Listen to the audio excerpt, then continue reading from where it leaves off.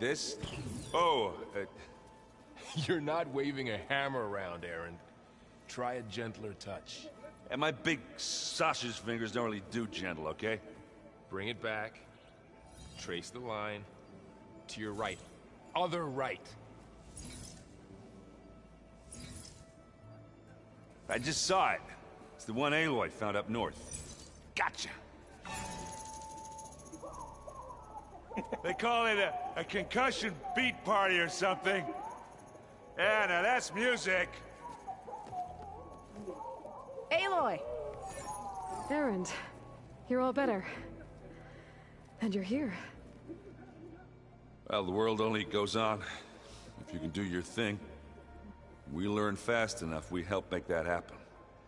You want all the backup you can get, right? We still have much training to do, of course. One does not become hunter in a day. Looks like you've got things under control. I should get this to Gaia. Right. We'll keep on training. Catch up as fast as we can. I'm seeing glyphs in my dreams already. Well, while you've been off gallivanting around, I've been working with Gaia to find out more about the land gods. So from where I'm standing, you're in need of some training. Come along. Okay.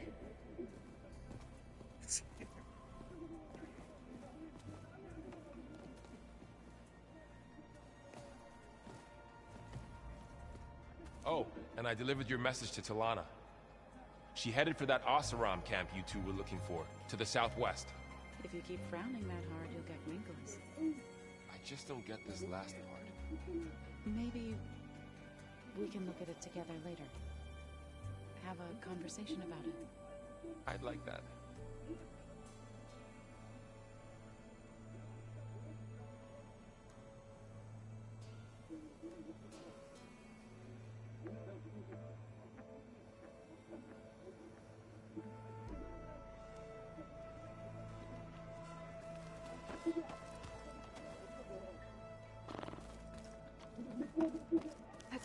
I should go to my room and check out the focus I found in that rebel camp.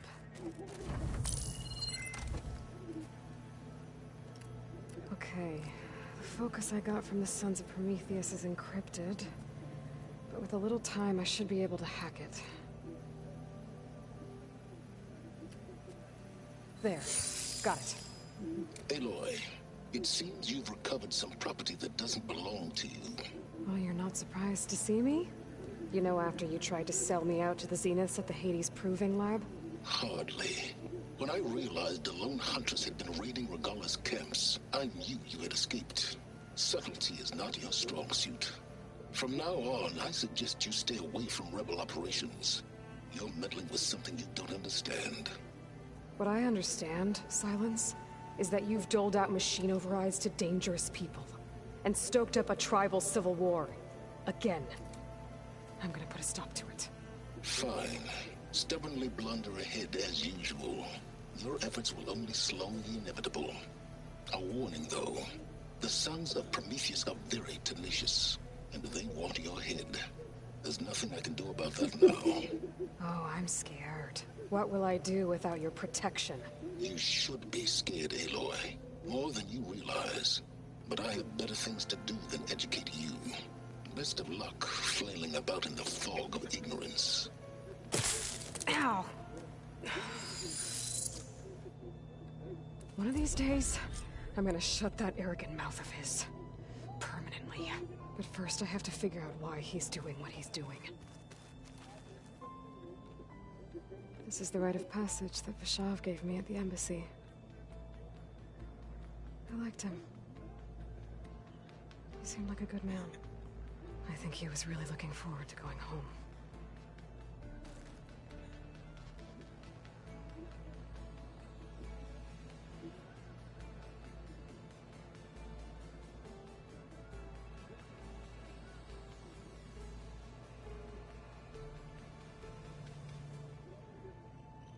Regalla's attack at the embassy. The marshals ambushed and surrounded, killed one by one. Reminds me of the massacre at the Proving. Back in the Sacred Lands. So many lives wasted. And for what?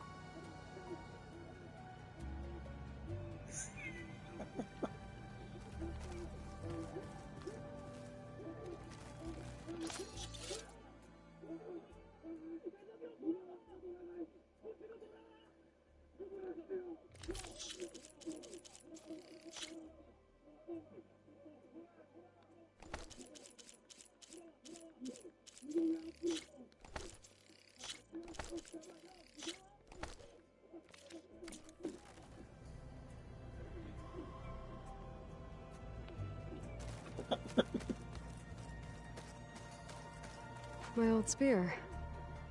Rust helped me make it when I finished my training. Feels like so long ago now. When Varl found me after the Hades Proving Lab, I thought I saw Rost. I don't think he'd understand any of this. Or what I have to do. But still. Wish he was here.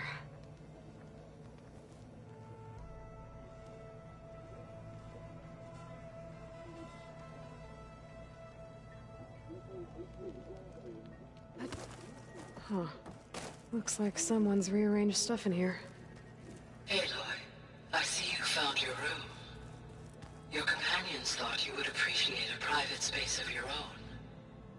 That was thoughtful of them.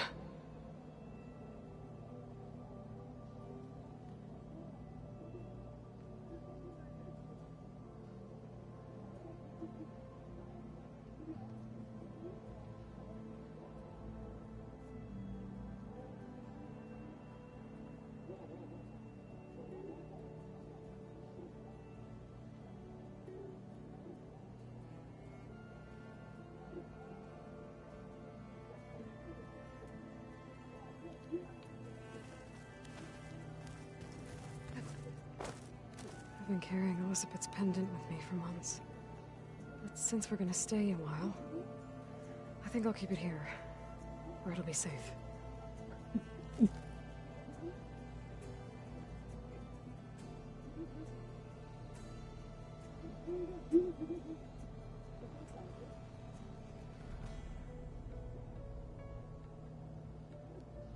Elizabeth put all of her faith in Gaia.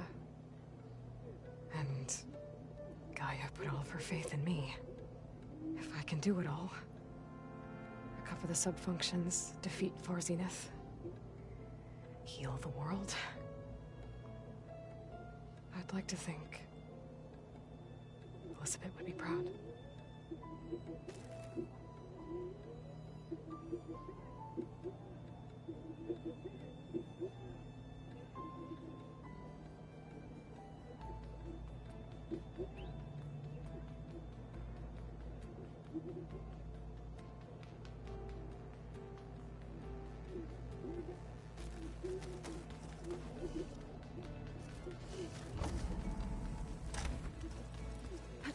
So this Hephaestus, he's like Gaia's own personal blacksmith.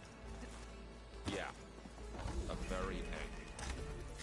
As like my Uncle Lawrence, man didn't smile a day in his life and was boxer. Looks like someone's made this space their own. I see you found Varl and Zoe's room, Aloy. I believe they wanted private accommodations. I see.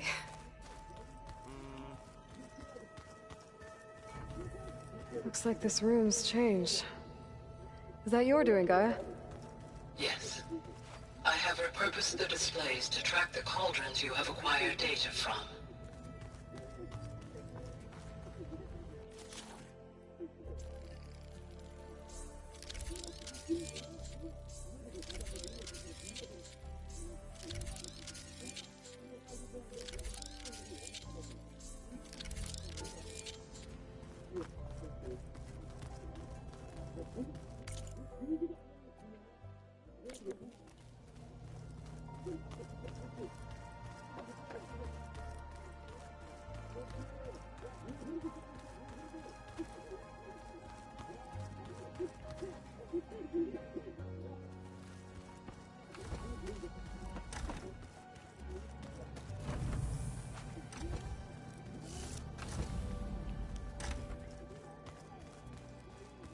Door's locked. Maybe Gaia will be able to get it open later.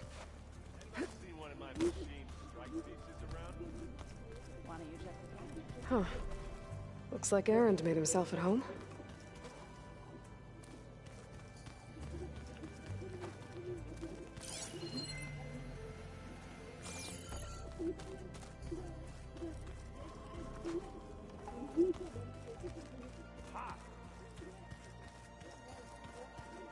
Holograms. Gaia, I thought you said the data here was lost. I was able to repurpose the equipment to store the data you have acquired in your travels.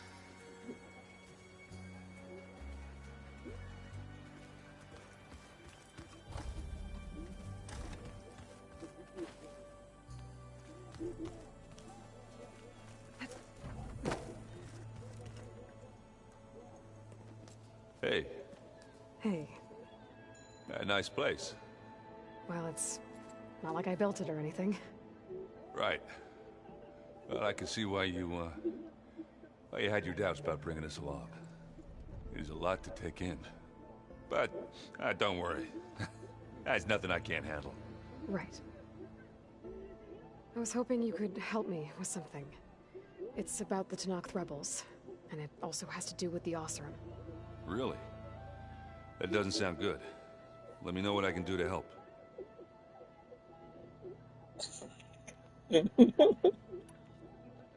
How are you settling in? Varl's been helping me get the lay of the land, when he's not getting all tongue-tied. I don't know who makes him more nervous, that Gaia lady or our new Utaru friend. Well, what about the Vanguard? Aren't you supposed to be back east, ordering them around? I sent some of them back to Meridian with a message. I doubt Avad will mind me sticking around to help the savior of Meridian.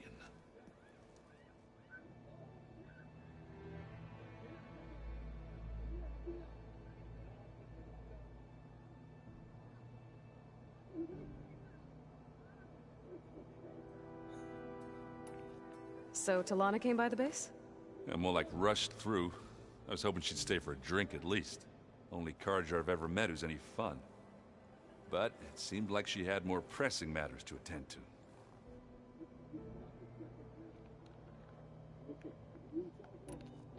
I see Varl gave you a focus. Well, it doesn't look as fashionable on me, but by the Forge, the things I've been able to see. Granted, a lot of them are bad, you know, the old world ending and such. I'm still trying to wrap my head around most of it, but I never really understood how you were ever able to find my sister back in the Sundom. And now I do, sort of. It makes me feel like I could be useful, you know? It takes some time, but yeah.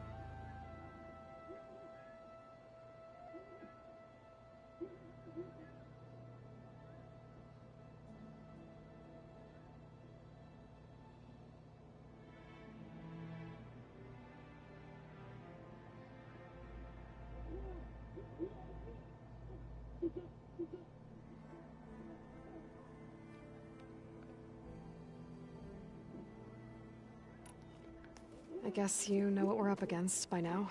Yeah, I'm not gonna lie. When Varl first told me those bastards come from the stars, I thought he'd eaten too many of those medicinal berries. Yeah, but I've gotten used to seeing impossible things, thanks to you. I just wish they weren't always trying to kill us. Yeah, you and me both.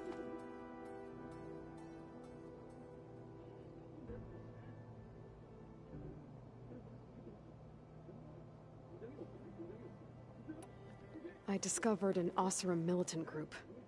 They call themselves the Sons of Prometheus. It looks like they're the ones overriding machines for the Tenakth rebels. They're familiar with ancient tech, and they're as anti-Karja as it gets. So, last year we stopped Dervahl and his cronies from blowing up Meridian in retribution for the Red Raids.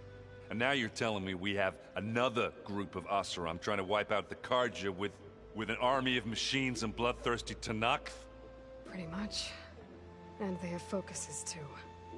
Well, that's just great. I found out who's running them. A woman named Sarah. Does that ring any bells?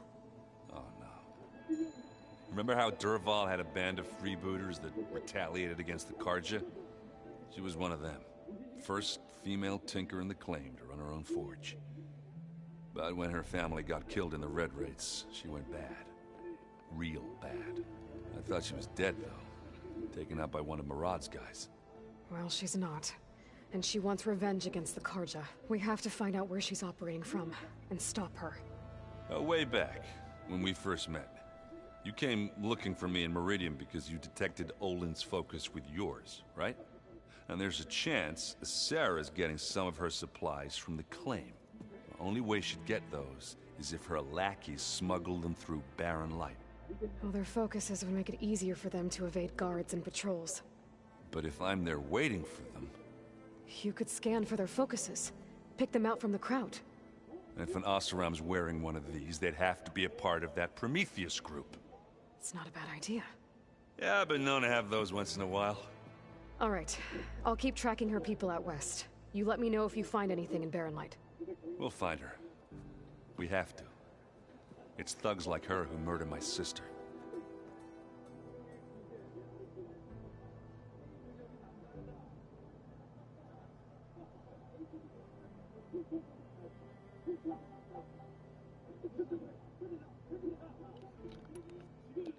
You should know. Silence is involved with the Sons of Prometheus.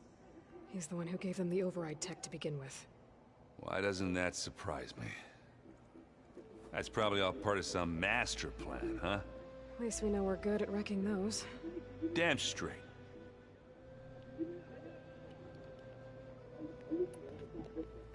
And let me know if you find any Sons of Prometheus in Barren Light. I will. Don't worry.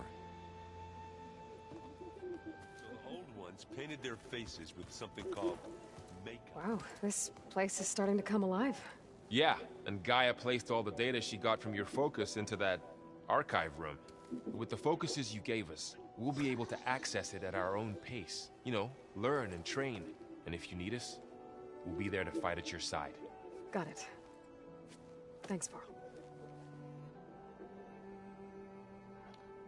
I'm guessing Talana didn't stay for long? You got that right. Makes you wonder what this Amadis guy did to grab her attention. Whatever it was, she didn't tell me. Must be quite a story. I guess she'll tell us when she's ready.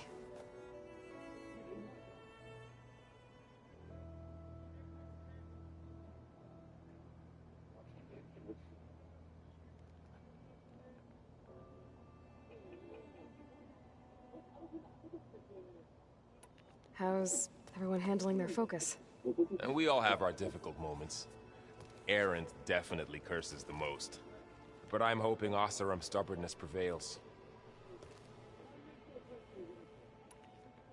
How's everyone doing? Just taking it all in. No one snapped their bowstrings yet. How's, training with Zoe? You know we really are training. Mostly. Look, she reads glyphs faster than I can already. I'd be a fool to refuse her help. Of course.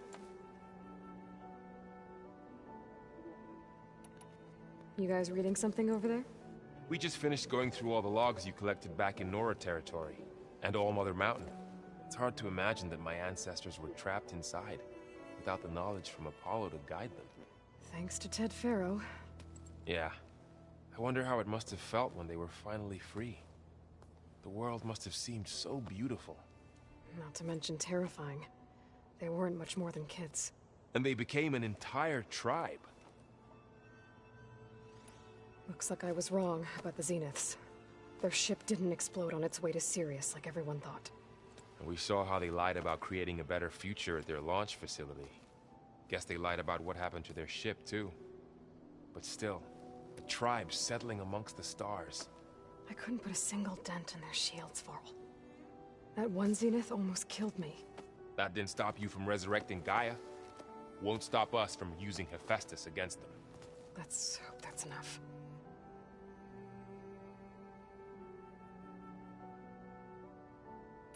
Think you can hold the fort while I'm gone? If Aaron stops listening to the same music over and over again, maybe. We'll be fine.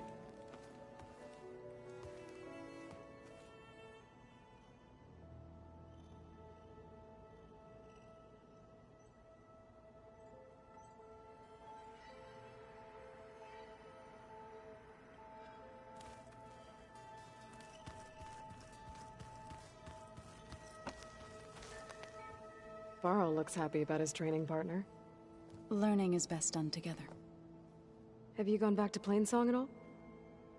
I thought about it, but I wouldn't know what to tell them. The chorus already thinks me a thorn in the thicket. If they knew what we did to Fa, even if they understood, there'd be little they could grasp about all this. No. For now, I must leave the tribe behind.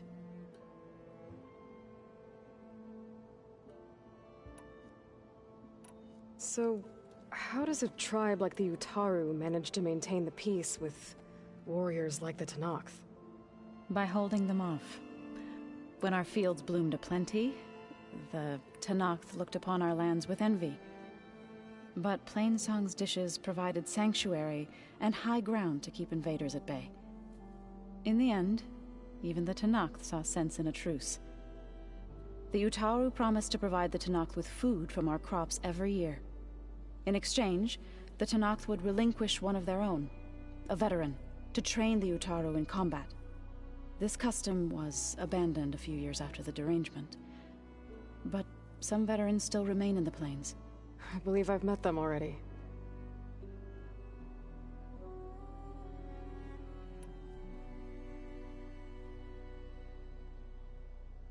I've been meaning to ask, what's the deal with you and the chorus? You didn't seem to be on the best of terms. That's what happens when you're the one Utaru who insists on publicly defying them. Twice. When the Karja invaded the Utaru plains, they did more than just attack our villages. They burned our fields, took our people as slaves, and murdered those who were too weak to make the trip back to Meridian. To be sacrificed in the Sun Ring. I was helping the healers back then, as waves of refugees swarmed into Plainsong. The chorus was divided in how to face the invaders. Some saw sense in raising arms. Others believed the dishes would keep us safe, as they had many times before. And while they bickered, I buried the seeds of the fallen. It couldn't have been easy, seeing your people suffer while the Karja invaded your lands. I come from a small village near Plainsong. My grandmother used to say there was no seed that wouldn't grow there. I moved to the dishes when I decided to apprentice as a healer. When the Red Raids began, I thought about going back. But the injured kept pouring into Plainsong, day after day. So I kept putting it off. One day, I woke up to hear a Karja raiding party had ransacked my village during the night. I rushed there with the healers to help the survivors, but there weren't any left. The smell of burning flesh haunts me to this day. I'm sorry, Zoe. I made it a point to appear before the chorus as soon as we returned, to demand that we take a stand against the invaders. I was denied. So I left to fight on my own. You said you set out to fight the Karja alone? I did. But it turned out I wasn't the only one. News of my disagreement with the chorus spread through the plains. Before I knew it, I had more than a dozen Utaru warriors ready to follow me into battle. We knew we couldn't take on the Karja armies head-on, but we also knew the lay of the land better than they did. We ambushed smaller raiding parties, sabotaged their supply lines, and hit their encampments at night. Sounds like you were a force to be reckoned with. Enough that the Tenakth took notice. When the clans began to push the Karja back east, they let us join their ranks. We chased the enemy all the way to Barren Light. You said you were at Barren Light when the Tenakth defeated the Karja? Tenakth marshals climbed the cliffs of the Daunt under cover of night, then attacked from the other side. Before we knew it, the gates were open, and the full force of the clans burst through. What happened next was not something I like to remember. When all the dust and blood settled, I smelled it again. The stench of burnt flesh. Our enemies defeated. What was left of my squad returned to the Utaru Plains. I went back to Plainsong. But even as the harvest passed, it didn't feel like I'd truly returned at all. Is that when you became a grave singer? I thought soothing the suffering of others would somehow appease my own. Then you came along and gave me a choice. I could either sing at people's graves or fight for a chance to keep them alive. I'm glad you chose the latter.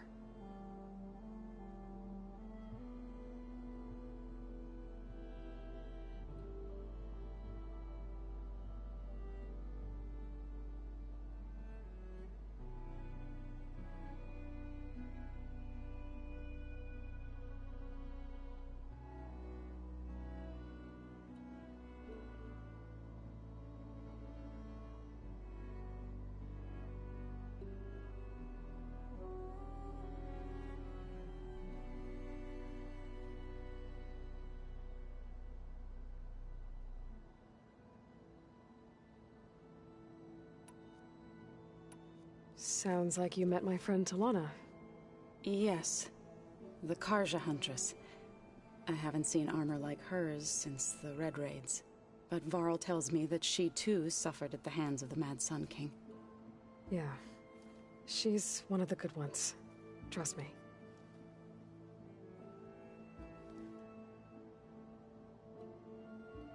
So you've been talking to Gaia? Yes. She was kind enough to take me through some of the history of the Old Ones, including their demise and the heroic actions of her creator, Elizabeth Sobek. I was surprised to see she was you. Past, but reborn? Not that I claim to understand how.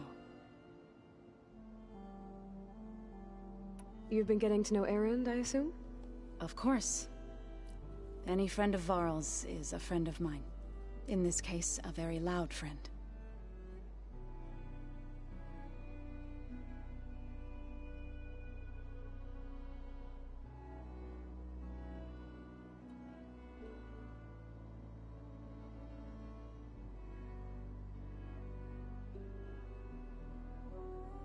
What are you up to? Gaia was kind enough to put together a list of glyphs used by the Old Ones.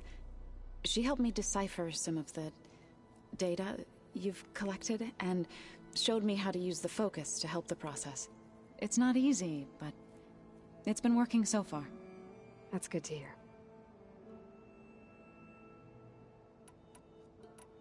I see you've settled in. Gaia did say this place was built for us, so we could regain control of our lands with her terraforming system.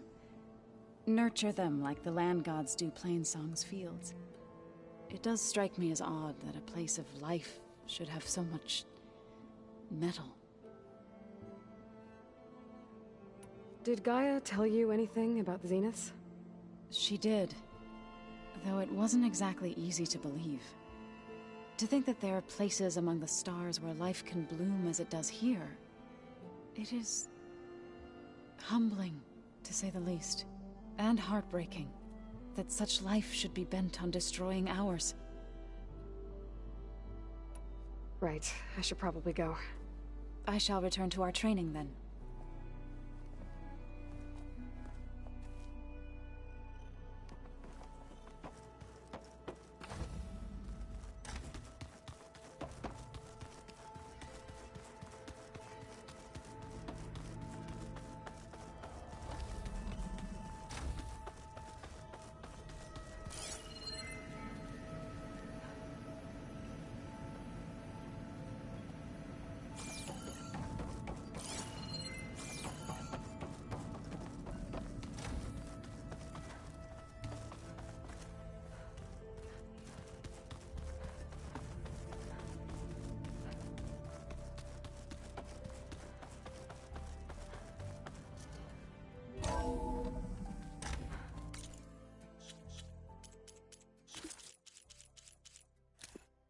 Engineer Team Smoke, your request for materials was received and approved.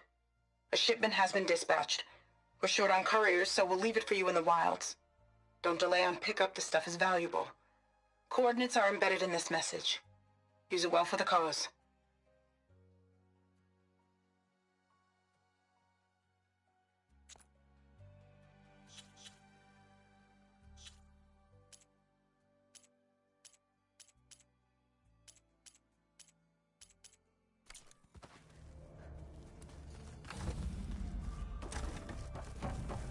Welcome back, Aloy. When you're ready, please merge Poseidon with me. Afterwards, I must discuss an important matter with you. Gaia, what is this? It is a control console for a drone-based imaging system connected to this dome. I will transmit the relevant data to your focus. Huh. So this Cyclops is a network of drones to monitor the deteriorating biosphere conditions. I guess it was meant to display on the dome, but the drones aren't connected anymore. I think I can reconnect some of them already. And it seems like there are more out there.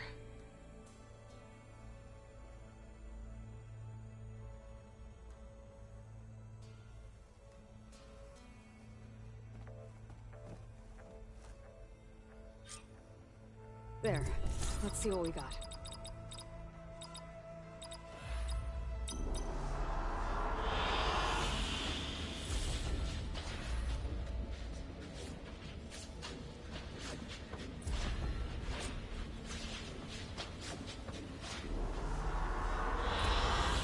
An excellent choice.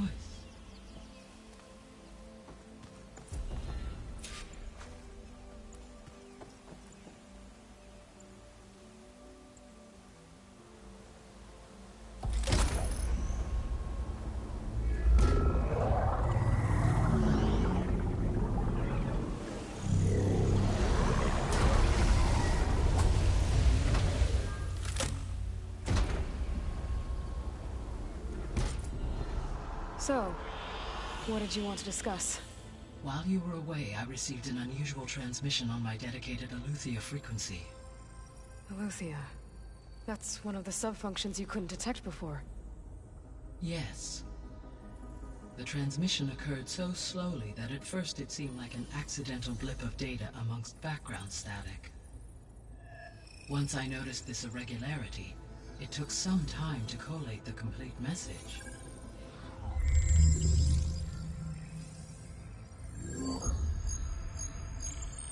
Coordinates. Where does it lead? To a mountain to the northwest of this facility. A word of caution, Aloy. It is possible this transmission is genuine. It is also possible it is being broadcast by someone or something else. You don't think it's actually Aletheia? I am uncertain. What's SOS? It is an old world code. A distress signal. A desperate plea for help.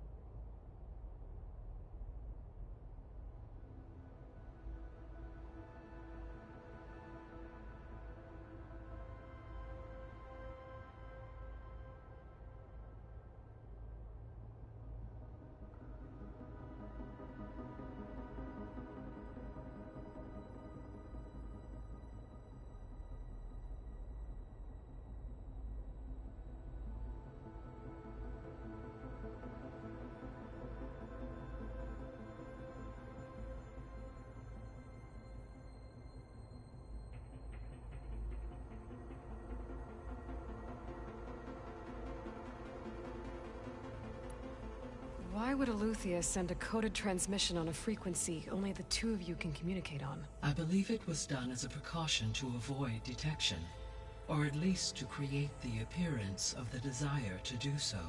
I am also uncertain why Eleuthia would expect that I would be able to detect and respond to its distress signal at all.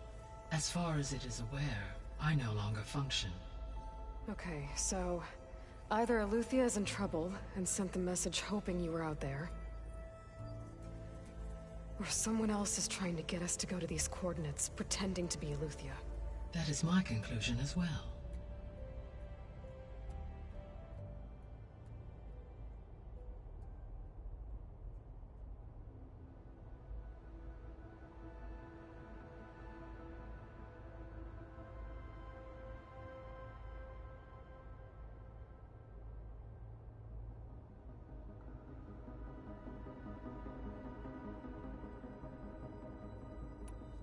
Could the Zeniths be sending the transmission?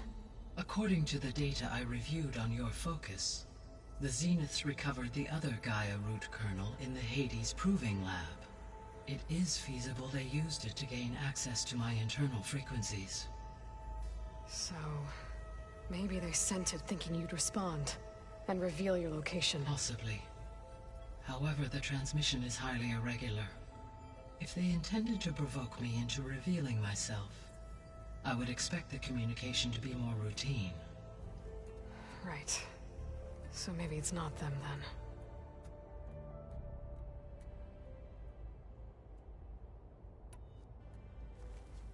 then. You said the coordinates lead to a mountain to the northwest. What's there? I have no record of anything of note in that vicinity. Okay, and what about the other number in the message? 237. Any idea what that means? I have queried my available databases, but it does not appear to have any significance. Perhaps its meaning can only be understood at the indicated coordinates. All right, I'll go to the coordinates and check out the source of the transmission. All by yourself? Ha! No way. I included Erend and Varl in this briefing via their focuses.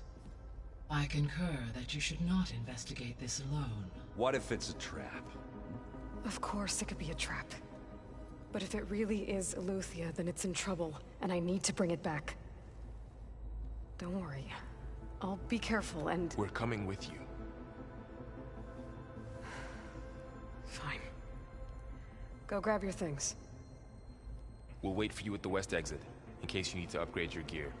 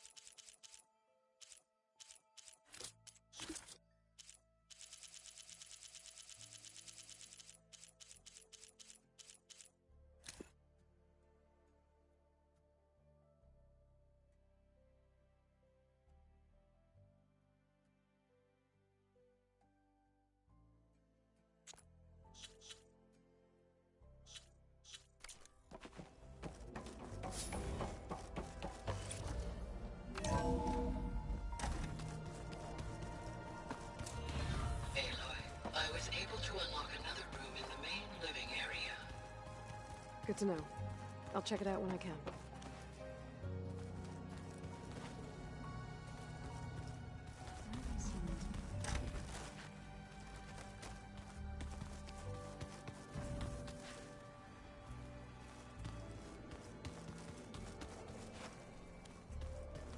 Oh, looks like I can open that door now.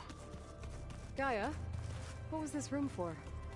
This was intended to be a recreational room for controls and operatives. Unfortunately, the entertainment modules were lost with the Apollo database. That's too bad.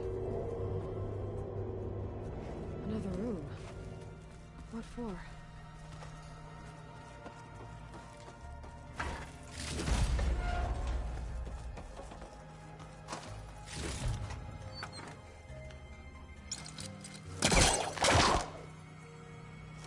Caster won't work on that.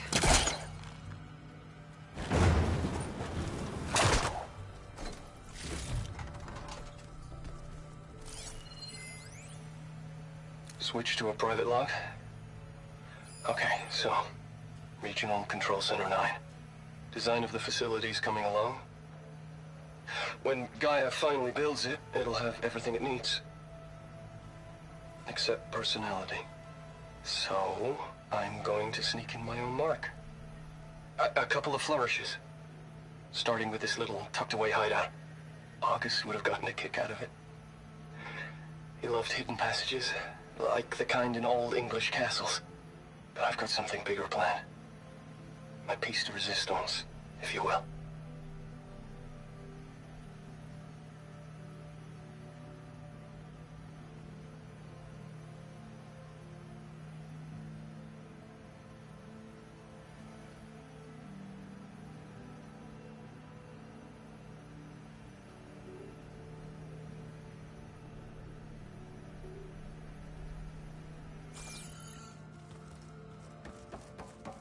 Oh, I'm back in the sleeping quarters.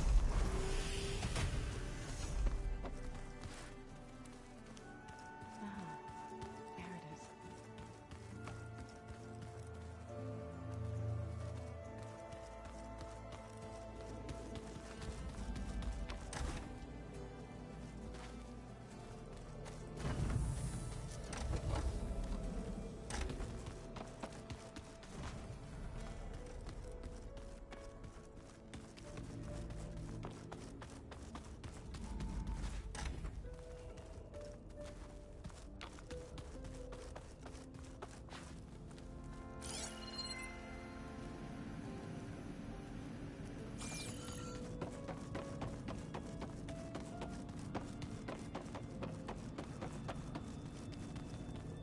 Gotta go after Aletheia. Erend and Varl are waiting for me at the west exit.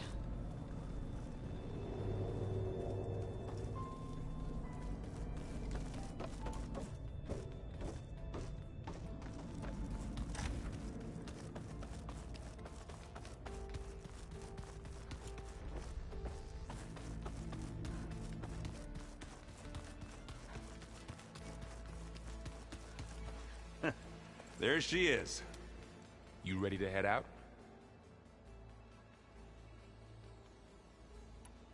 Let's go. Look at us. 3 battle-hardened badasses forging into the unknown. This ought to be good.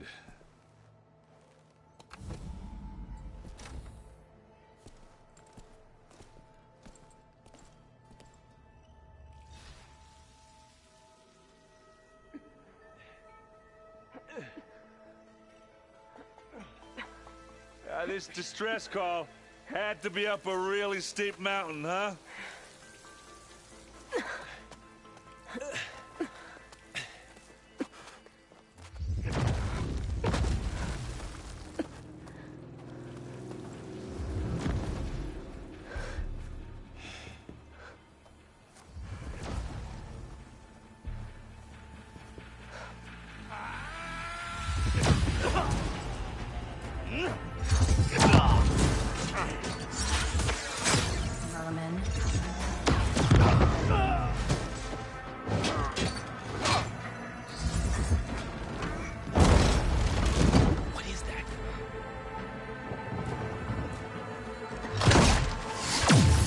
What the hell?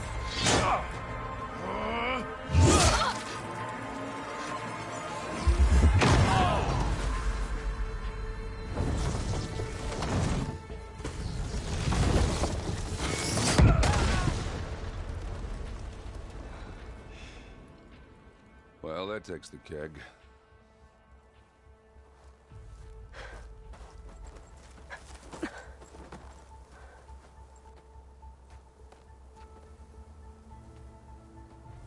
Burrow, see if there's anything over there. On it. We'll check out the battlefield. Let's start with that zenith. Well, there are obviously more zeniths than we know about. Can't believe you fought one of them. Almost didn't make it. I can feel this frost down to my bones. Whatever the rebels did, it took down our shield. But why was she here? I can access her last communication file, but I'll use my focus to scan the battlefield too. What about that crazy weapon the Zenith had? It looked like she can make it come and go at will. But it's gone now. Yeah. Well, go do your thing. I'll wait here.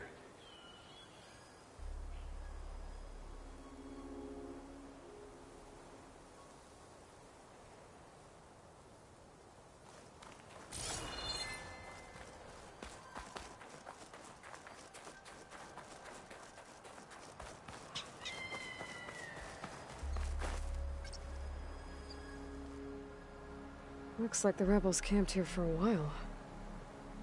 Are they watching this area?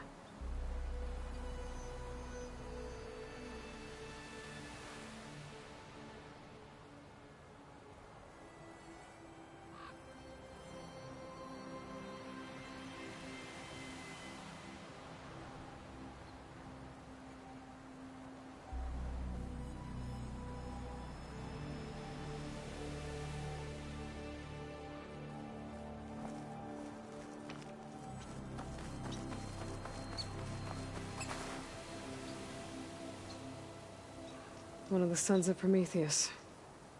The one's working for Silence. Looks like his focus was sending data on the weapons somewhere else. It's wherever Silence is hiding out, probably.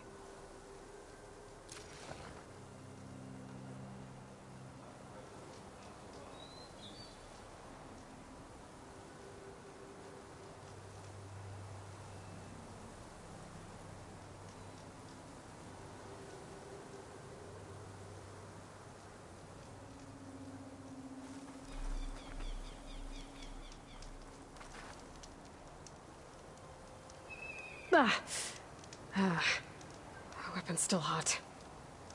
I need to know how it worked. But I'll have to check on it once it's cooled off.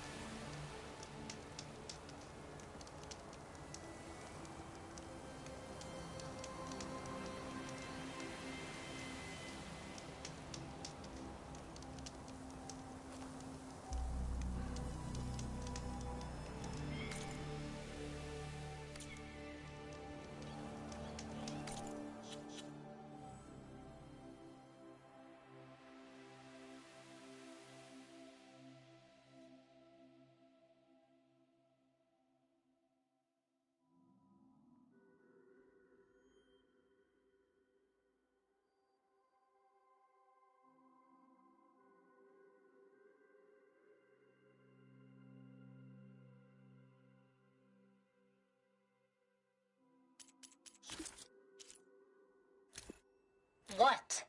Hello, Verbena. What do you have for me? I checked everywhere, still no sign of the asset. Can we call off this pointless search already? Let's not forget who let it slip away in the first place. Now, I'd like to see results by nightfall. Do you think you can manage that? Hold on. I think I see something.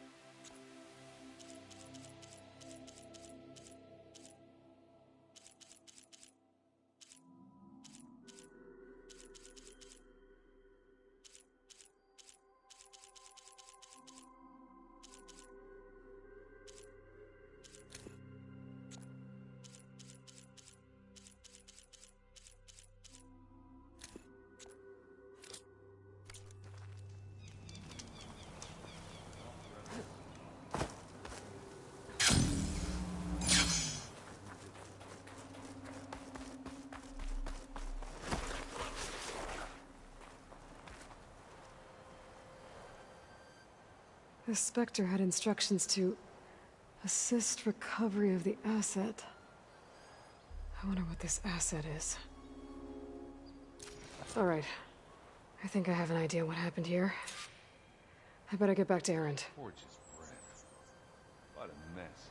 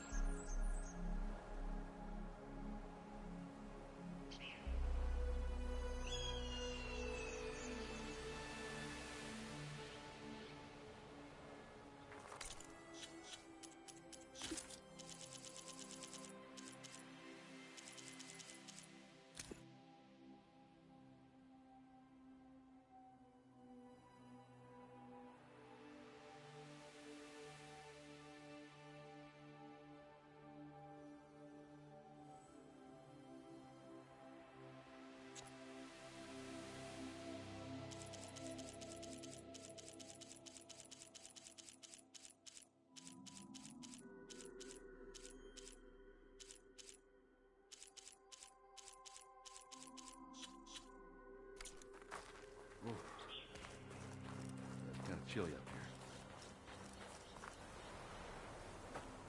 All right, she who sees the unseen. What did you find out? This was a carefully planned attack. I found camping gear up there. The rebels must have been staking out this place for at least a few days. They were waiting for the Zeniths to show up. All so that they could test that weapon. The Zeniths have a personal shield that makes them invulnerable, but somehow the weapon got rid of it. The Oseram that was operating it was sending data on it somewhere else. It was probably just a prototype. I've known tinkers that do that. I'd do a little trial run before breaking out the real thing. Well, I guess it's still a work in progress, if it blew up. She was searching for something she'd lost. Her drone had instructions to recover something called the asset. The asset? Is that the sub-function thing you said could be here? Eleuthia? I'm not sure. Come on, let's go talk to Varl.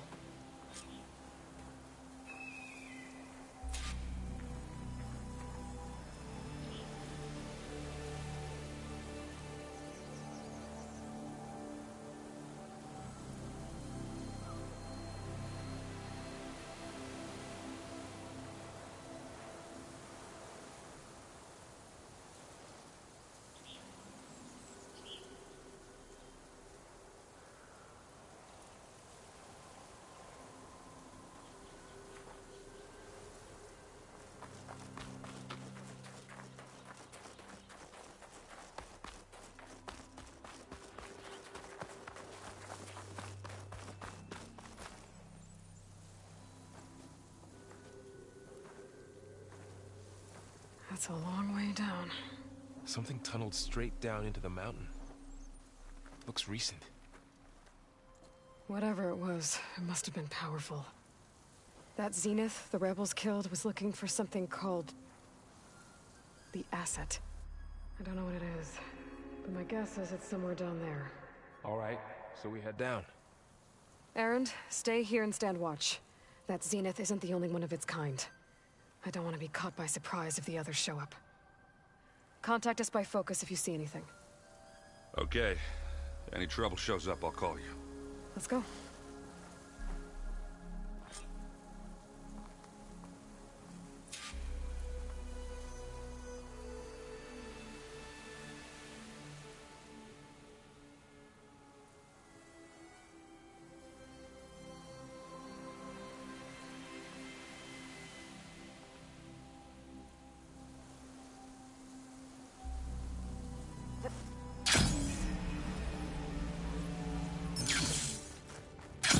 There's some kind of old world ruin down here.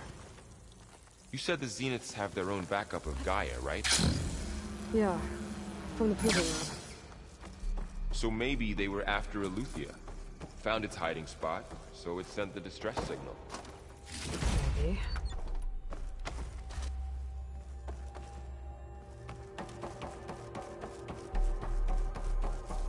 Looks like some kind of data center.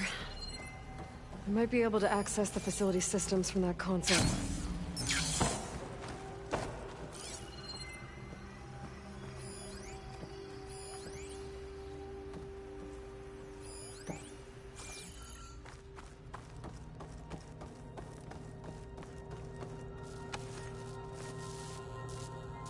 I've never seen a transmitter like this before.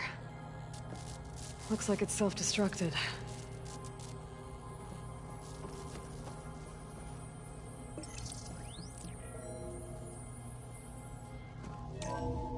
This was a Far Zenith research lab. It looks like a lot of data was beamcast from here recently. From that device nearby. So Eleuthia's gone? If it was ever here, then probably. But then why were the Zeniths still searching for the asset? Let's keep looking around. So, exploring another Far Zenith ruin. At least this one doesn't seem to have giant killer machines. Or anything you can blow up.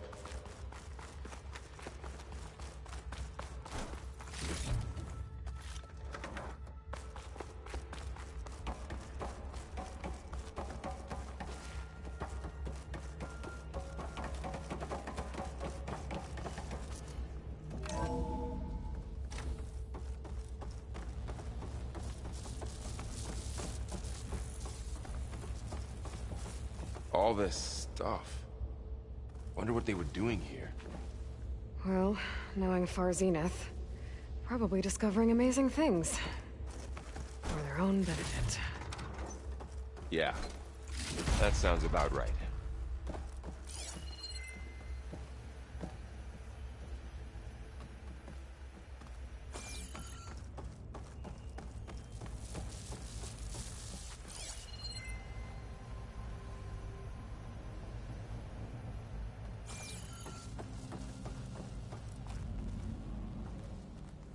Ectogenic chambers. Like the ones I saw inside a Zero Dawn cradle facility. What were they for? Remember when I told you I was made, not born? This is how.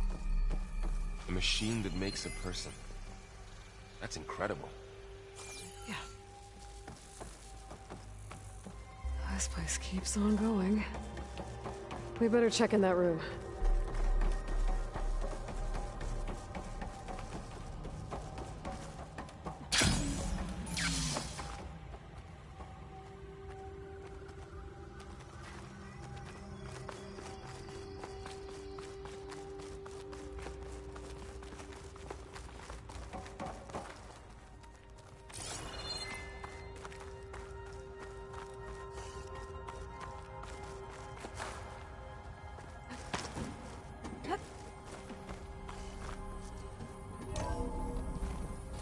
This place is huge. Some kind of storage room, maybe. Maybe the asset is in here somewhere. If it is, somehow the Zenith couldn't find it. Let's look around. So, how is Erend taking all of this? Really? Well, Gaia, the Zeniths, the Focus, it's a lot. But when I caught up to him in the dawn and said you needed our help, he dropped everything and turned around. Well, he's loyal. That's for sure.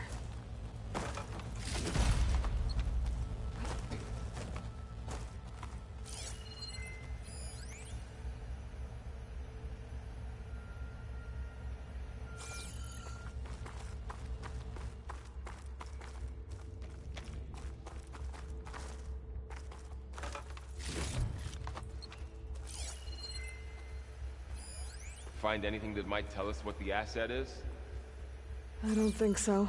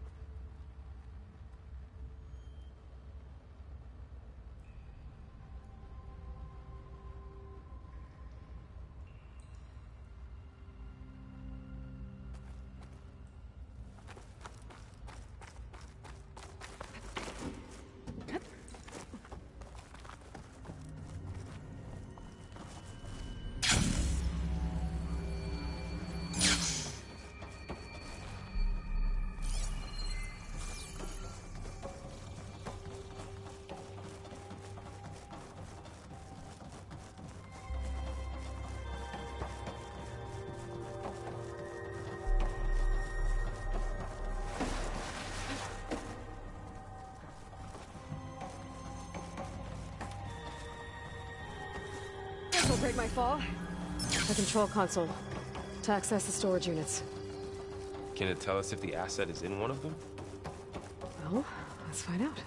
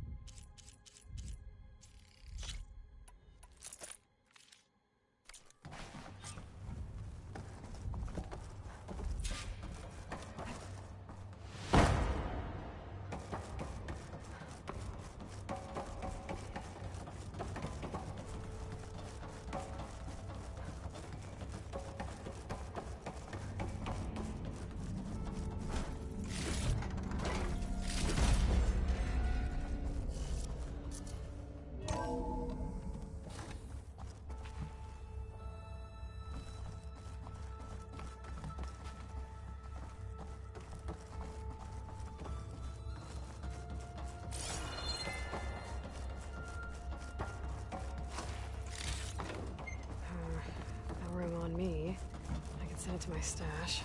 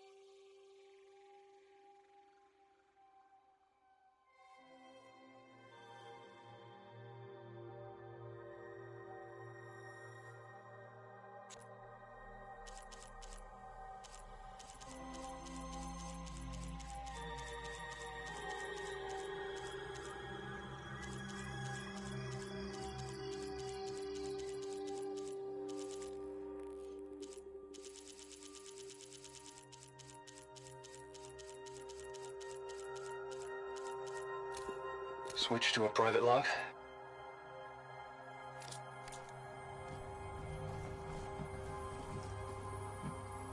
$236 containers in storage. Please enter the container number you'd like to retrieve. 236? Wasn't there a number in the distress signal? You're right. I should check the log.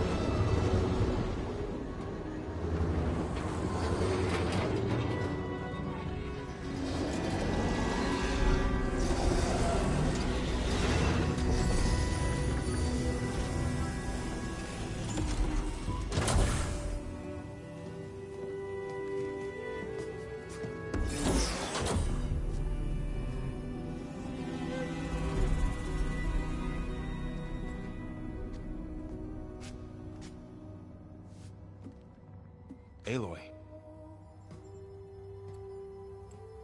It's you. Skin's like ice.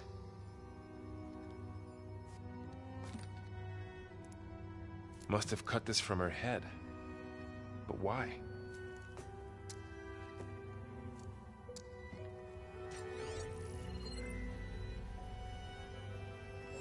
Hello, Elizabeth. Apologies, I don't know what else to call you. My name is Beta. I'm afraid I must be brief. I only have a few minutes before my keepers discover I'm missing, and I still need to remove this implant. I had hoped to find shelter with you, but if you're viewing this, I may be dead. Be careful when you take on Farsiness. They are ruthless, and they have Aletheia, Artemis, and Apollo now. But at least I don't have the Gaia kernel to merge them with.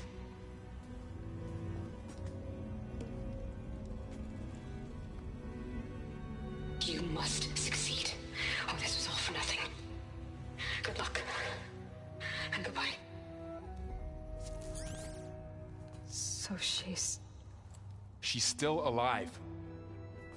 We need to get her back to... Oh shit, they can fly?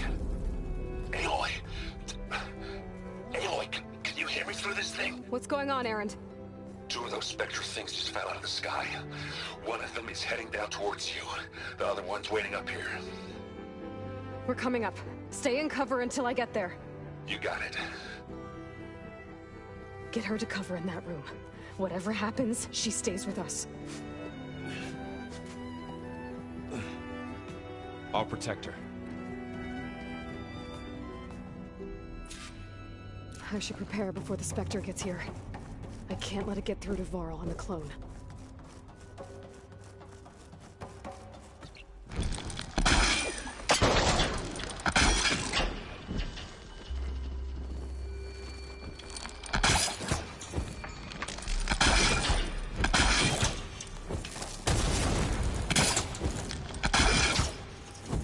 Here it comes!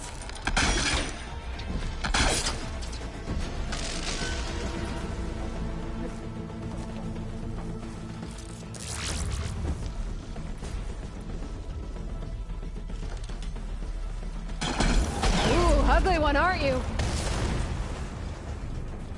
There. Are you okay, Aloy? Yeah, I'm heading up top. Stay down here with the clone for now. Got it. I'll follow once the coast is clear.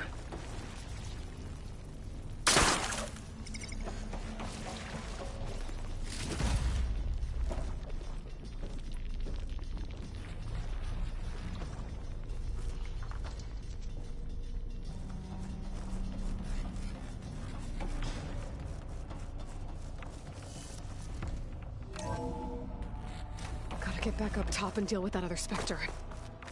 I just hope Erend stays in cover.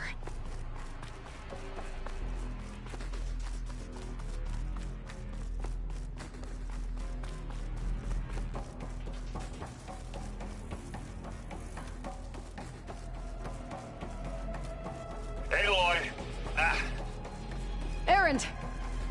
And the Spectre's dug its heels in. It's got me pinned down. Hang tight. I'm almost there. Just hurry.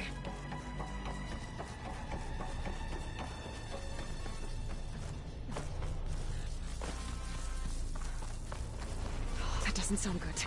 I gotta get to Errand.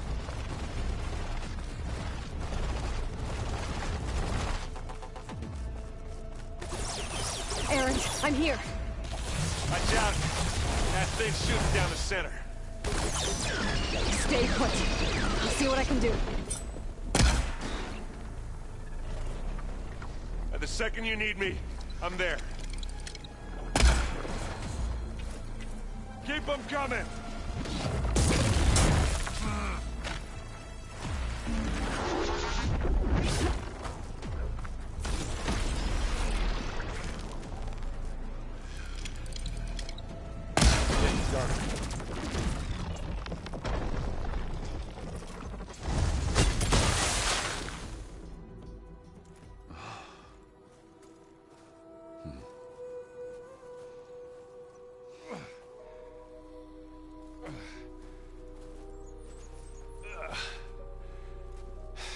Aloy, she's...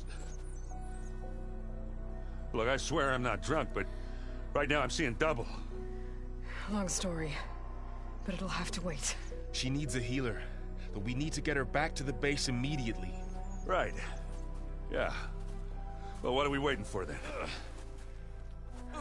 You two go on ahead. I need to take another look at that weapon.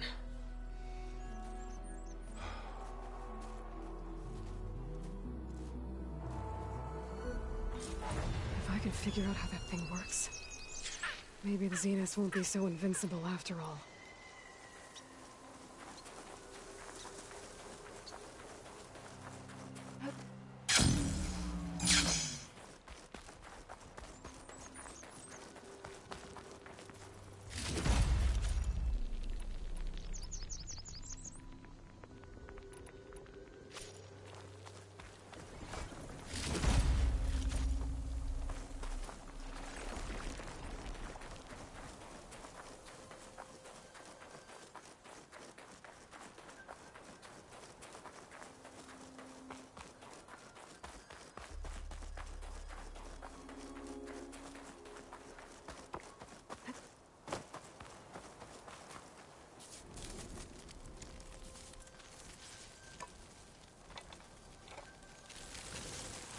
No. Damn it.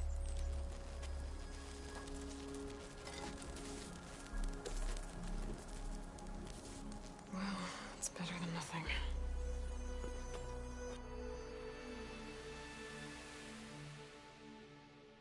I need to get the weapon fragment to Gaia to analyze.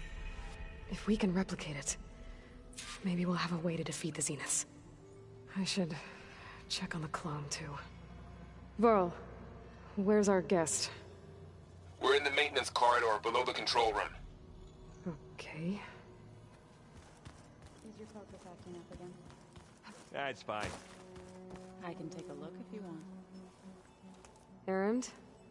You okay? Huh? Oh, yeah. I mean, why wouldn't I be? Because there's two of me now. There's two of you now! At least you seem to be handling it okay. I wouldn't say that exactly, but I'm trying.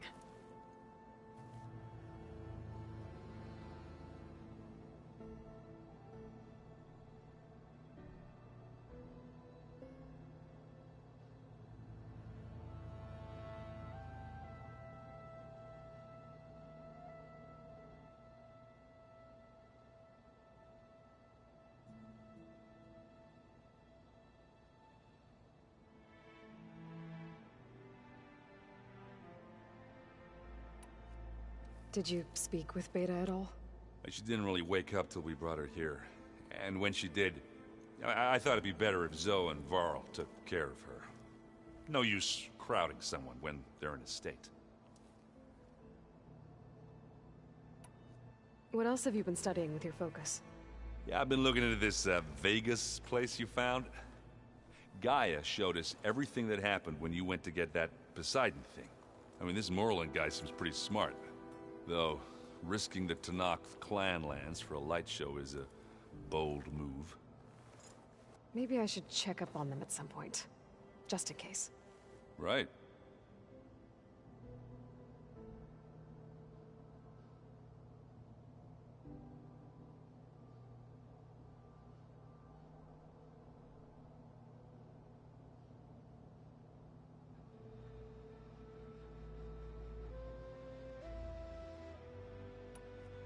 What are you working on with your focus? I'm still figuring out how to read stuff on this thing. Those two lovebirds over there have been giving me a hand. But to be honest, all the little symbols, they give me a headache. But I'll get up to speed. I promise.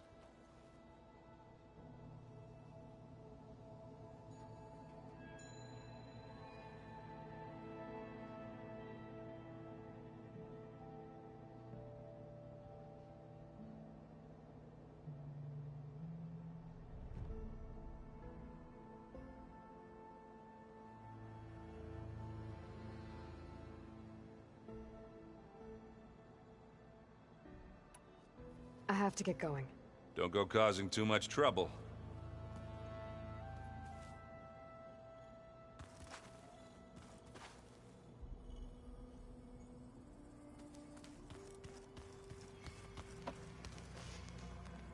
Aloy, you're back. Yeah, I'm just, checking up on how everyone's doing. You mean after meeting someone who looks exactly like you, but isn't you, down in the basement?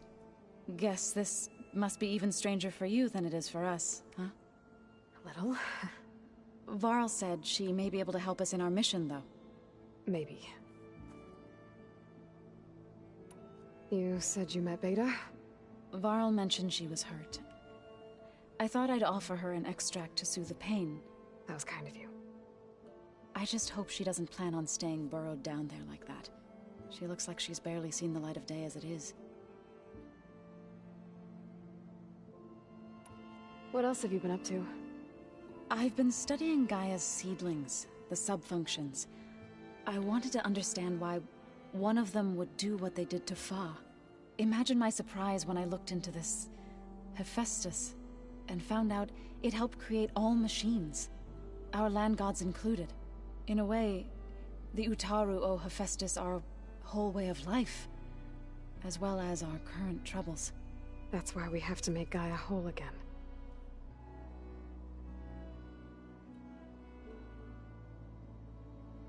Varl looks pretty focused. He's been obsessing over the data revealed to us by Poseidon. Just the other day, we read about mountains hiding deep underwater that spew fire. If I understand correctly, Gaia said the flames they release come from the very center of the earth. Like a heart, beating with the life of the world. As always, the cycle can be found in even the most unlikely of places. Of course, Varl's mostly interested in watching explosions happen underwater. I need to get going. May the land bloom in your steps.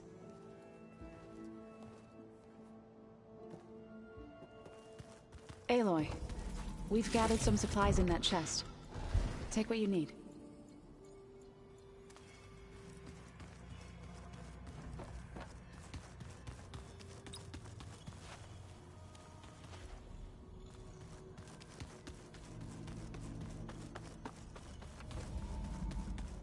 Aloy, glad you made it back okay.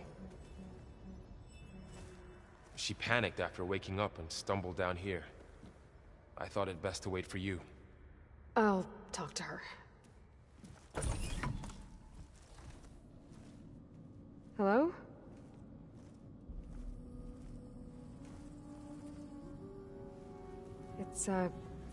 It's Beta, right? My name's Aloy. What's wrong? Is it your injury? Simulacrum withdrawal syndrome. I don't understand. Sudden removal of a neurologically integrated data device. The brain, especially the cerebellum, goes into a kind of sensory freefall. Everything real feels unreal. Distant. Is there anything that can help? Do you have a focus to spare? It's primitive, but I can make it work. Yeah.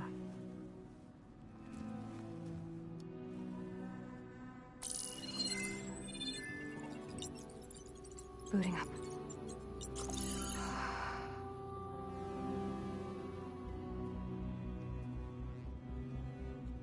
So, Aloy, I suppose you want information. About you and the Zeniths? Yeah. Why are they here? What do they want? How did they get you? But let's start at the beginning. I'm guessing they faked the destruction of their ship 1,000 years ago? That seems consistent with their behavior. They wouldn't want to be followed. So far, Zenith established a colony world after all. Yes, for a few hundred years, but it didn't last. Some sort of natural disaster rendered it uninhabitable. Okay, so the descendants of Far Zenith escaped a dying planet, and now they want to claim Earth for themselves? Not their descendants. What? Not their descendants. It's them. The same ones who left Earth 1,000 years ago. You didn't know? How can they still be alive? They don't even look... What did they do to themselves? I believe it's a combination of pharmaceutical, cellular treatments, and technological implants. And you? Does that mean that you're... I'm not like them. I was made. On the way to Earth. On the ship. I spent years studying in my training interface, all so that I could serve my function. Access and control of the terraforming system. But why? What do the Zeniths want with it? When I discovered the Zero Dawn system had disseminated into its subcomponents, I thought my purpose was to fix it. But I don't think the Zeniths want that at all. I think they want to wipe Earth clean and start over.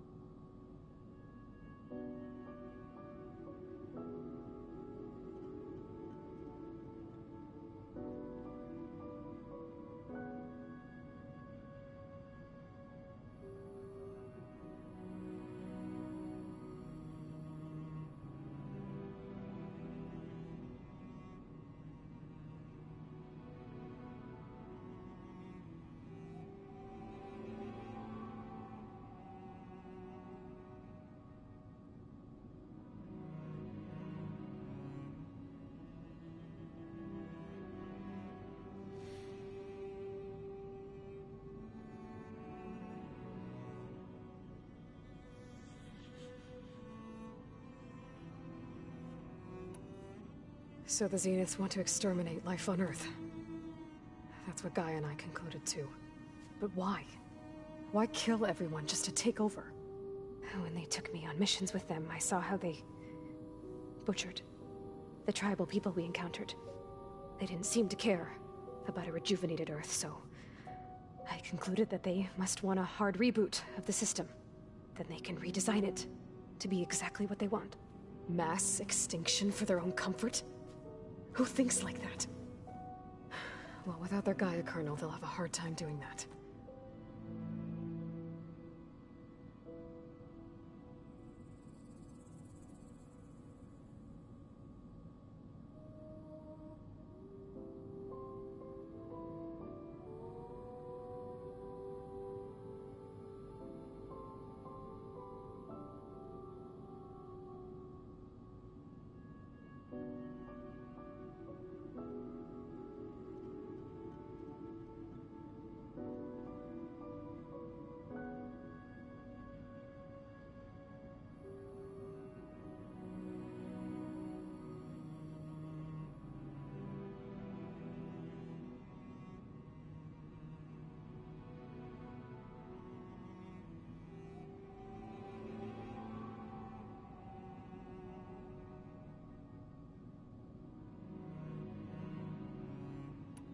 The Zeniths needed Elizabeth's gene print to access Zero Dawn facilities.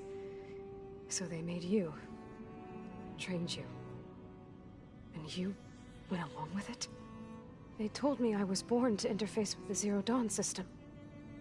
When we reached Earth, I pieced together what must have happened to Gaia and her subordinate functions. That's when I started to realize I wasn't meant to fix Gaia. That they must have made me so I could do what their remote extinction signal failed to do. Reboot Earth for their own benefit.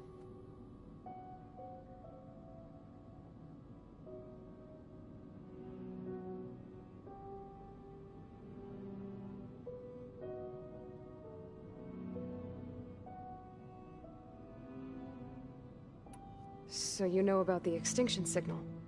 It was speculation, but the only logical conclusion why Gaia suddenly self-destructed after operating efficiently for centuries. Gaia would have only undertaken such a desperate course of action if it had detected a threat to life on Earth that was more dangerous than ceasing function altogether. I should have realized that she would also order the recreation of Elizabeth Sobek to rebuild her. Yeah, well, surprise.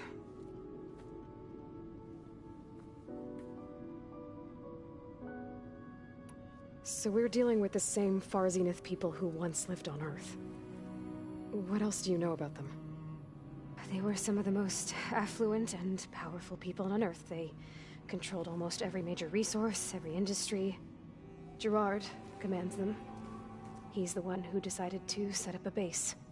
The others, Eric, Tilda, Verbena, they resent his authority over them, but in the end, they always do what he says. Eric. He's the one I fought back in the Hades Proving Lab. He enjoys hurting people. Yeah, I know. You mentioned the Zenith set up a base here on Earth. Where is it? Off the coast, I think. Whenever I had to go on missions, I was transported inside of a Spectre drone. I couldn't see anything outside. But I did overhear the Zeniths talking about it once. They were discussing setting up a perimeter energy shield to repel the local fauna. I'm certain they have other security measures. Spectre patrols, machine lures. It must be impregnable. What's inside the base? Launch facilities, so they can shuttle back and forth to their ship in orbit. Plus infrastructure to gather materials and fabricate anything they need. Are there more Zeniths than the ones you met? I'm not sure. I suppose there must be more of them in the base or back on the ship. For all I know, there could be more of them out in space, other survivors of the colony.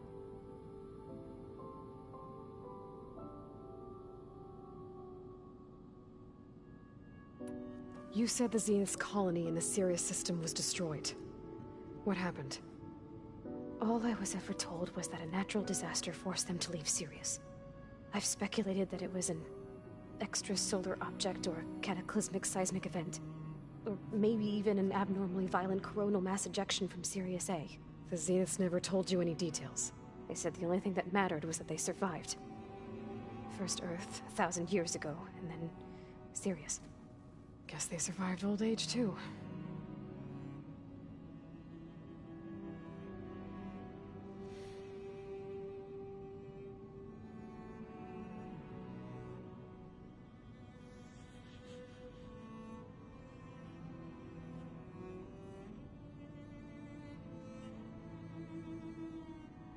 How did you escape the Zeniths?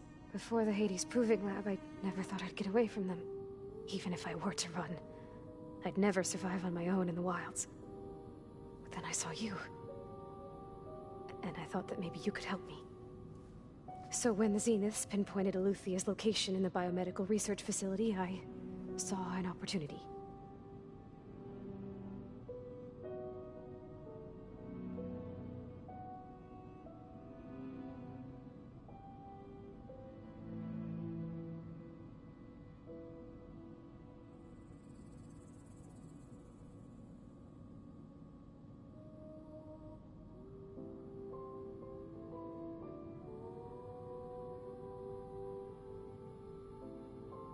You said you saw an opportunity to escape when you went to capture Eluthia. What did you do, exactly? Whenever I was taken out on a mission to recover a subordinate function, only one of the Zeniths would go with me. The one the rebels killed, outside the facility. Verbena's dead? How did they bypass her shield? I'm looking into it. But you were talking about your escape? Well, when it was time to use the Zenith's transmitter to send Eleuthia back to base, I also sent the encrypted transmission. Then I distracted Verbena long enough to seal myself in the ectogenic chamber, altering the facility's log so it appeared that there were only 236 containers. And the Gaia root kernel? I told them I could capture Eleuthia faster if I had it with me, and they believed me. Well done.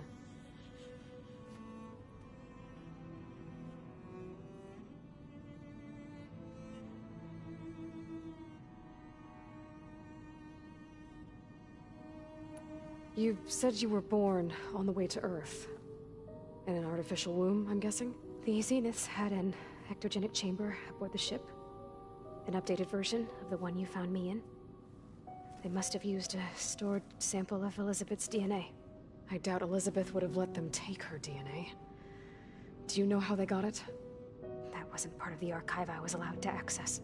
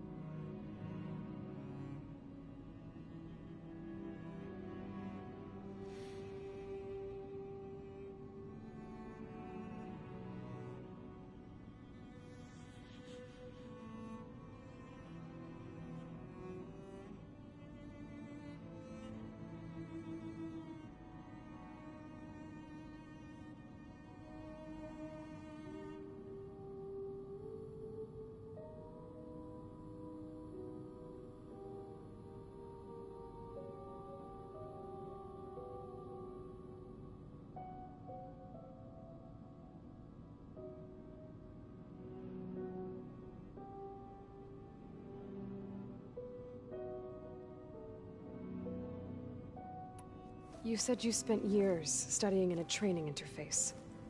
Was this archive you mentioned part of that? But only the parts I was permitted to access. Aristotle and Aspasia, the avatars of the archive, would assign me learning modules and evaluate my progress. Wait, those names.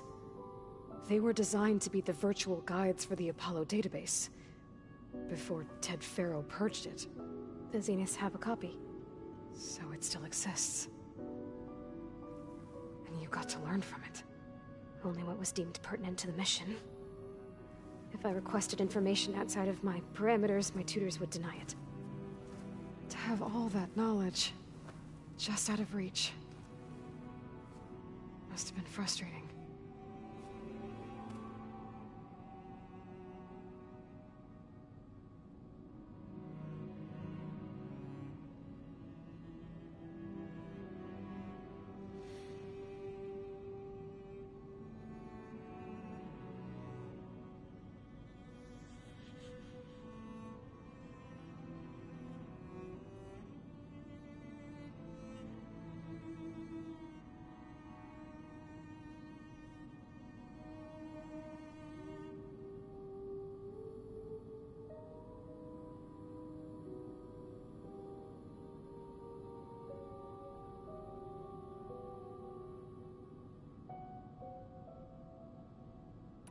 All right, I think that's enough for now.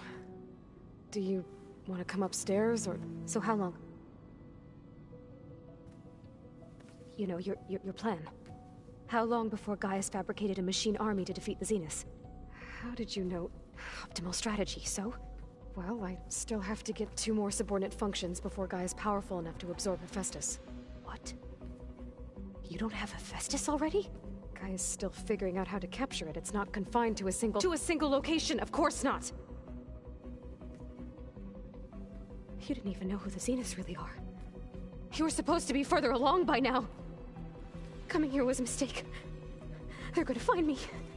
They're gonna find this place and take me back. This was all for nothing. They're not going to find us.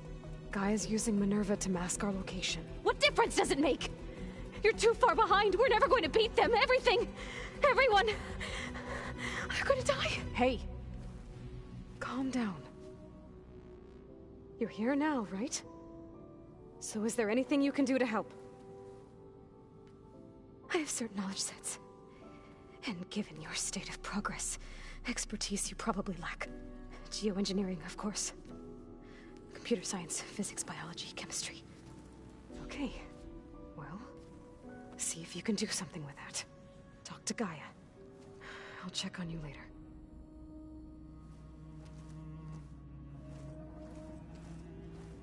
How'd it go? Her injury's not that bad, but I think she regrets coming here. Feeling might be mutual. I'll come back later and talk to her. See if I can learn anything.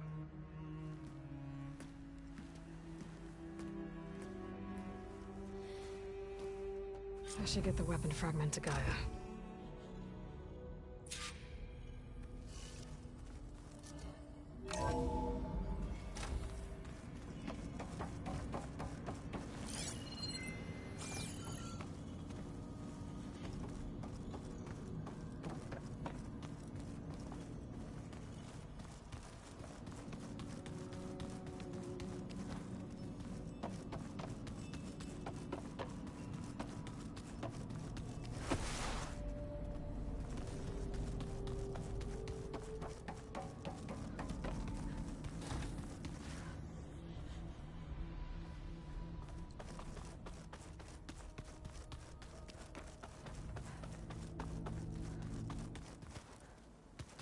I just think she talks a lot. You would... Hey, you and Aaron okay? Nothing some rest can't take care of. Are you okay?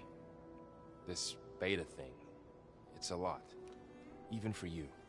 Just trying to take it one step at a time. Fair enough. If you need anything, just let me know.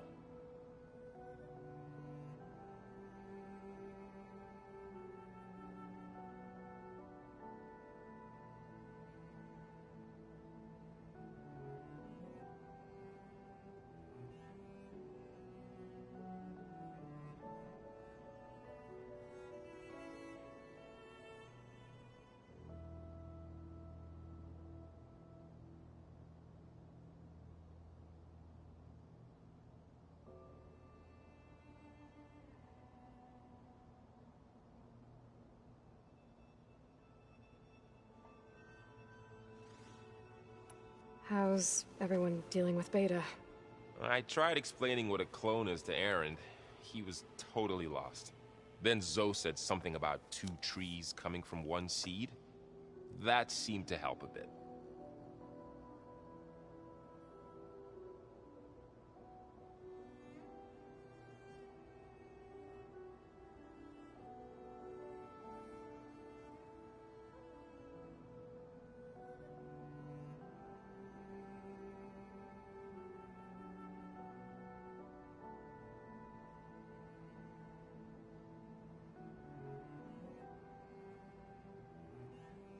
I see everyone's settling in.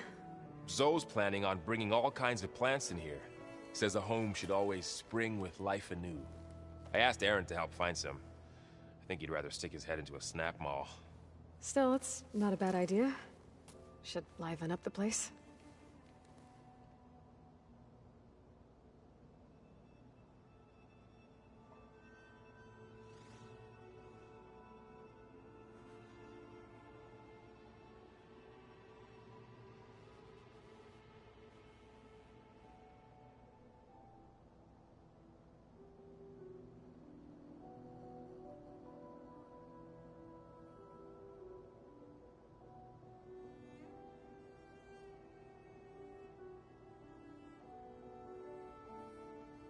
It's good to see you and Zoe enjoying yourselves. We're learning a lot. I've actually been looking through the data to find ideas for a gift, and to thank her for helping me study the glyphs. Something from the old world that she's never seen before. Instead, I found out they gave each other stuffed animals. If you ask me, stuffing a dead animal with anything, really, doesn't sound like a good time for anybody. Maybe Gaia can help you find something else.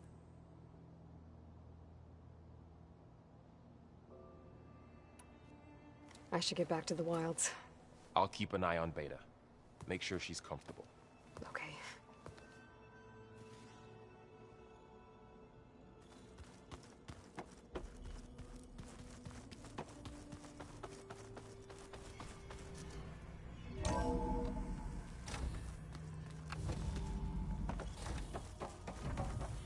Welcome back. Aloy, I see we have a new guest. So now we know the origin of the transmission. Yeah. I also recovered this. The weapon it was part of somehow stripped Zenith of its shield, but it malfunctioned and blew up. If we can recreate the weapon and improve it, maybe we'll gain the upper hand on the Zeniths. A moment. I will scan it.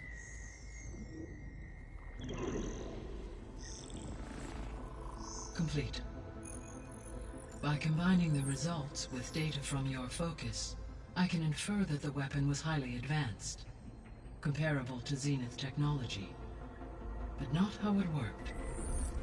Did the explosion corrupt the data? It was only a catalyst. The moment the weapon malfunctioned, it appears a command executed to purge all data within its core. Ostensibly, this was to prevent the weapon's secrets from falling into enemy hands. Whoever designed this weapon knew how to cover their tracks. Silence. Based on your data on him, that is my conclusion as well. And he's not gonna cooperate with us. Well, it was worth a shot. But that's not all.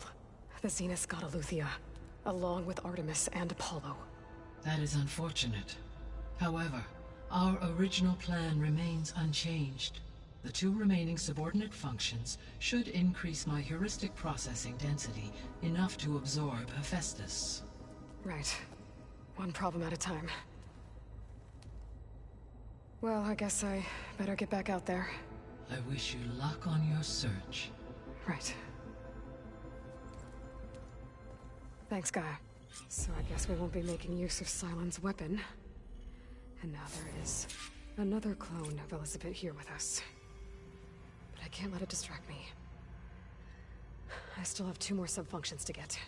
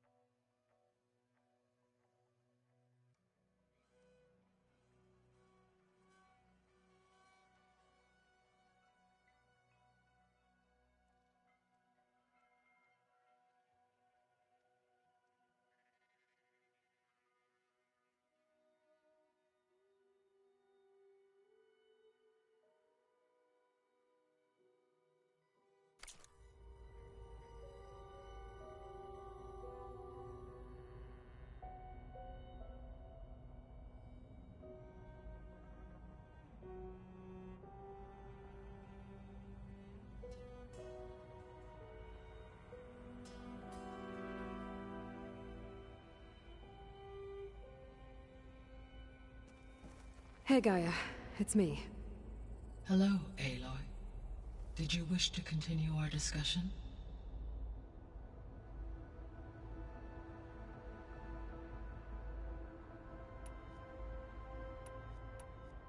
What can you tell me about Demeter? Demeter sows, fertilizes, and tends to plant life. So once I bring it back, all the blight out there will start to get better. While permanent restoration requires the abilities of Hephaestus, I may be able to improve conditions in the region for a while. However, a word of warning. Like Ether and Poseidon, Demeter's response to my query was highly irregular. Alone and frightened, it may have taken measures to assure its security. Okay, I'll keep my guard up.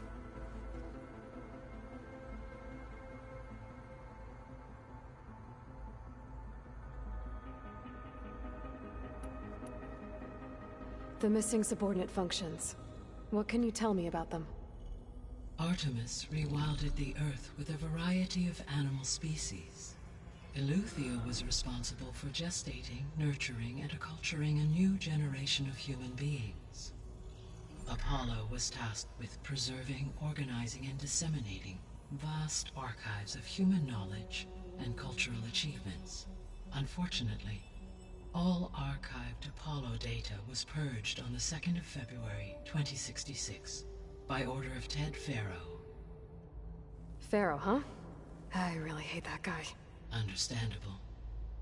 He appears to have been pathologically narcissistic, impulsive, and unstable. All 3 of the missing functions have already served their purpose, or were prevented from doing so. Do you still need them? Restoring their remaining elements would increase my heuristic processing density, empowering my overall function.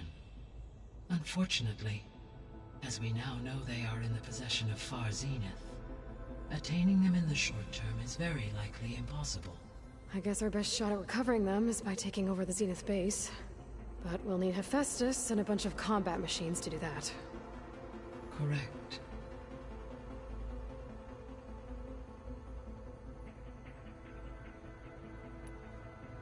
Were you able to make use of Poseidon? Yes. Many rivers, streams, and lakes associated with the regional watershed have been detoxified. As a result, red algae growth levels have seen a marked decline. According to my data, however, it appears a localized occurrence of red algae continues to persist near the coast. Maybe I'll look into it when I can. So, Poseidon spent the last 20 years hiding out in Las Vegas. From the data I found, it seems the city had an advanced water reclamation system. Is that why Poseidon went there? Most likely. In an effort to protect itself, Poseidon sought out a safe harbor where it could access water supply functions. There, buried and encased in a protective dome, it could guard against any threats. Like 3 Oseram showmen?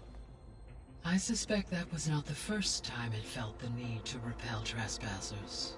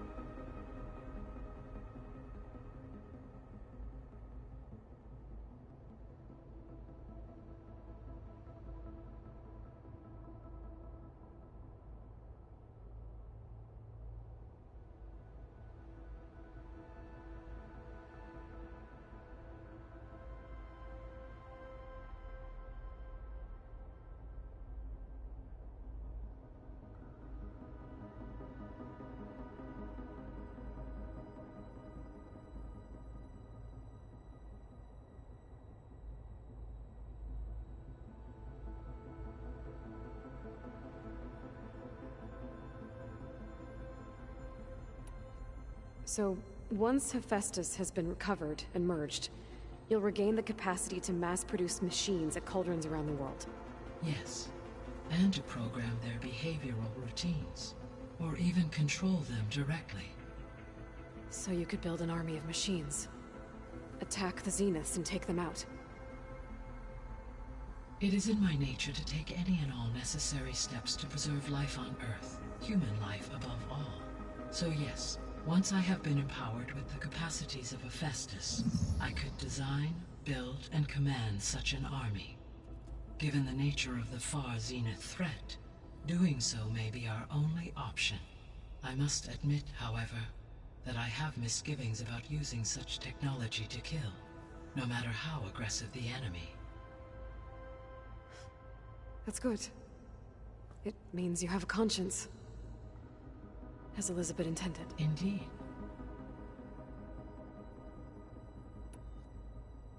What do we know about Ether?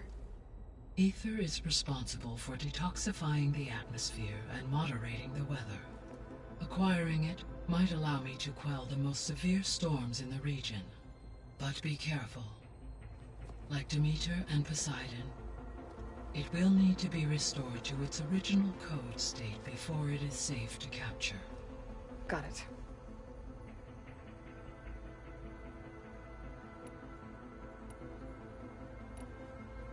Beta believes the Zeniths want to use the terraforming system to wipe out life on Earth. Start over, so they can build it how they want. Further supporting our hypothesis. But why? Given their technology, they could wipe out the tribes of the world by easier means. And if they're the same people who left Earth 1,000 years ago, wouldn't they want the biosphere to be as it was? It is likely they adjusted to different planetary conditions in their colony on Sirius. They may be trying to recreate that environment here. Turning Earth into a new Sirius. Their own personal playground.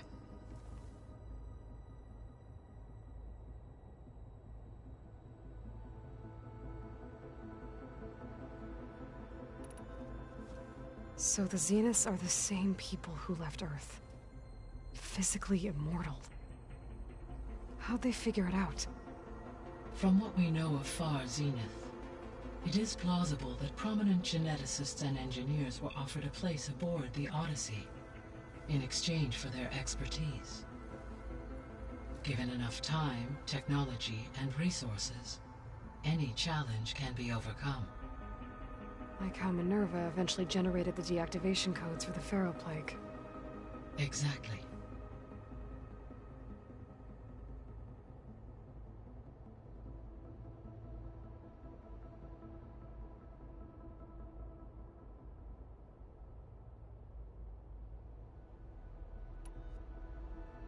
The Zeniths.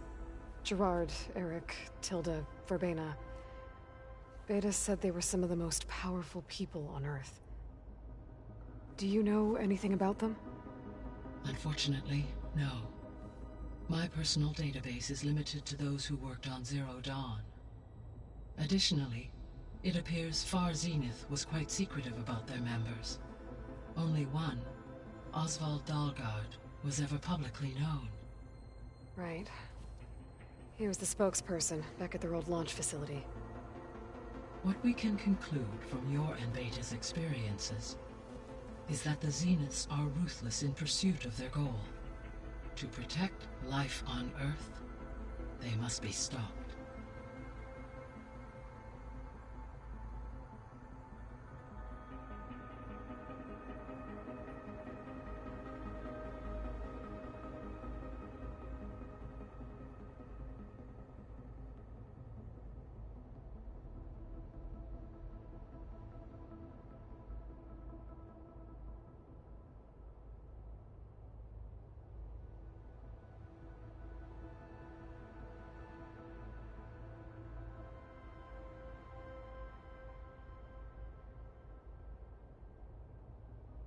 The extinction signal didn't just wake Hades.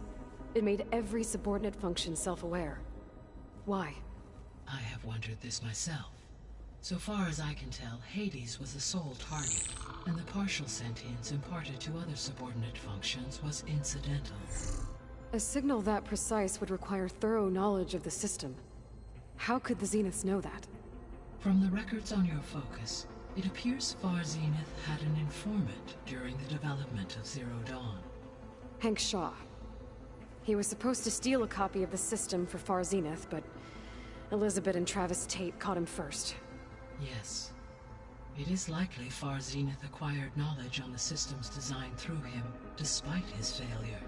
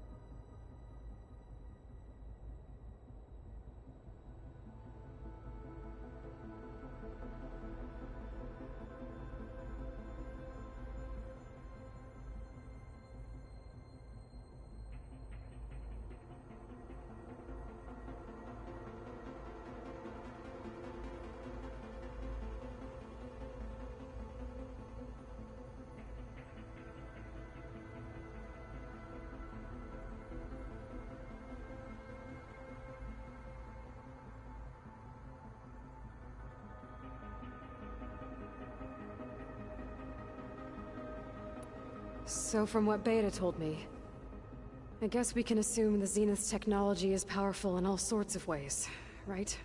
Yes. As your encounters with them amply demonstrate, they appear to make extensive use of robotic servitors. Further, they seem to be equipped with some kind of protective energy field that shields them from harm.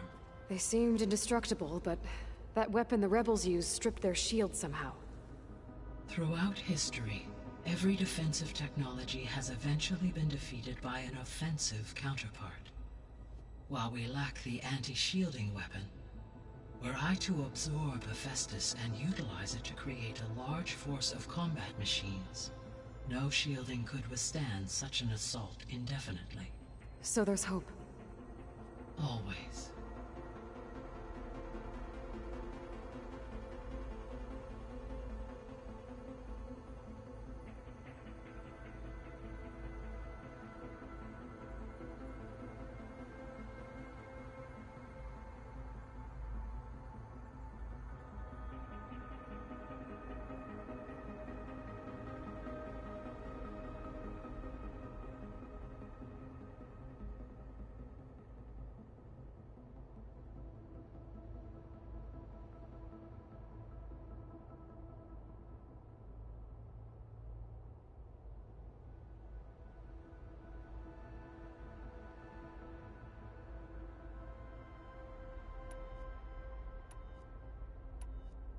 So, I guess Beta's here to stay.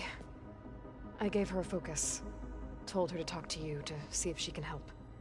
She's not what I expected. What were you expecting? I don't know. Someone more helpful, I guess. And less pessimistic. It is true, she overestimated our progress. However, it is also worth noting that her confidence in your abilities emboldened her to escape the Zeniths. I guess so. Give her time. She may yet come around.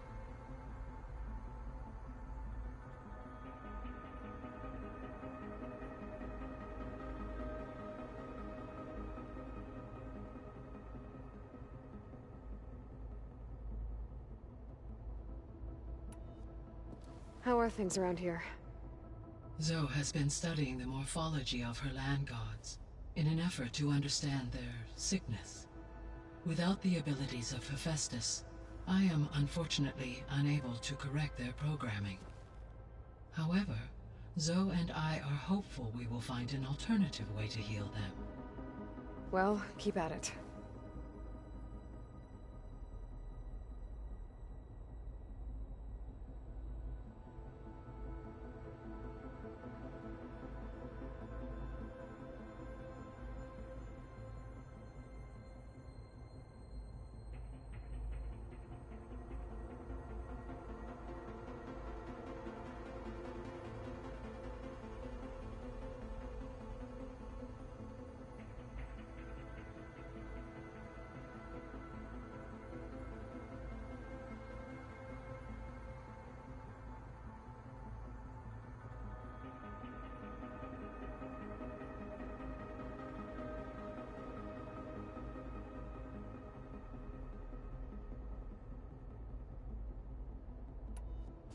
Varl and Zoe seem to like spending time together.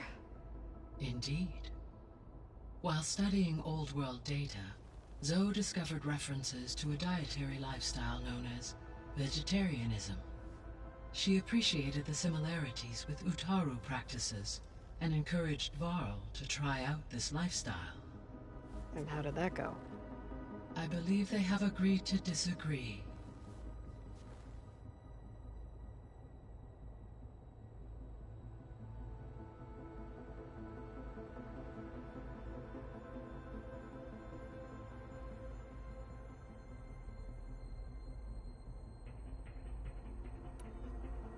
How's Erend handling things?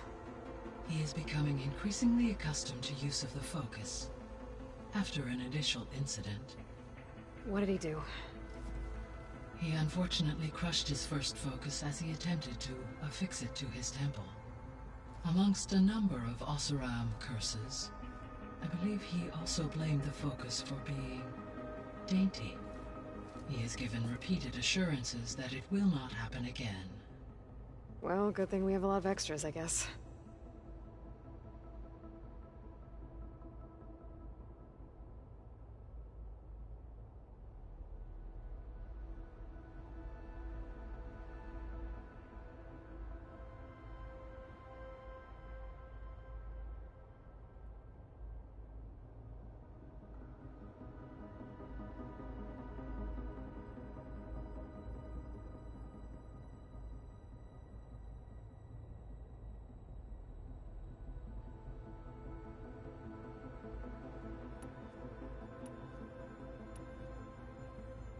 Gaia? What was Elizabeth like? Her presence is interwoven with my memories. The moment I came online, she was there. We exchanged greetings, names, then set to our task. It was the first of many conversations. I enjoyed being in her company, listening to her stories. She was my creator, my guide. Your friend? Yes. When I reviewed the data on your focus, I was saddened to learn of her fate. Though I am glad she made it home. I deeply wish she did not have to be alone. She was okay with that. She gave all of herself. The only one who could. Thanks, Gaia. So, Project Zero Dawn. The greatest minds in the world, all working to build the terraforming system while the Pharaoh Plague devoured the planet. What was it like? Personnel worked in rotations, at all hours of the day. Resources and technology were secured from across the world. Within a month of the project's conception, I was launched and began my education. Elizabeth encouraged me to spend time with the rest of the Zero Dawn staff. She said it was important to experience many personalities and perspectives to aid in my emotional development. What were they like? Scared, hopeful, determined. They were hurtling toward technological achievements on a scale never before attempted. I owe everything to their dedication.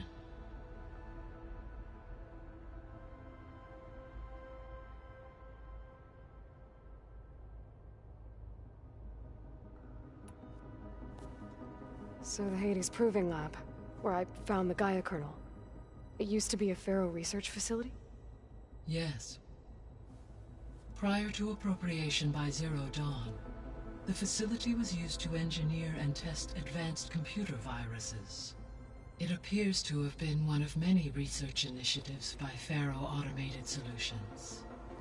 I guess it wasn't enough to build automated killing machines. He wanted viruses to infect them with too.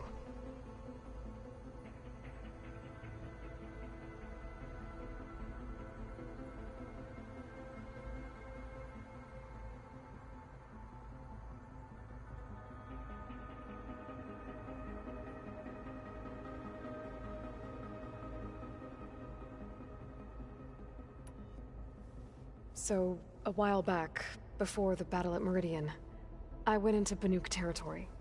I discovered another AI there, one not related to Zero Dawn. Cyan. It was created to oversee operations for a volcanic stabilization project, and it spent the last 1,000 years in isolation. I'm guessing you didn't know about it? No. From the data on your focus, it seems that Cyan was cut off from the outside world, an effort by its creators to protect it from the Pharaoh Plague. Any chance it could help us now? I have already attempted contact, with no success. Given its previous experience with accepting an outside network request, I imagine it is unwilling to do so again. Right. Because last time Hephaestus enslaved it. Well, that's too bad. I think the two of you would have had a lot to talk about.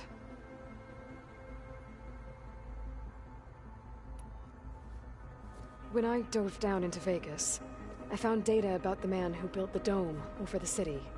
Stanley Chen. It turns out he was a member of Far Zenith. But if he loved Vegas so much, why did he abandon it? Why not try to save it? The Zeniths at their core have proven to be exceptional survivalists. Faced with overwhelming odds of extinction, they chose to flee. Even still, what he achieved. Water to the wasteland, an entire city brought back to life. 1,000 years later, the whole place was still on standby, just waiting for someone to come along and wake it up.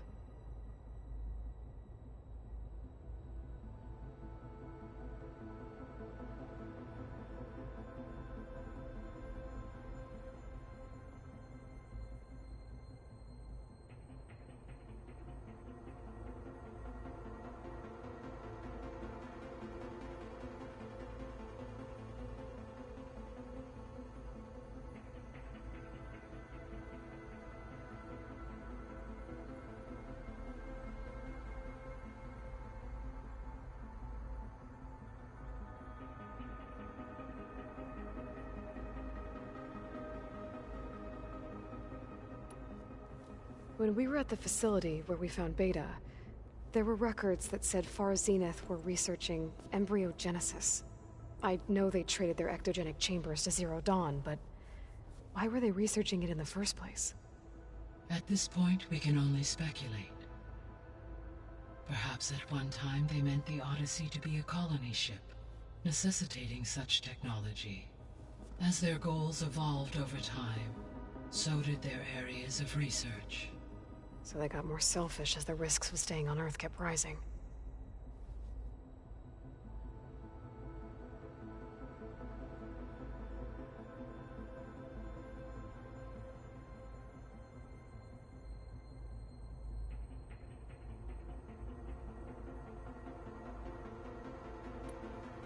So this facility, the Regional Control Center, it was meant to oversee the terraforming system?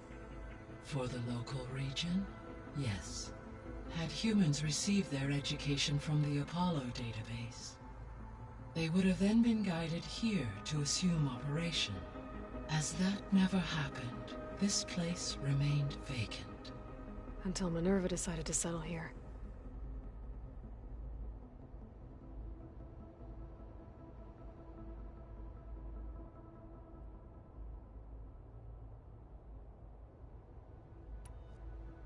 So I guess this room was meant to keep an eye on conditions outside? Yes. From here, the facility's operators would have been able to observe weather and machine activity in real time. It may be possible to restore more of this room's functionality, should you find and reconnect additional camera feeds. I'll keep a lookout.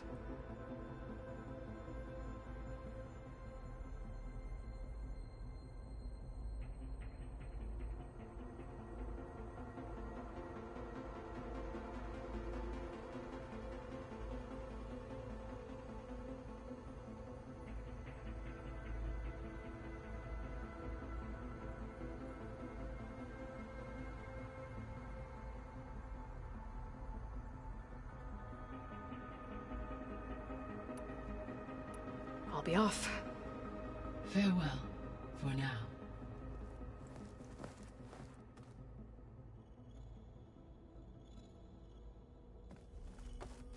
Hey, Gaia. Me again. Welcome back, Aloy.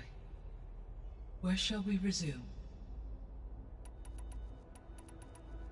I should be going. Goodbye, Aloy.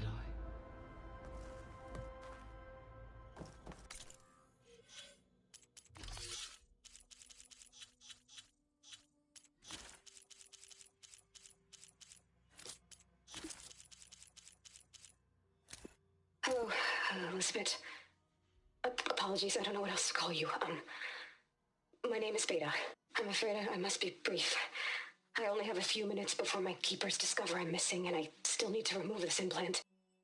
I had hoped to find shelter with you, but if you're viewing this, I may be dead. Be careful when you take on Farsiness. They are ruthless, and they have Eleuthia, Artemis, and Apollo now. But at least they don't have the Gaia kernel to merge them with.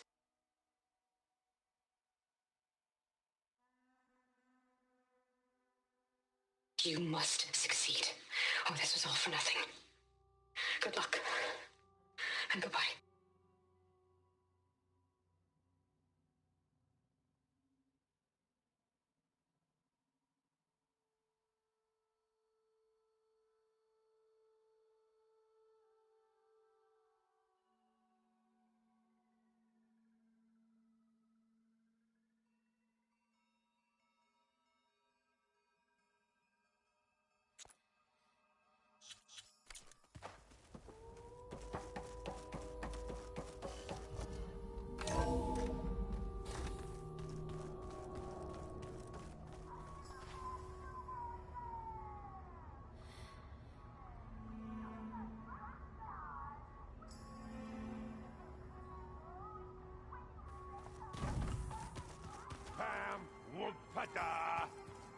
It's a little loud, Erend.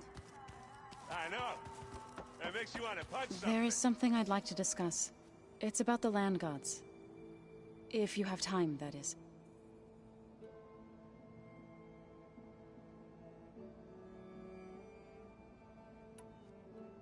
You said you wanted to talk about the land gods?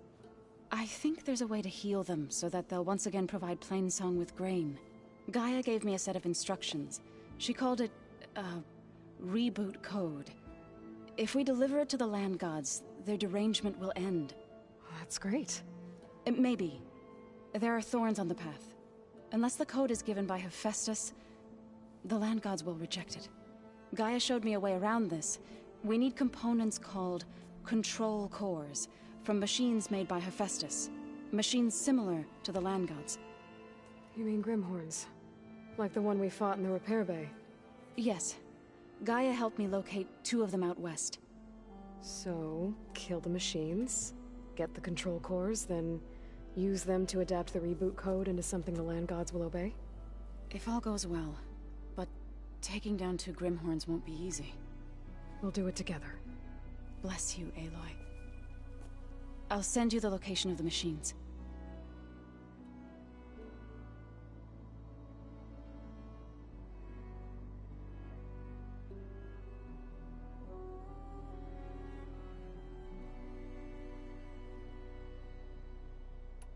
I'll let you know when I get close to those Grimhorns. Good. If we can get their control cores, maybe we really can heal the land gods.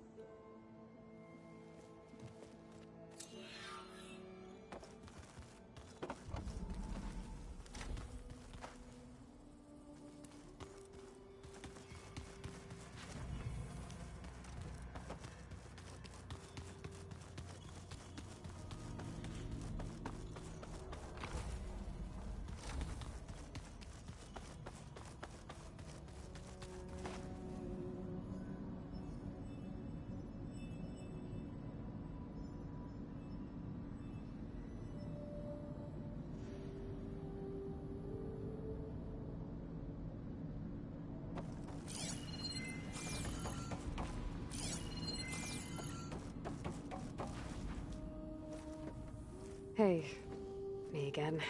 Was there something else?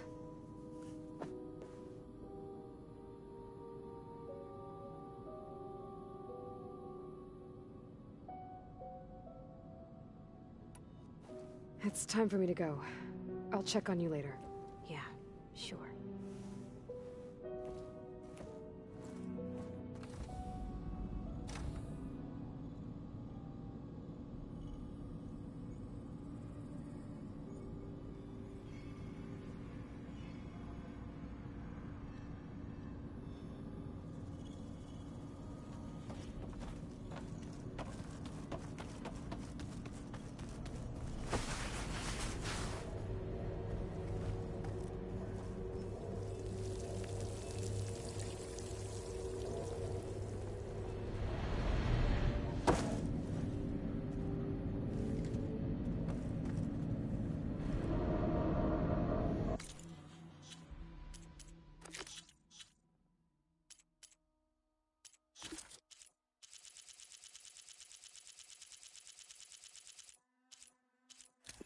Switch to a private log? Okay, so, Regional Control Center 9. Design of the facility's coming along. When Gaia finally builds it, it'll have everything it needs. Except personality. So, I'm going to sneak in my own mark. A couple of flourishes. Starting with this little tucked-away hideout. August would have gotten a kick out of it.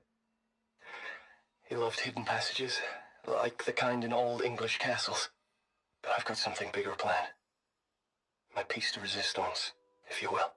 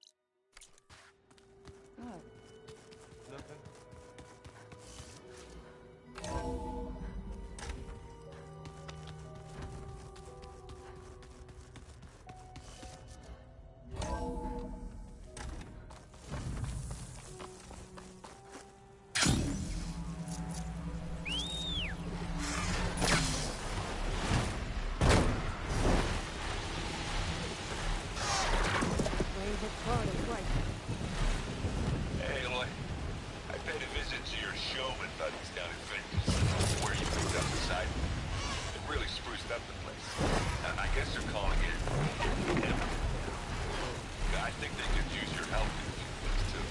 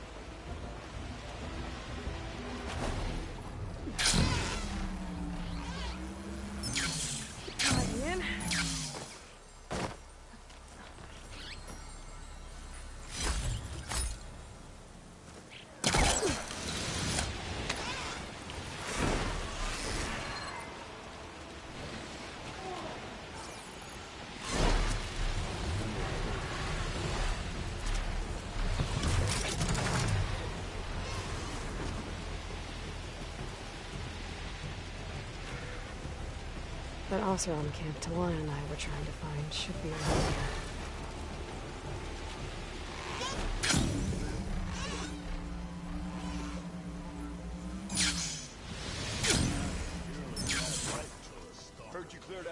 outpost. Have I got news? If you're thinking of going south where Moreland's boys hang out, better think again. 2 sisters dropped by on their way there. One of them almost made the whole damn camp explode. I'm sure she didn't mean to. I hope. Sounds like Della and Boomer are here. And they went on to Las Vegas.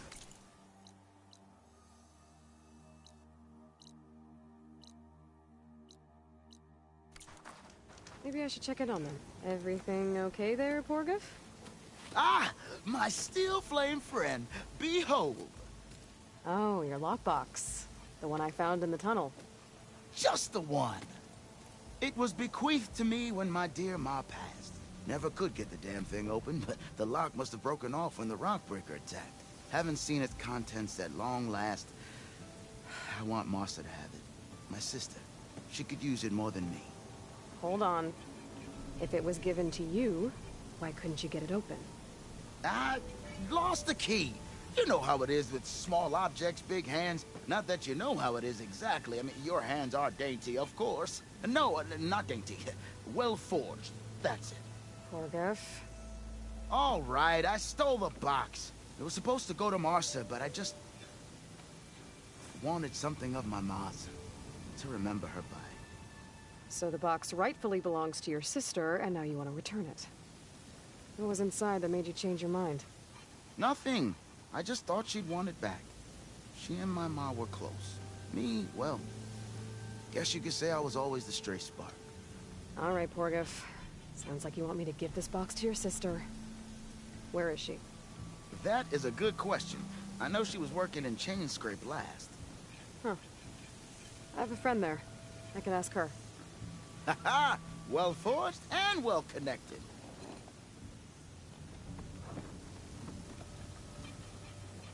If I'm in the area, I will try to find your sister. At least to hear her side of the story. Okay. Well, if you see Martha, tell her I still remember the flying keg. I bet Petra would know where I can find Martha. I should pay her a visit the next time I'm in Chain Scrape. They hide all kinds of things. You hear about that traveling hospital? Join them. Hey, that's her. She took up the first line. It's pretty much...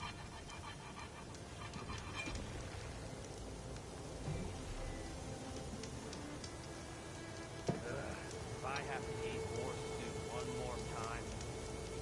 You! I know you see me. Ah! Talana, glad to see you made it.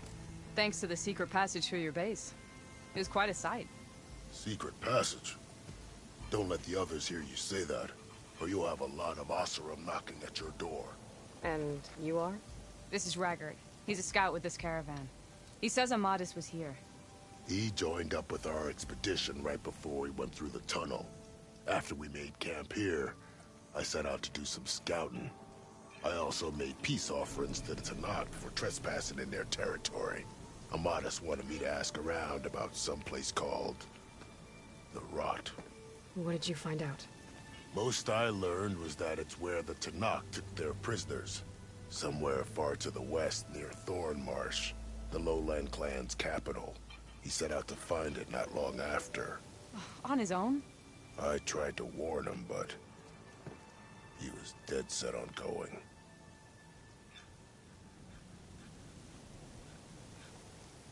Did Amadis say anything about why he was heading to the Rot? Afraid not. He was a man of few words. Sounds like him. Did he look okay to you? More or less. He seemed shaken when we learned the tunnel had collapsed behind us. But then again, so was everyone around here. So you're a scout for this crew. Anything I should know about the area? Where to start? Down south we got a trio of Oseram trying to delve into the ruins in the sand. Moreland and his showman. Yeah, that's the fellow. They're quite a spectacle on their own, let me tell you. And then there are all the other folk, who broke away as soon as we got to this side of the tunnel.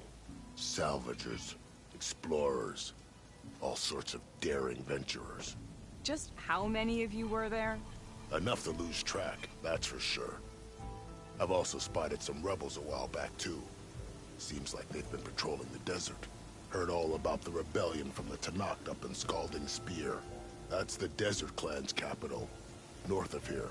Sounds like you've really gotten to know the area. It's what I do.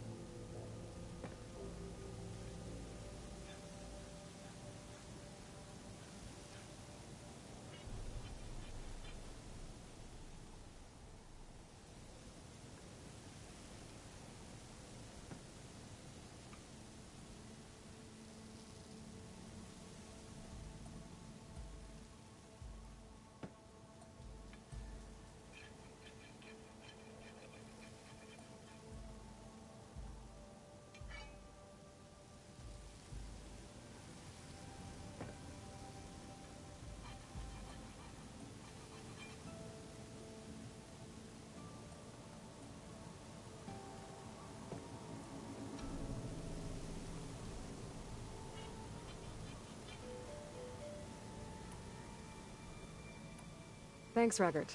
This has been helpful. Hope you find him. Okay, I'll head for Thornmarsh. Meet me there. Hold on. What? You're willing to go to the ends of Tanakh's territory to find this guy. No hesitation. Of course, he's one man alone in the Forbidden West. I'm just worried about him. I think it's more than that. I'll meet you near the lowland capital. But then, you're going to tell me who Amadis really is. Fine. I'll lay low, north of the village. See you there.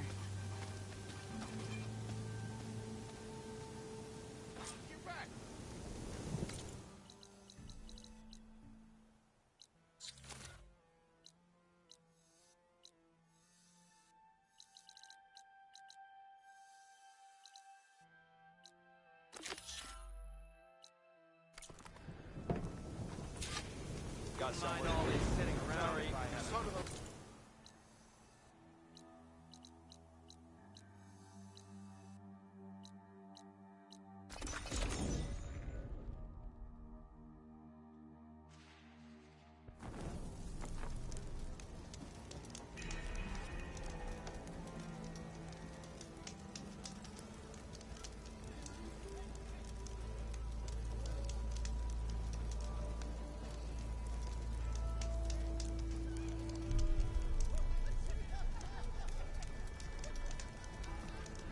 What did I do? Look at her go!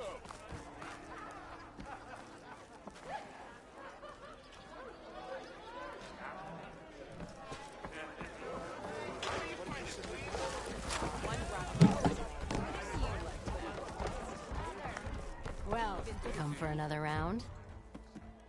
How are the refugees doing? They keep to themselves mostly, but they have food and shelter. Some even found work around town. Good thinking, giving them that Stormbird heart. I'm glad it helped. I hope they can get back on their feet. I'll keep checking up on them. Then they'll be just fine.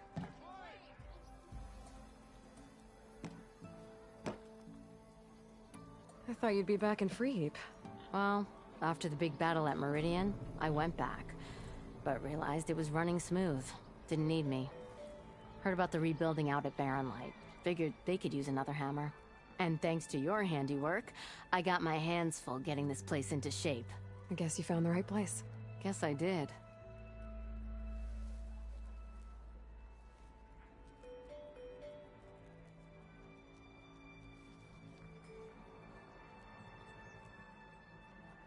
Has Tolland been giving the refugees any trouble? Nah. His shop got closed down not long after Ulvin got the boot. So, he cleared out of town. Took his goons with him, too. Good riddance, I say.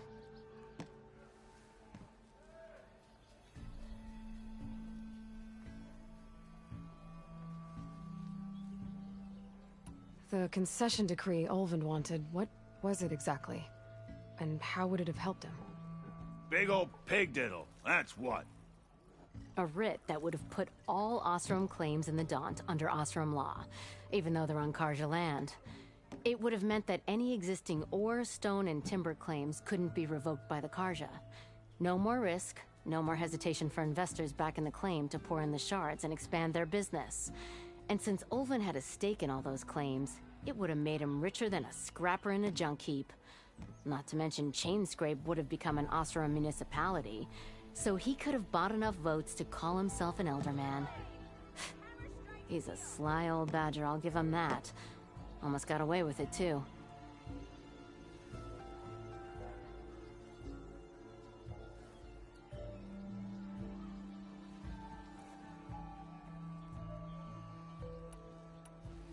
Hey, I'm looking for an Ostrom named Marsa.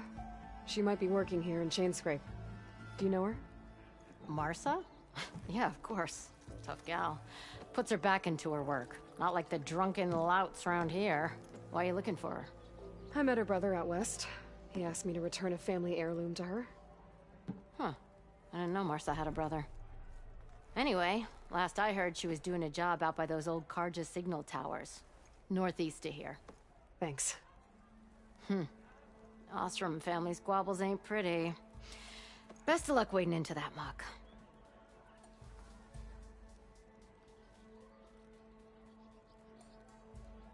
Well, I have to be going. Thanks for the drink, Petra. I'm glad I stopped by. Anytime, Flamehair.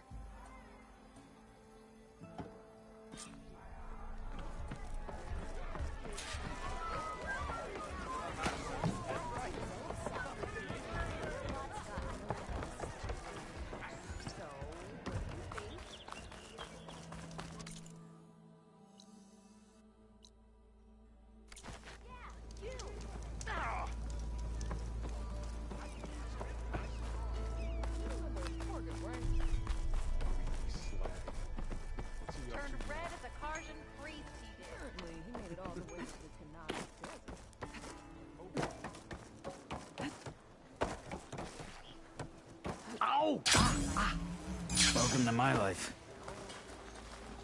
I see you all made it back. Hammer and tongs. That they did, Huntress. They tell me you blasted through the problem. Lokuf here came back trembling like a twig. Hey! What's important is everyone made it out. No thanks to Ulven. Let's just count our lucky sparks that Petra's taken over the mine's supervision. Guess that means no more slacking off. Just stay safe.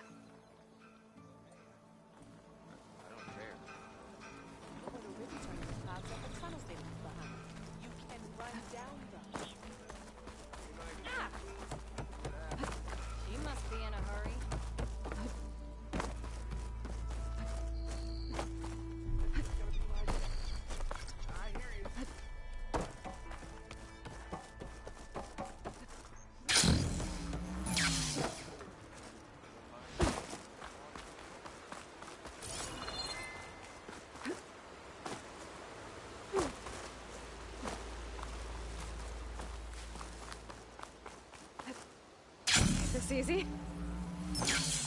Petra said Porta's sister should be working around here. I have a feeling she won't be thrilled to hear from her brother. But at least she'll get her lockbox back. Marsa? Yeah?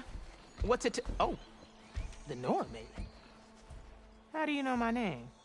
I, met your brother Porguf out west.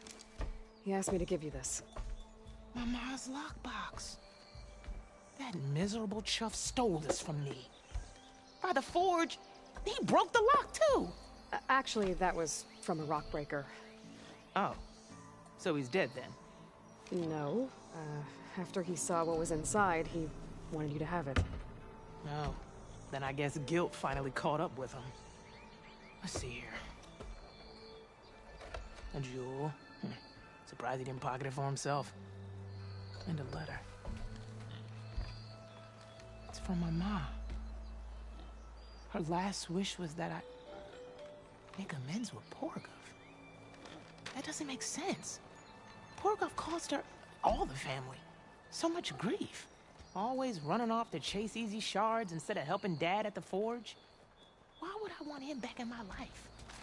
If Porguf read that letter, then maybe he wants to make amends too. He also asked me to tell you that he remembers the flying keg. That lug. When we were kids, we used to grab a metal panel and slide down this big hill. But one day, Porguf got the idea to use an old keg.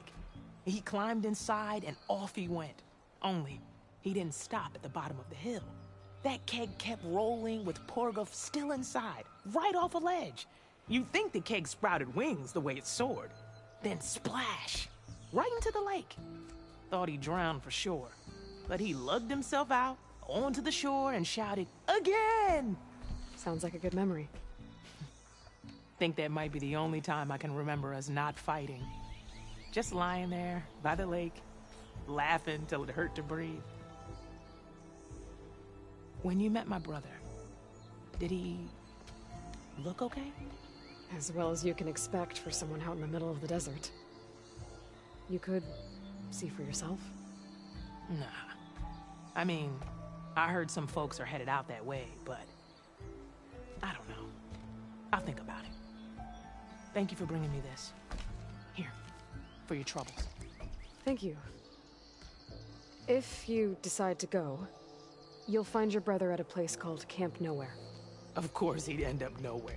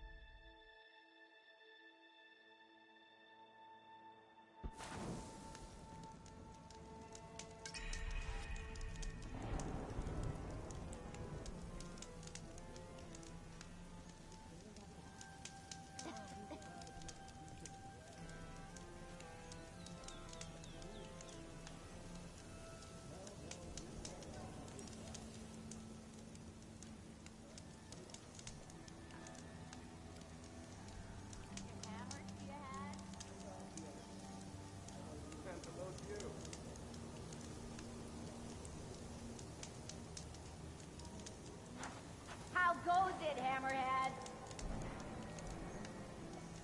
Not again.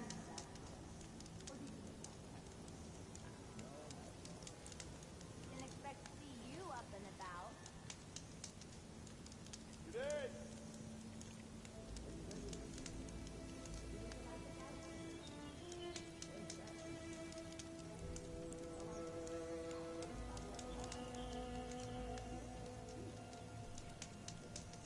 Ignoring me again?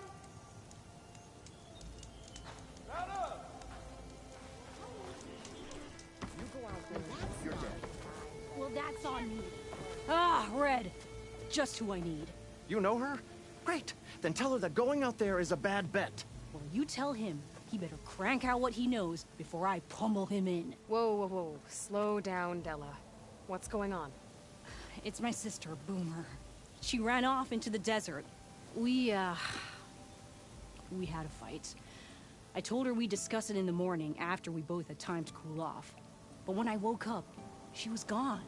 And Spectacles over here was the only one to see her leave. But he refuses to tell me which way she went. You can't go striking off into the desert. There are storms, and if the sand doesn't swallow you, the Vanishing Dread will. You know what happened to the Delvers who went out there last? No, you don't. No one does, because they didn't come back. Well, what about my sister? She's out there all alone. Maybe she's a sunk cost.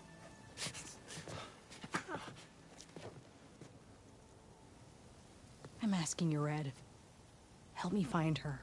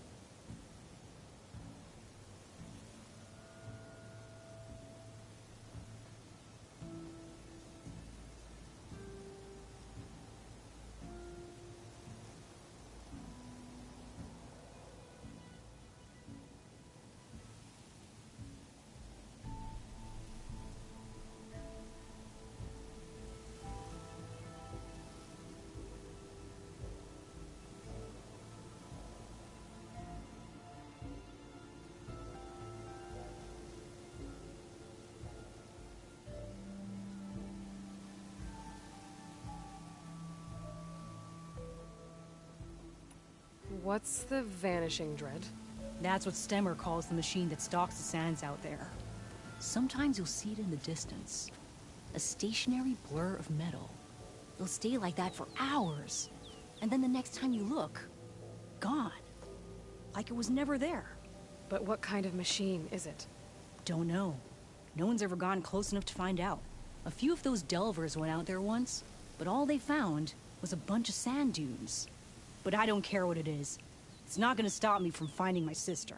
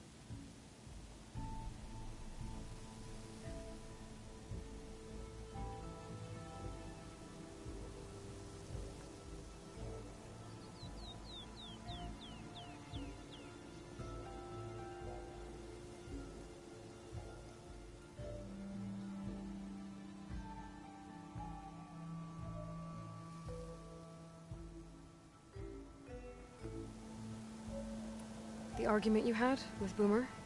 What was it about? Well, it started out as the same old spark and boom. I found her tinkering with one of my prototypes, trying to add explosives, as usual. And when I reminded her that the last time she did that, she nearly burned the whole place down, she just looked at me and shrugged. Then we got into this whole scorched out mess about why we had to leave Chainscrape and come out here. Why, for the love of the Forge, she has to blow everything up. And what did Boomer say? Well, that's the thing. She didn't say anything. She just sat there, ignoring me. Even when I went to bed, not a word. And then, when I woke up in the morning, she was gone. She's never done that before. But knowing her, she's gonna get into some kind of trouble out there. And that's why I need to find her.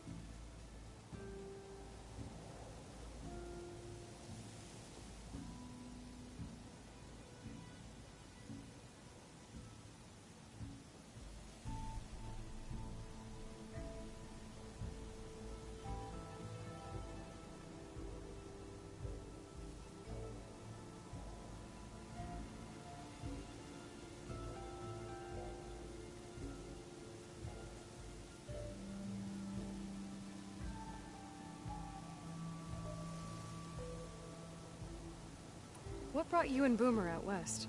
That. There was an accident in Chainscrape. An explosive accident? Well, you know how Boomer is. So we grabbed our tools and skipped town. Heard about a caravan striking out west after some passage got reopened. Decided to join up. But why come out here? You could have gone anywhere. Can't really go back to the claim, and anywhere else is a little too inhabited. At least out here, there's less chance of collateral damage. Besides, this place is gonna be a destination one day, right? Dad always said, get in early. If you think I can be bribed, know that I only take shards up front, no credit. Maybe we got in too early.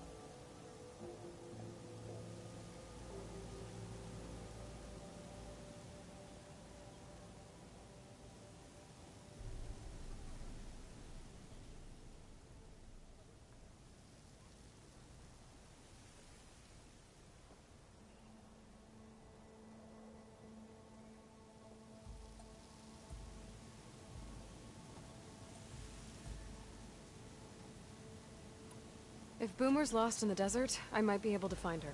I'm coming with you. All this is my fault anyway. But you'll die. Where did you last see her? I suppose if you're with her, the odds of survival do go up. I thought I saw her heading towards the metal arches east of here.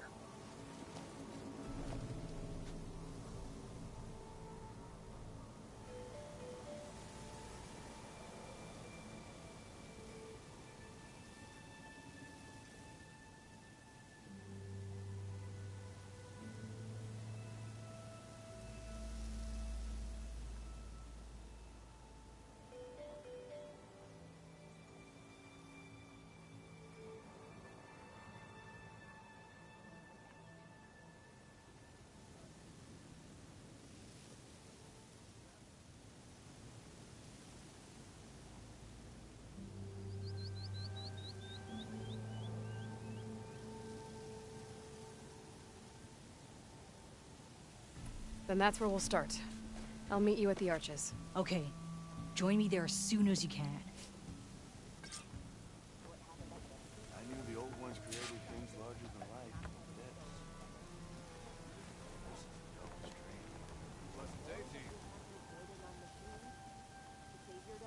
Bit busy now, but we'll talk soon.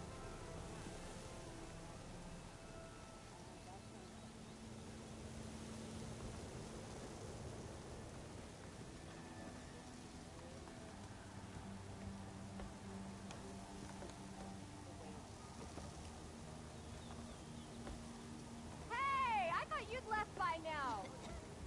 Cheers.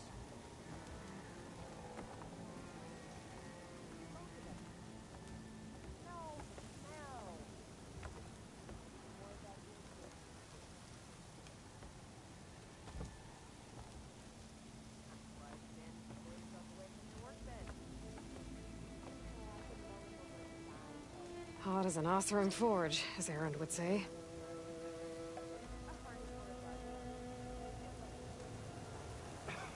Hi, I didn't know you were back. You guys sound... Gotta keep going, sorry. Let me have a look. Oh, don't let that go. Remember, I need to go to the,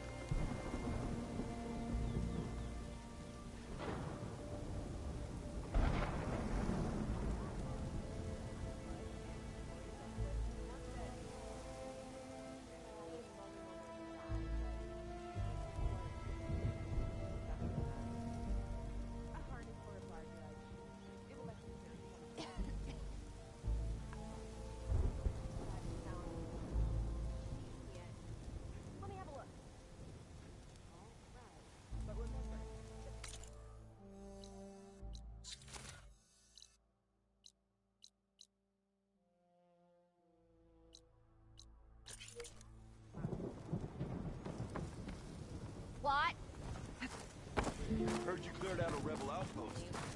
Sister! Over here!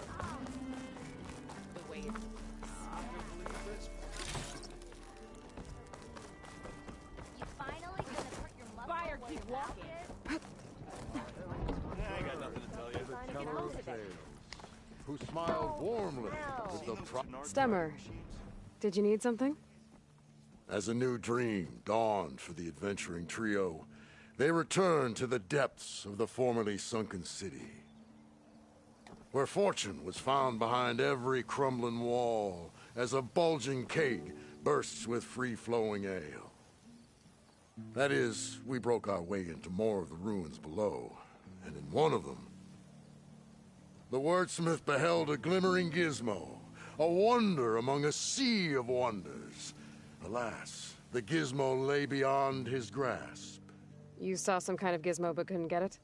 A door bars the way, locked by some confounded means. Moreland contemplated explosives, but Abaddon thought the odds of crushing the gizmo under rubble were too high. For once, the shard counter skepticism might be warranted. The old wordsmith's hopes were dashed, until a friend with a knack for performing the impossible returned from beyond the sands. Might I persuade you to venture beneath the desert once more? I'll see what I can do. Where is this place? Once you're down there, take a right at the statue of the giant man. The ruin rests beside a metal tower. And so our heroine went forth, and the wordsmith's hopes went with her.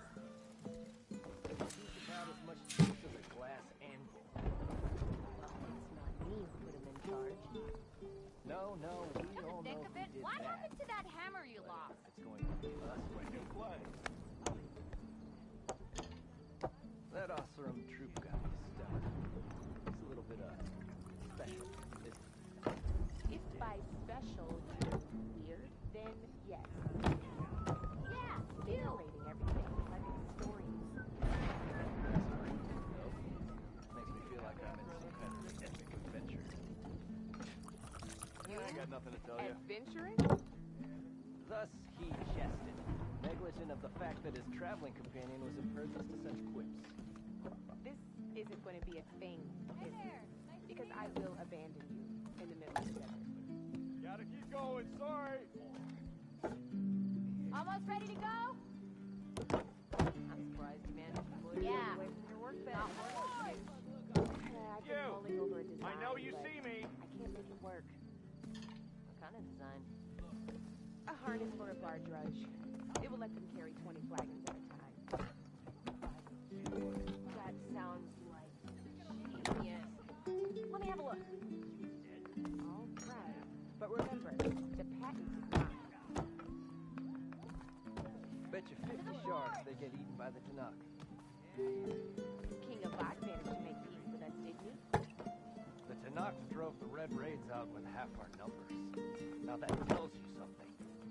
That you believe hearsay too easily? You really think they'll put up with all that car shit talking?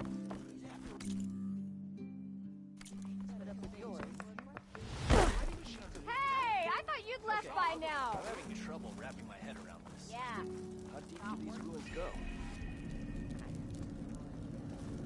These buildings are the tip of whatever's under all that sand. So, if we're seeing only a part of it... These hollow thingies are giving me goosebumps all over. Nothing like take...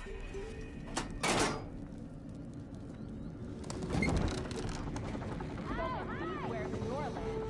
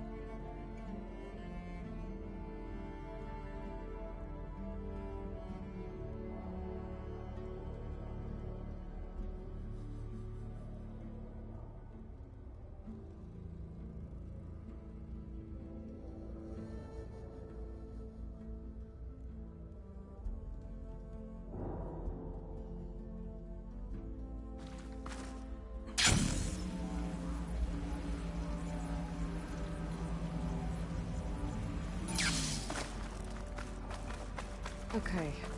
There's the giant statue that Stemmer mentioned. The ruin should be nearby.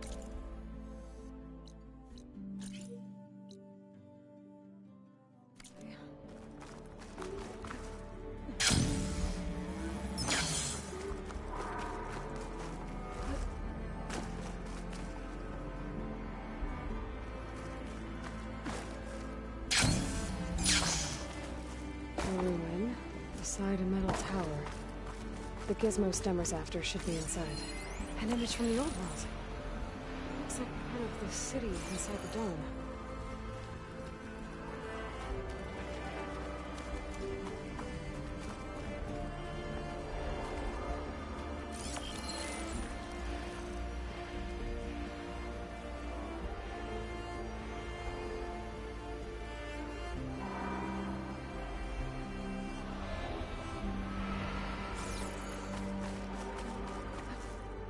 Good use of this.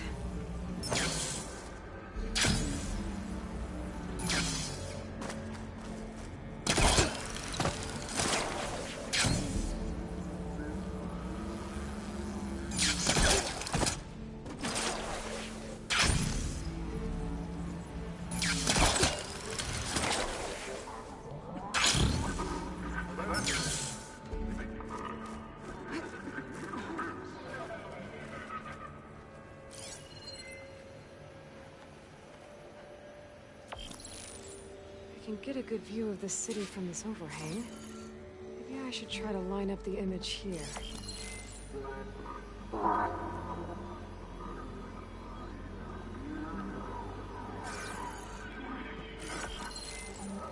That did it.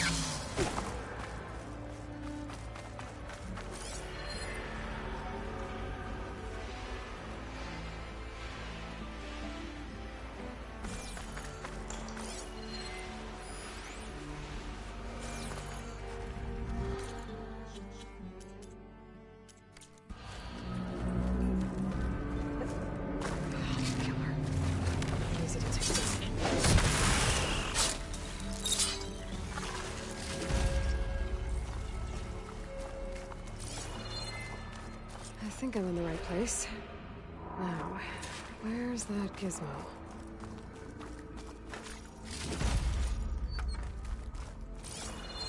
There. That must be the gizmo. Looks like this door needs a code to open. I should check around the ruin, see if I can find anything that might help.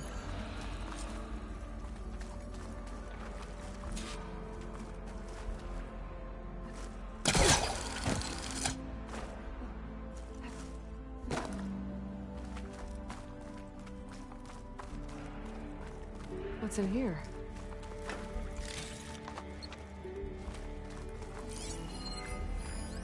Huh.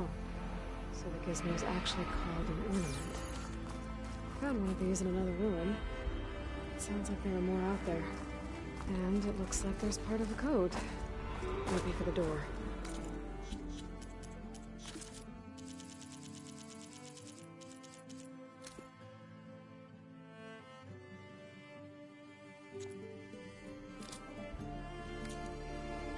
I better keep looking around. Maybe I can find the rest of it.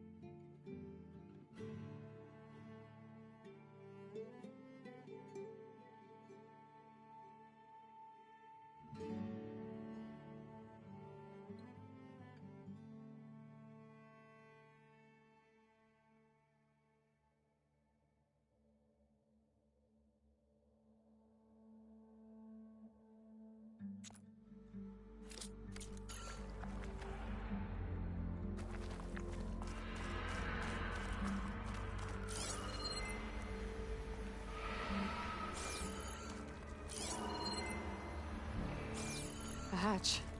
Might lead to another part of the ruin. But how to get to it?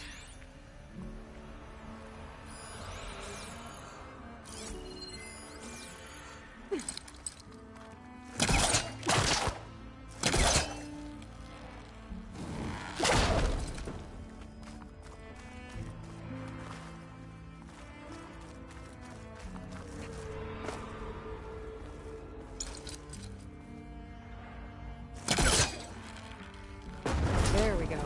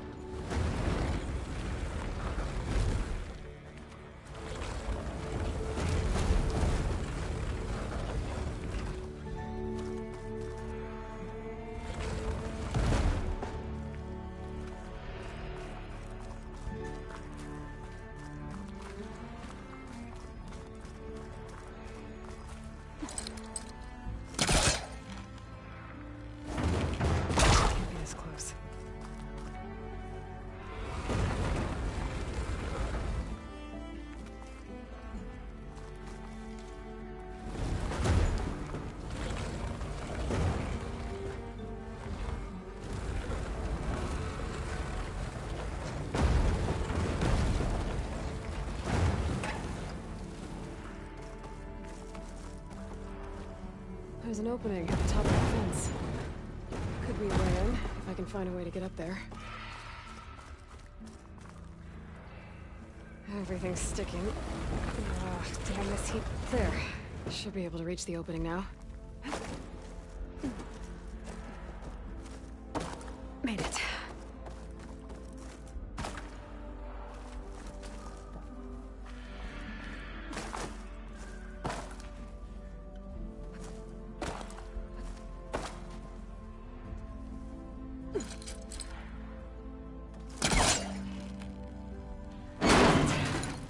Let's see where this leads.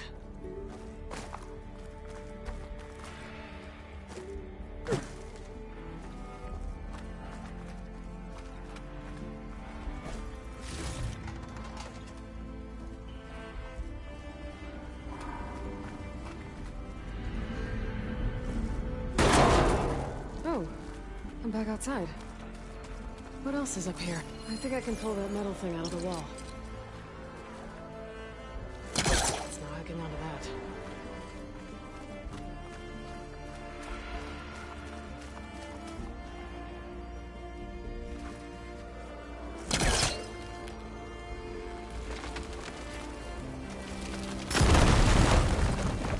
More of a ruin in there.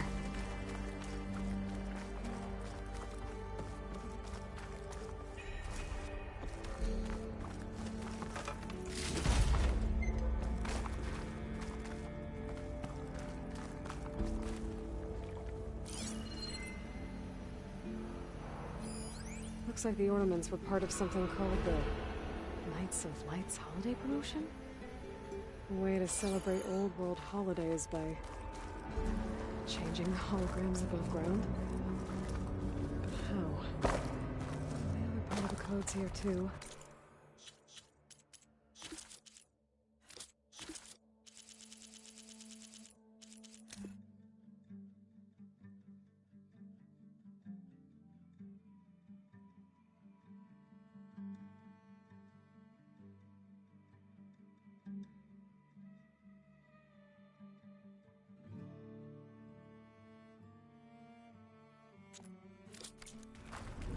I should have what I need to open the door.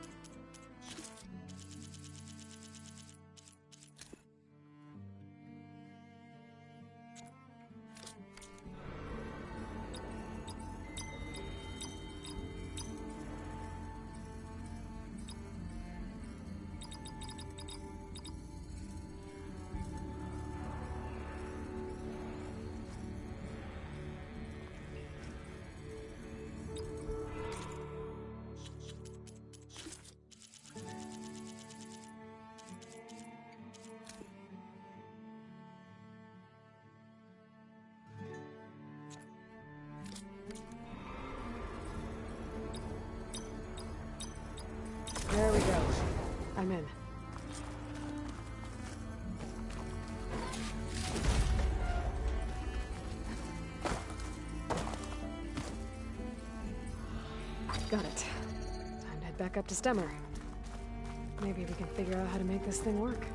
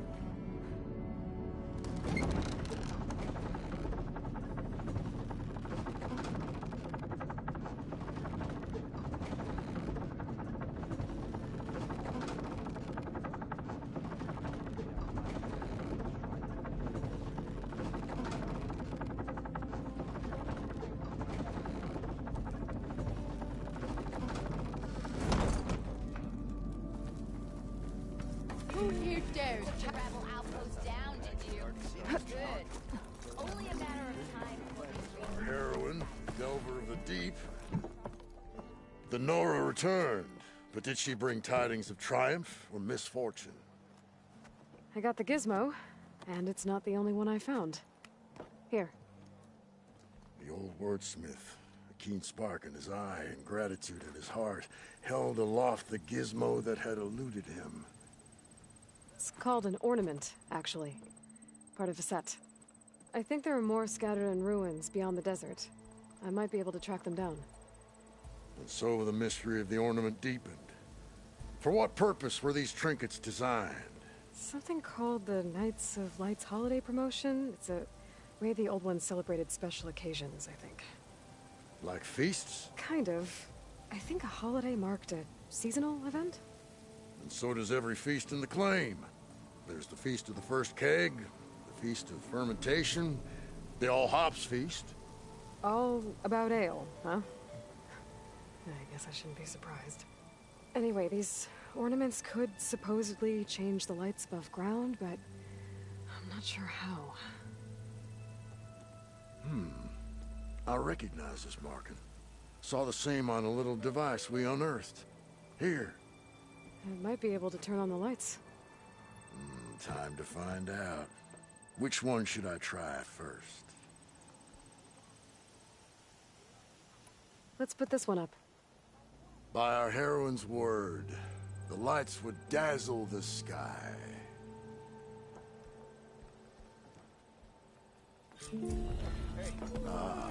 This must have been the Feast of the Crescent Moon. But they couldn't have celebrated every crescent moon, could they? By the Forge, that'd be a lot of feasts. Let me know if you find any more of those ornaments. Wonder what other holidays the old ones celebrated.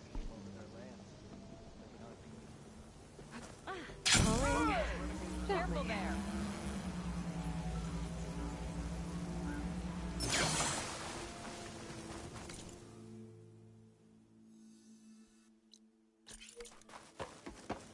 Aloy! Oh, your timing couldn't be better. Over here, Aloy. Oh, this is a grand day. Greatness is in the air. Or, will be soon. Greatness, huh? Behold, I call it Morland's amazing elevating orb, inspired by the floating spheres the Banuk use for their clan contests. When aloft, this grand construction will be a spectacle henceforth unseen by the eyes of the living. Unburdened by gravity, it'll be a floating beacon, drawing people from great distances to our destination of wonders and amusement. Except? We're missing one key piece. A mechanical burner. Small, magnificent design. Old world ingenuity at its peak. We found it when we opened up more of the ruins below and discovered numerous statues of strange winged serpents. One such statue had the burner in its mouth. Oh, no doubt part of some ancient fire-filled spectacle. Oh, Aloy. It's perfect for the orb. But a swarm of burrowers chased us out before I could grab it. Could you get it? Please? Okay, Morland, you got me. I'm curious. I'll get it for you. I knew I could count on you. Okay. Head down to where we fought that Tide Ripper after you drained all the water. When you get down there, head right and look for a room to the side. The statue you want is up high, looming like a nightmare. Oh, and if you'd like a smoother descent into the ruins, use the elevator. Just head back into the building and go upstairs. Got it. I'll see what I can do. Stupendous. Thank you. I await your return.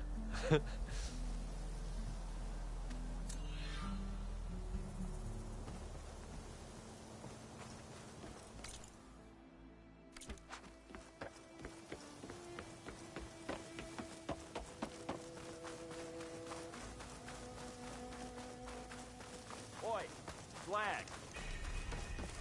That's not. Can't be. I was told you went down beneath the ruins by yourself. Not bad. Nothing like taking a...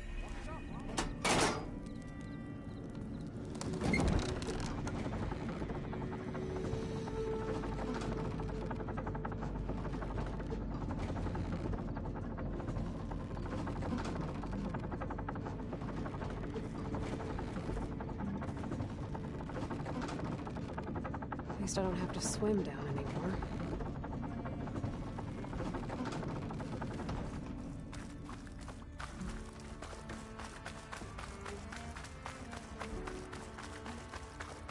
Nope, that's not the one I need.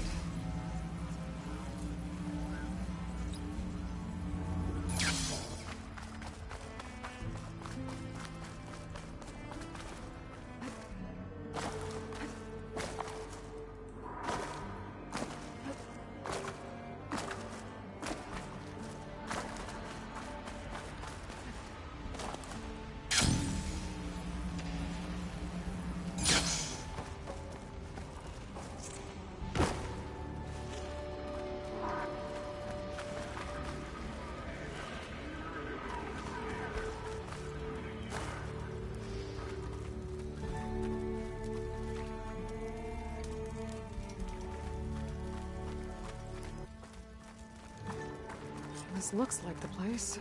No burrowers, though. And that must be the statue. Okay, gotta find a way up there. The vent.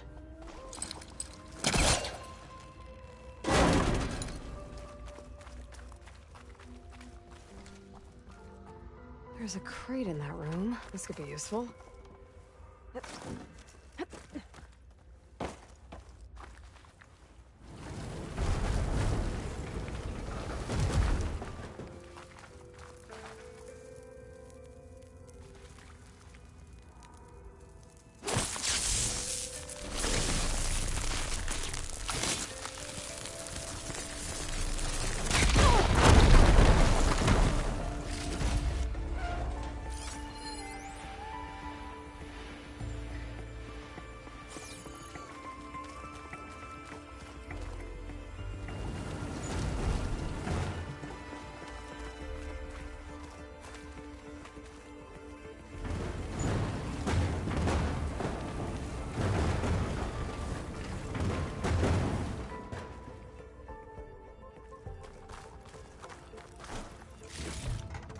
This'll be in my stash when I need it.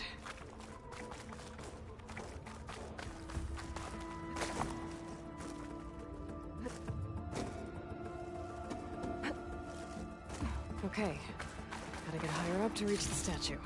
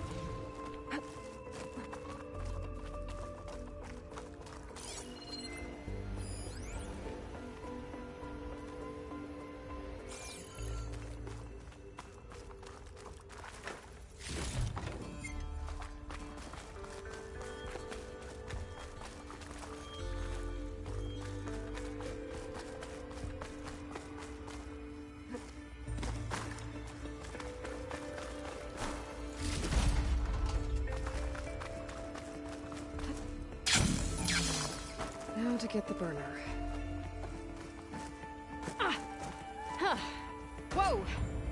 Well, I got the burner. Better take it back to Moreland. Burglars. Might have been the ones that attacked Moreland.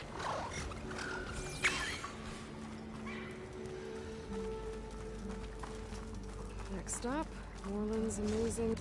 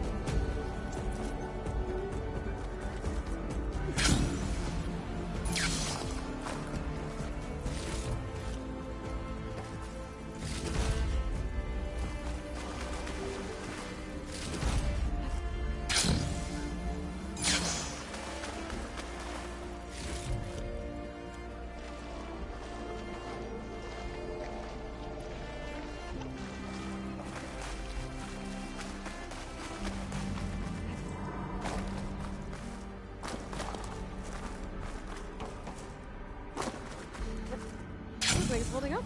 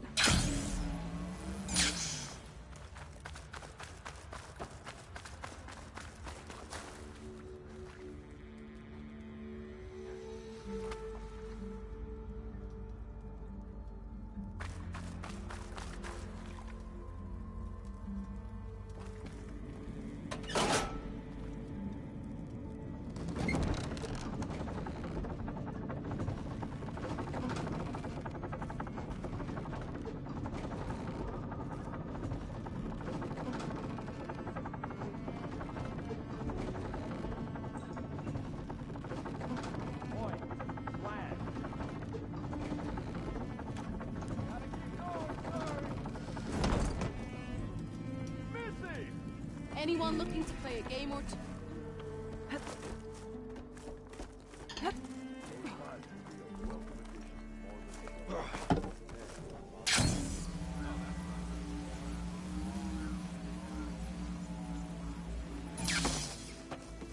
You're back! Did you get it? Do you have the device? Oh, please say you do. Oh, we're so close to something truly majestic. Here you go, Morland. Yes! Yes! Thank you. I hope getting it wasn't too much trouble.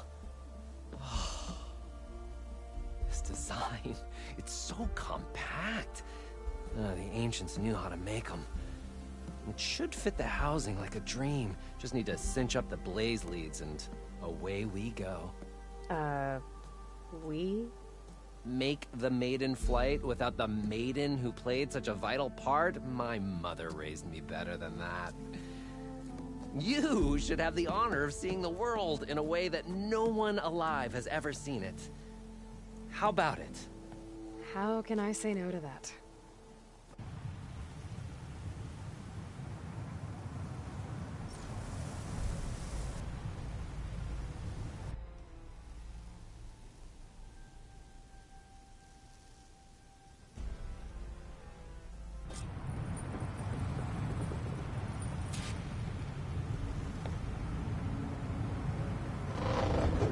What was that? Ah, nothing to worry about. We have a sturdy tether connecting us to the ground. Pure Oseram craftsmanship. Well, give it a little flame. Aha! We ascend! Behold, the world beneath our feet. Ah, the sky at our fingertips. The burner heats the air inside, which gets lighter than what surrounds it. So we rise. Indeed. We're powered by hot air. Just like Stemmer. But don't tell him I said that. We are on the cusp of history. The first successful Oseram flight. There have been other attempts? Oh yeah! The history of Oseram flights is fascinating. And, you know, violent and frequently incendiary. I feel like you should have mentioned this before. Nah, the others failed because their machines were too heavy and complex. They were begging to crash. Not here. Just a pilot compartment, blaze, a burner, the orb, and a tether. Within simplicity, there is perfection. Well, at least, you know, less chance of exploding.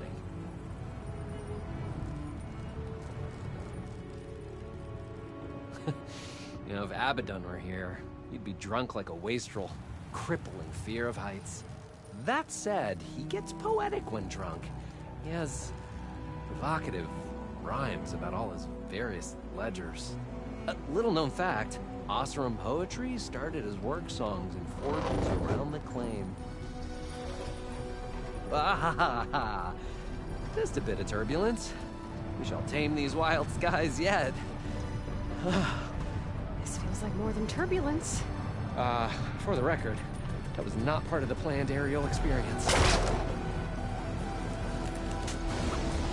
What is that? Yeah, I think our tether just came undone.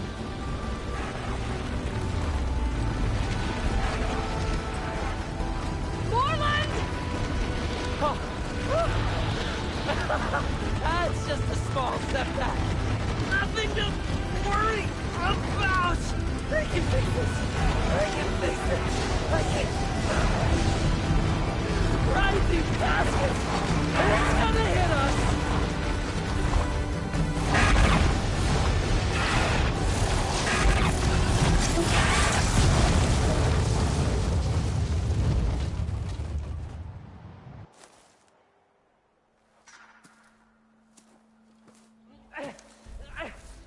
Stay back!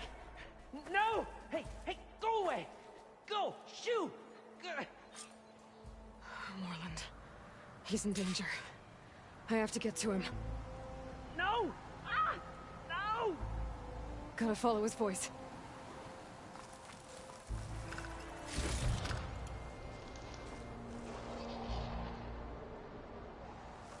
Morland's stuck on the other side. I've got to clear out these machines.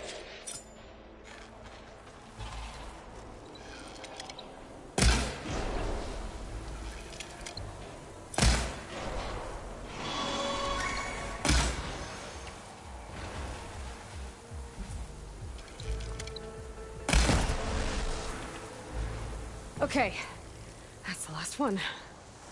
Better check on Morland. Hold on, Morland. I'll get you out. Aloy! Great gears you're alive. Would you mind applying a little leverage?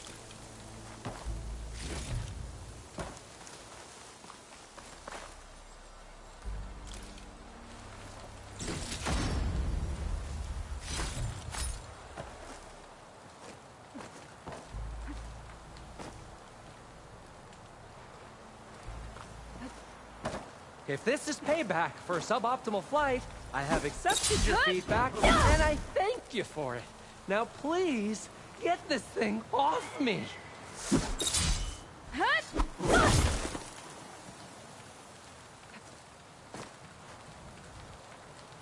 Hey, you alright? Oh, when that maelstrom hit us, everything fell apart. I remember dropping, and then you tumbled out, and... It's okay. We're alive. You know, in terms of Osram aviation, we're pioneers. And they say it's a cursed field of study. Do you need help getting back to camp? Yeah, no, I can make it. But I need to get the burner. It fell off when we were attacked. I mean, I can replace everything else. Except that. Okay, let's go.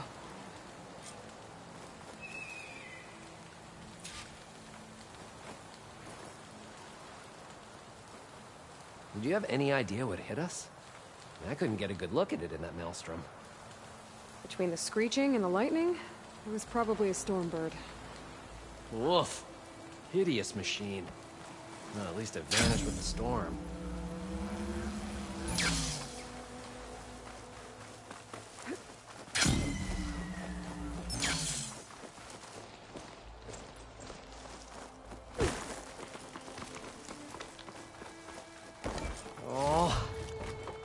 Aloy, would you mind finding a way across? All we need is something to bridge the gap.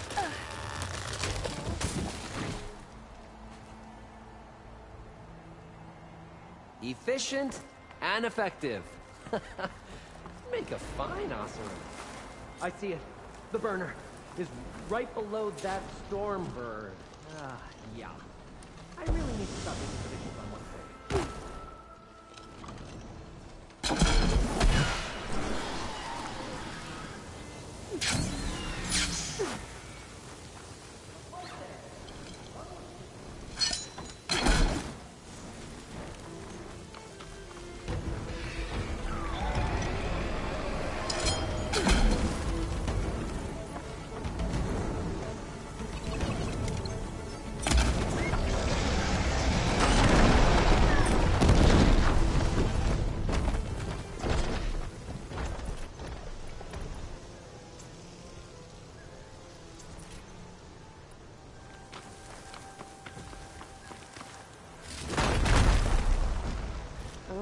Definitely find a use for this.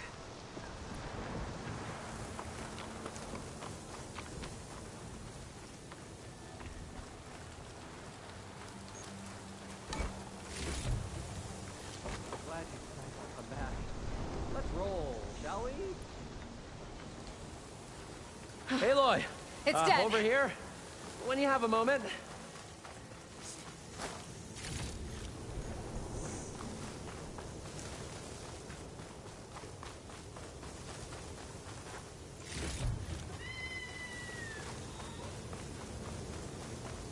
Sorry, had to go deal with something. Found it. Just a hairline crack in the casing. Yeah, I can clean that up with a bit of spot welding. Assuming the ground doesn't open up and swallow us, I'm gonna say we're finally safe. Yet again, you risked your life for me and my ambitions. I wish I had Stemmer's words to thank you properly. If it helps, you've inspired me to draft up a new improved orb. Something that unites spectacle and survival. I'm honored, but I think I'll let Abaddon and Stemmer have the next flight. I'll see you back at the camp. There's so much to think about, so many ideas to explore. Until we meet again, may your tools never break, and may your imagination never find its limits. You too, Morland.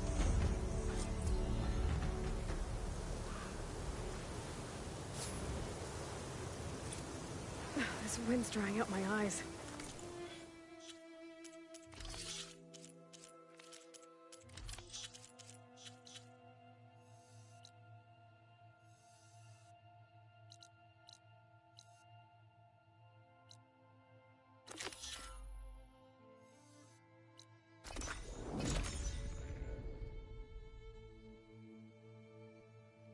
Those curves of metal must be the arches Abaddon mentioned. Della should be waiting for me there.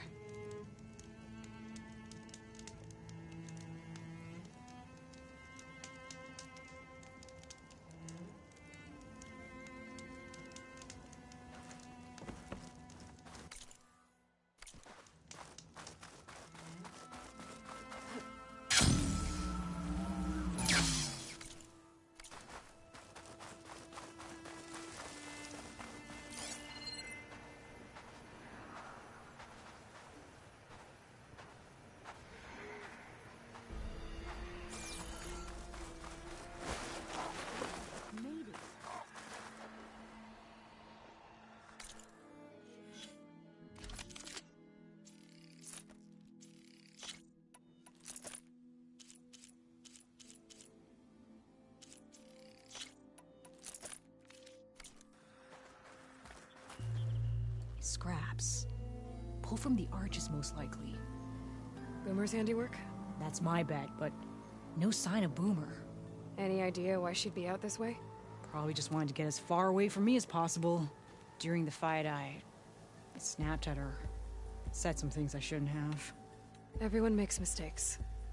You know, back in the claim, she'd get into all kinds of trouble. Dad always said it was my job to look out for her. We'll find her, Della. Let me look around for some tracks.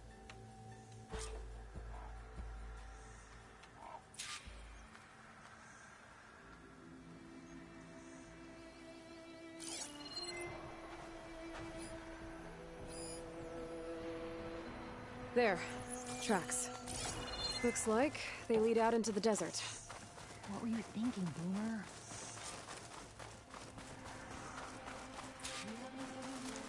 No.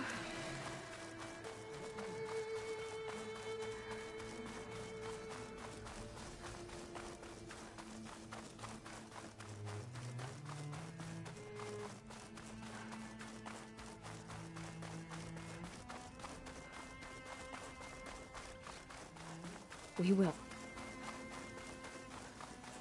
Tracks end here, but looks like Boomer set out some traps around the ruin.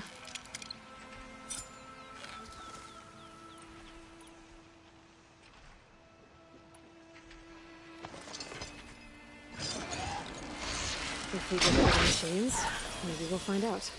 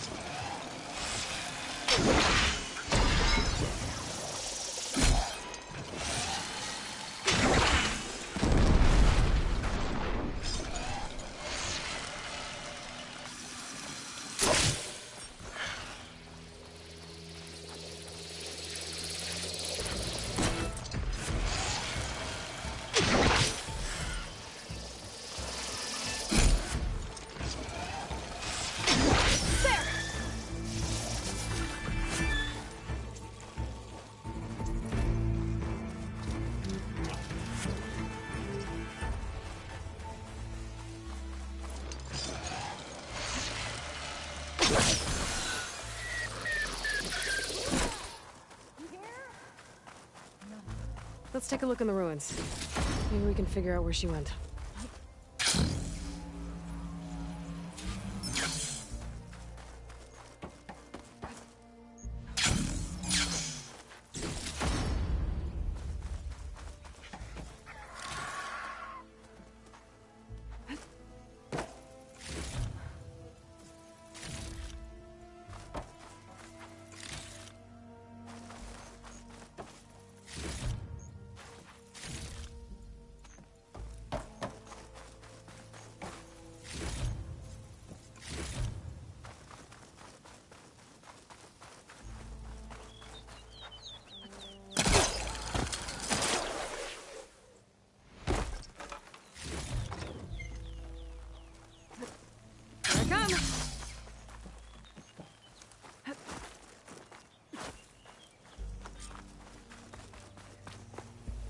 This is Boomer's favorite hammer. She always makes a fuss whenever she misplaces it. She'd never leave it behind. Maybe she had to leave in a hurry when the machines moved it. Or something worse happened. Hey, we don't know that. Let's look around. She might have left another trail to follow. Hold on, Boomer. We're coming.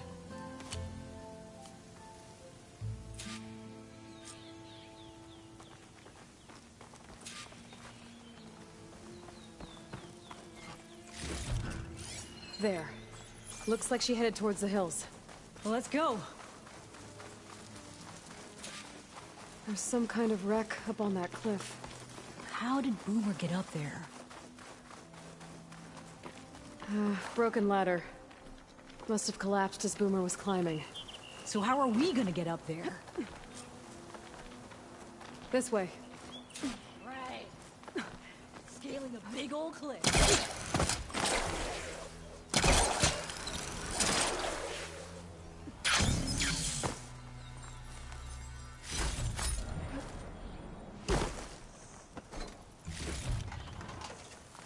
How you doing, Della? Great! Yeah, just, bring it to the top of the rock.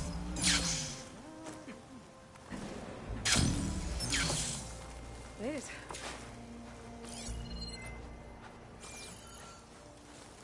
What was this place?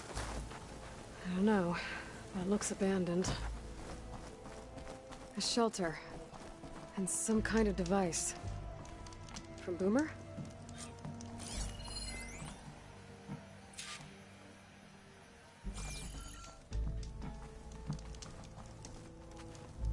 Looks like some of the components were stripped.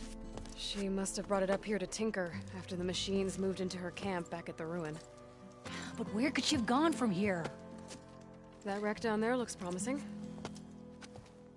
Well, if there's one thing I know about Boomer, is that she can't resist a shiny pile of salvage. Come on, let's go down and check it out.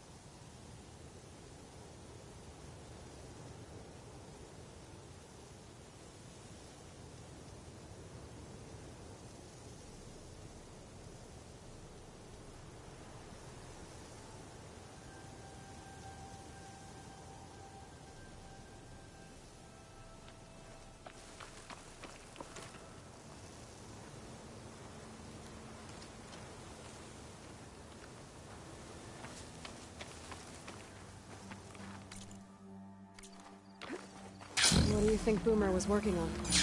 Probably nothing. She just likes to tinker. Can't ever seem to keep her hands still. Trust me, I've tried.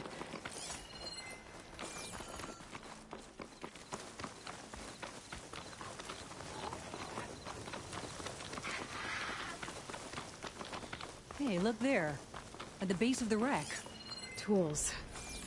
Bet you found another spot to tinker. Let's take a closer look. Bunch of stuff here. Yeah, she was working on something here, all right. But where? Boomer? Gotta finish this. Boomer! What are you doing? Too late. Boomer, what did you do? Blast through it. Never mind that now. Here they come!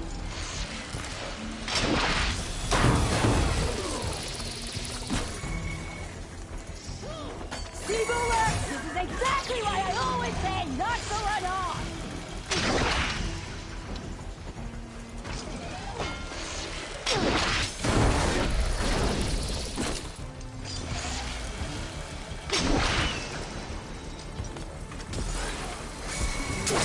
There it goes! Nice one, Boomer!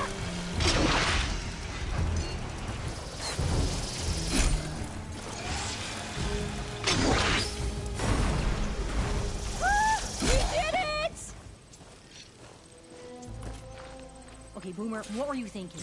Those machines could have killed you. Pressure valve, check. Boomer. Boom discs, check. Boomer!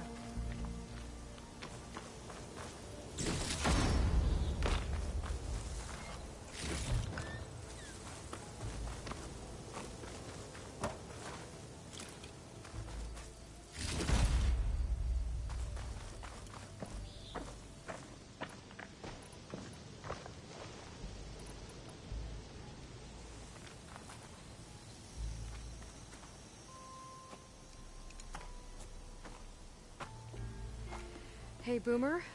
Yes? Your sister was really worried about you. Look, I know you must still be angry, but you can't run off into the desert like that. I didn't run. And I'm not angry. You're not. No. Why would I be angry? Because of our fight. Because you ran away. I didn't run. Well, you left me. I'd never leave you. You're my sister. I had an idea, so I went to find the parts. See? The weapon. This is just the payload carrier. The real secret are the boom discs. Throw one at a machine, slice and dice, and then it comes back until you throw it enough times, and then it goes boom. At least it's supposed to. I can't get it to come back. Here, let me see.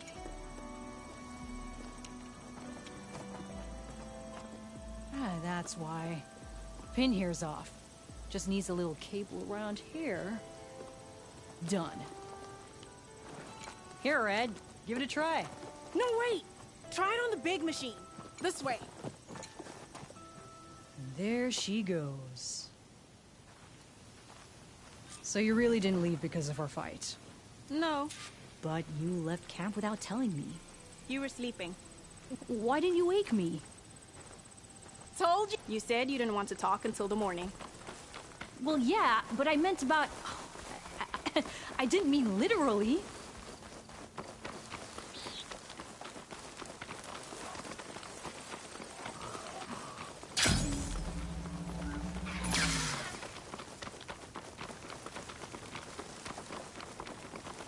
What about the big machine? Let's wait for her. But the big machine! How did you find your way to that old room? I saw it when we left Camp Nowhere.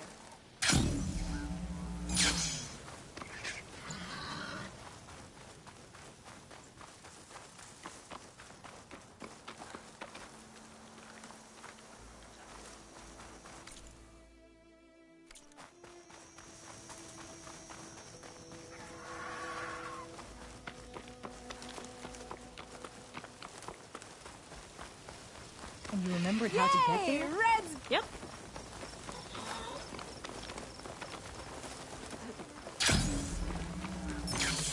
So what's this big machine we're after? You'll see.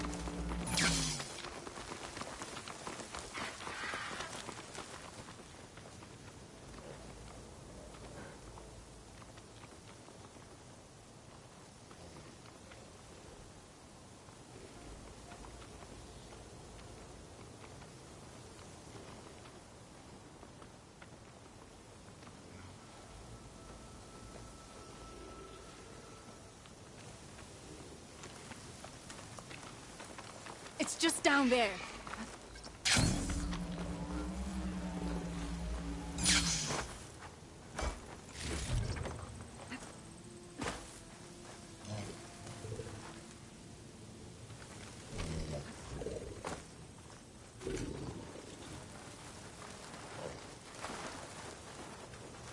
Well, there's nothing here. Just watch.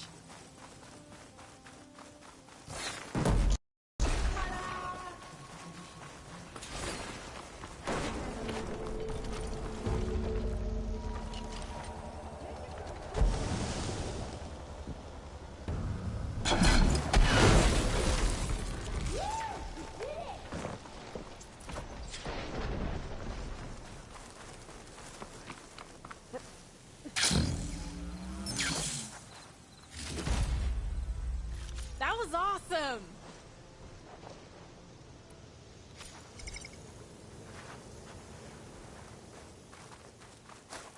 Bursting sparks, flying metal, ba-boom! You okay? Ever since we left the claim, I figured I could just hammer it into her head to quit it with the explosions. Everything would be better. And after your fight, you thought you lost her because you were too hard on her. Turns out I was wrong about that too. She doesn't see the world like I do. Where I see a problem, she sees a way to blast through it. And I guess that's okay. I wouldn't have gotten her back without you, Red. Boomer's lucky to have you. As for the weapon... Keep it. As thanks. You ready to head home? I think I just got a new idea for a prototype we can work on. With explosions? Oh, you bet. Yes! Bye, Red!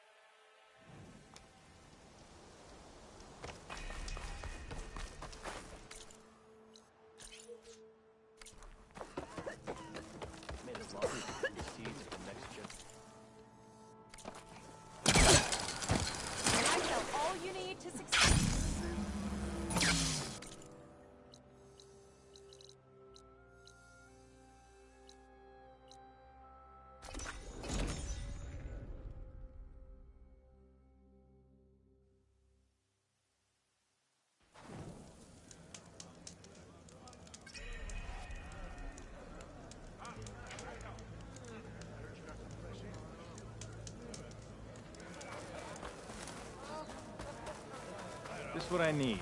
A bird with a bad omen.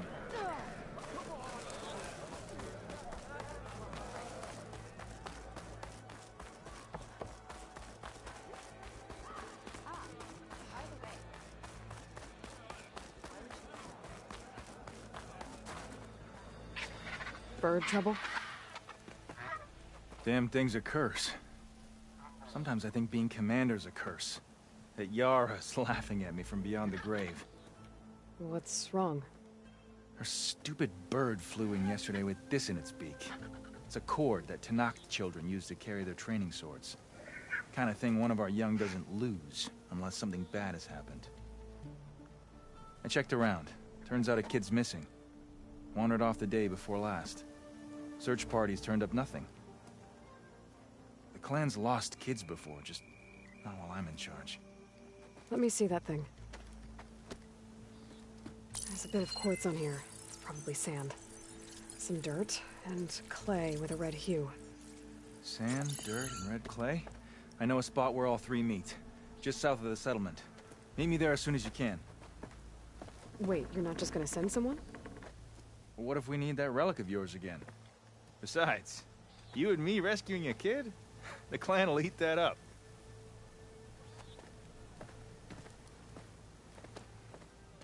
Right, because making you look good is what's important.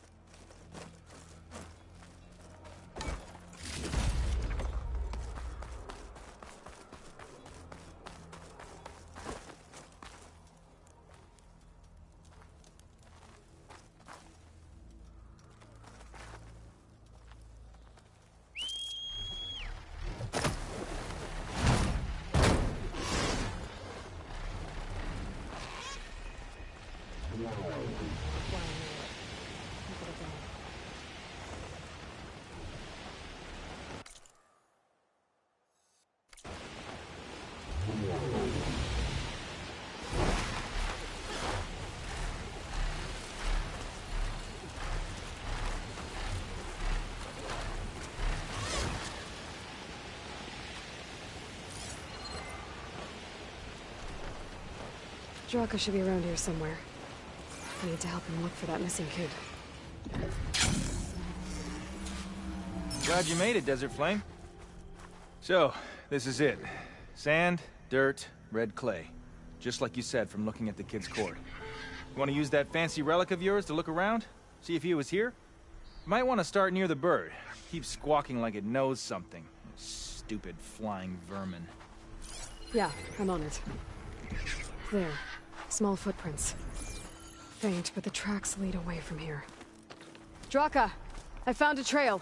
It might be the child. What are we waiting for? Let's go!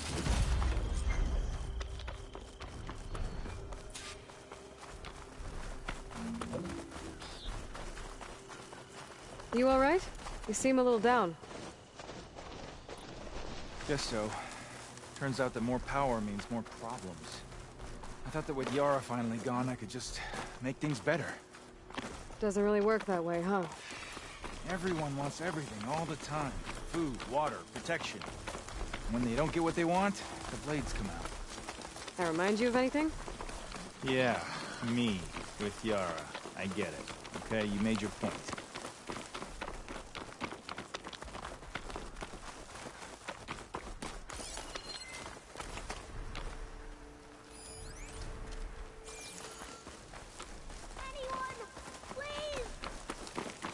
Wait, I'm stuck in here! did you hear that? Maybe that I don't damn wanna bird die does here. know something.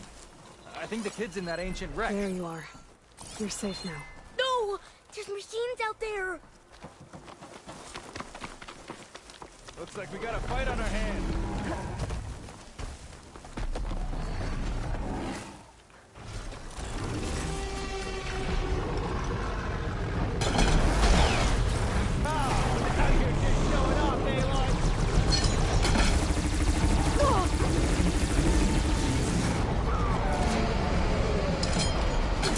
I think we're about to have a party crasher.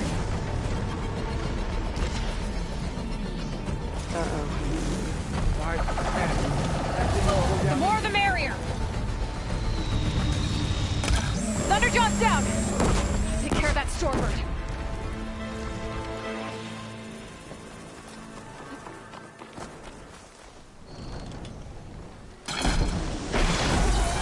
Keep those hits coming.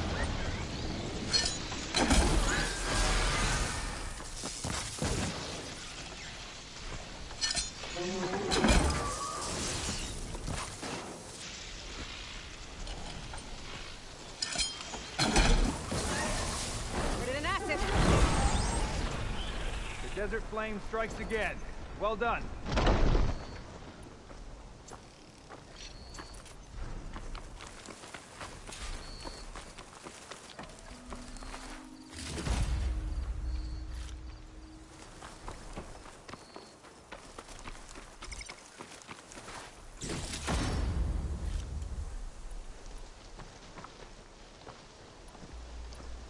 It's okay. We'll get you back to base as soon I as I should catch check my on breath. Draka and the kid. I thought I was dead for sure. Okay, little soldier. You're all right now. What happened? I just wanted to go on a hunt, but I got lost, and then the machines chased me, and... Oh, okay. You're safe now. All right, just give me a minute with my friend here, and then I'll take you back to Scalding Spear. Thank you, Commander. Hey, no need for rank. Just call me Draka. You really helped me out. I'd like to say I could have taken those machines one-on-one, but... The kid's okay. That's all that matters. Yeah, his parents will be glad to have him back. His squad, too. And the rest of the clan? I won't lie. I needed a win. It'll help shore up my support. Glad I could help. Just remember, you took the job. Now you have to live up to your responsibilities. I know. I have to rise to the challenge for the clan. No other option. Did I just hear... humility? Of course. I'm great at that. Oh, before I forget. Here, take this. Couldn't have done this without you. Oh, and don't worry about the kid. I'll get him home safe.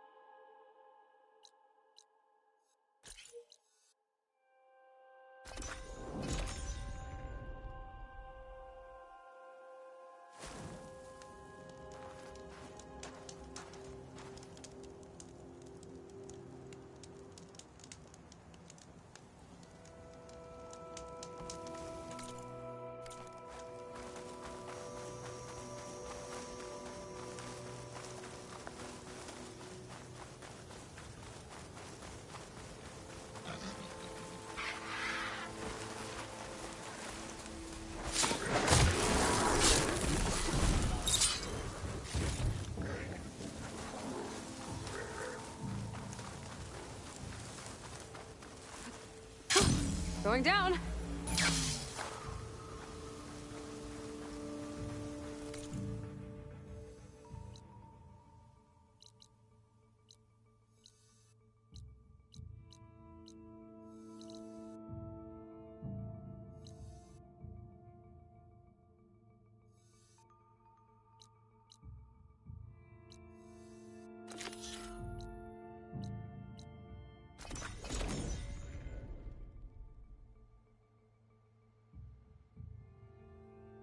This is where Zoe said we'd find the Grimhorns she needs parts from to heal Plainsong's land gods. I should let her know I'm here.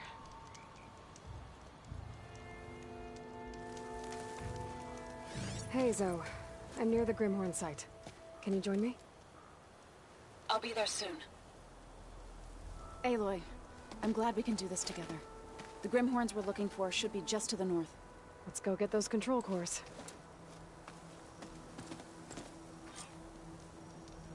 Thank you again for helping me. If this works, if we can heal the land gods, it will end a generation of suffering for my people. How do you think Fane and the chorus will take it? They seem to think the tribe's extinction is inevitable. I've had my disagreements with them, but I'd like to see they'll be happy to be wrong on this.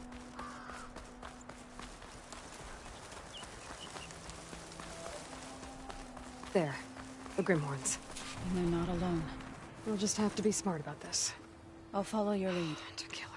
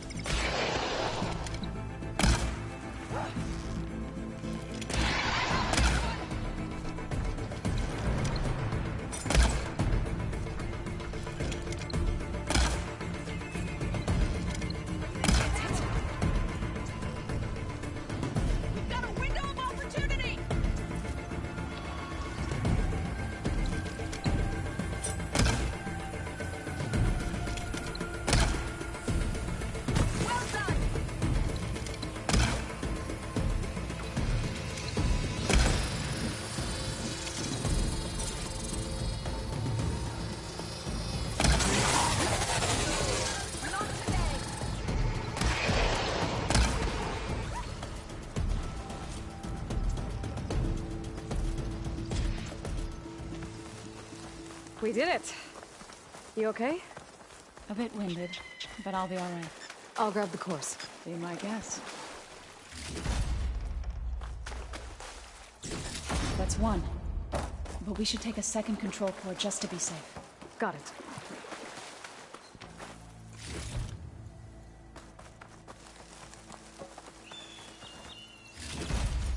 I'll stash this away for later.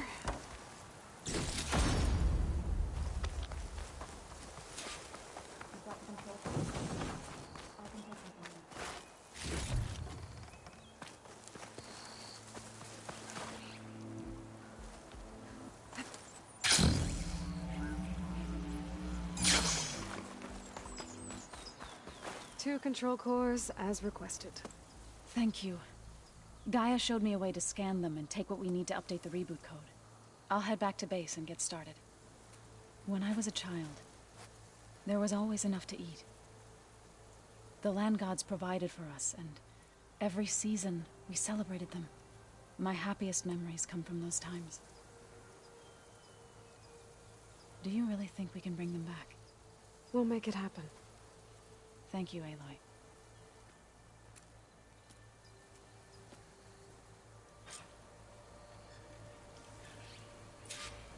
So we'll probably need some time to sort through those cores.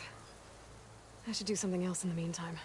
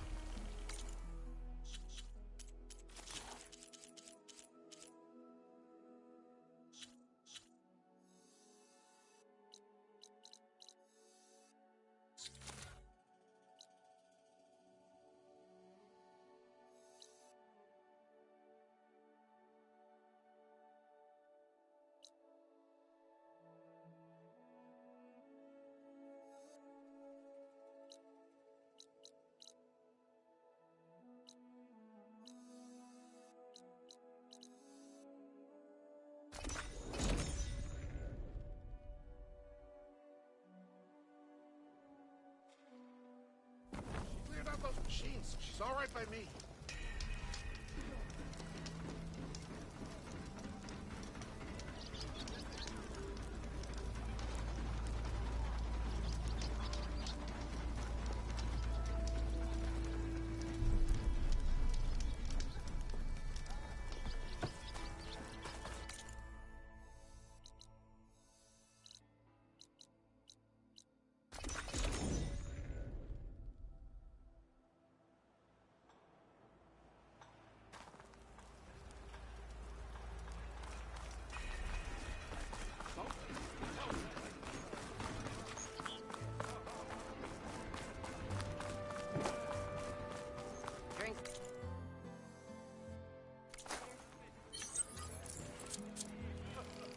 Same time, same place.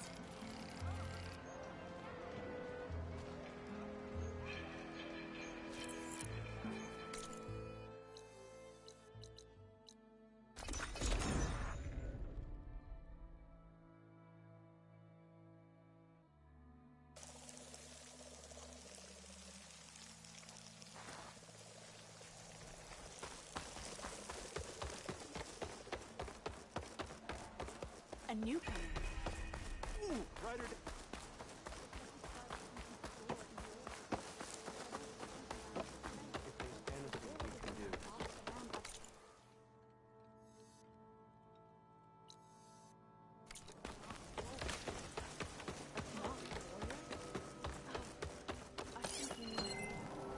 How's with you?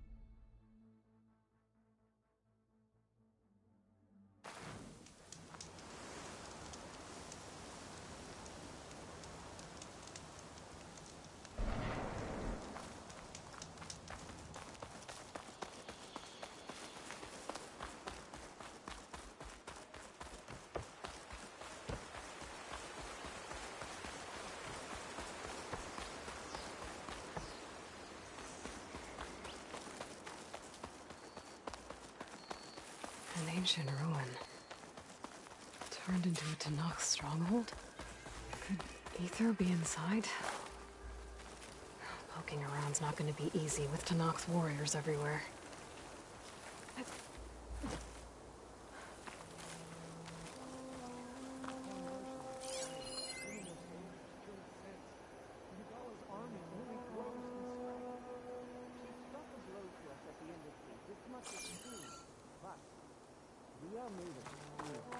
We will not yield.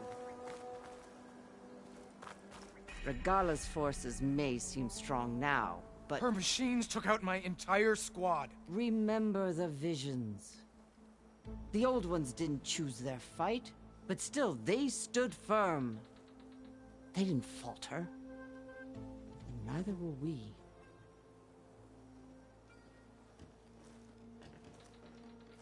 Blood of the Ten.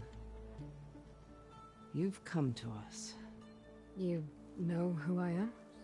Oh, the warrior with hair like wildfire who defeated Regala's champion at Barren Light. Yes, you are known to us. I am Dekka, chaplain of the Lowland clan. You've come to speak with Chief Hikaru. Not quite. There's something I need here. Anything you need, the chief will provide. Come. Is that one of the visions you were talking about? Yes. The records of the 10. I can show you them, if you like. On the way to the chief.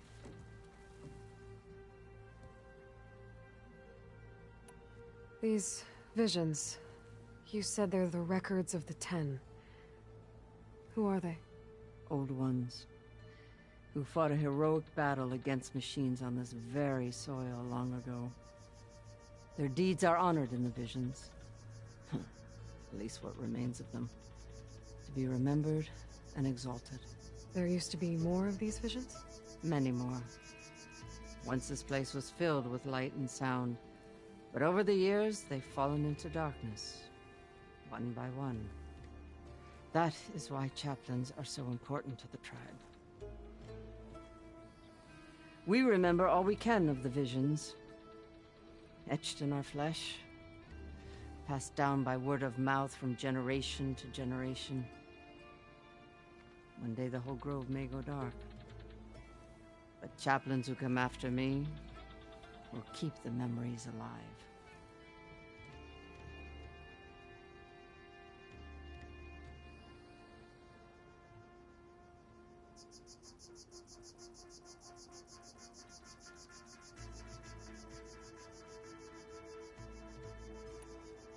Why does Hikaru want to see me? We are at war with Regalla.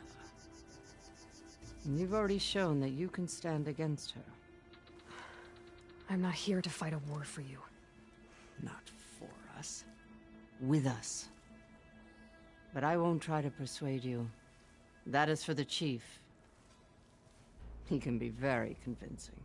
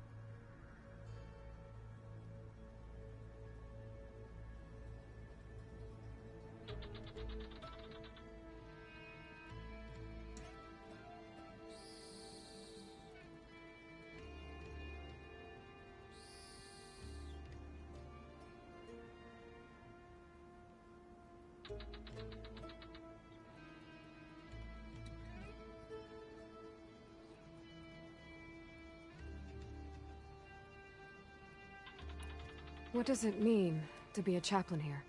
We who outlast our youth study the visions and share their wisdom with our young. What kind of wisdom? How to be a true warrior. To fight with bravery and unflinching honor. And to know when to call for peace.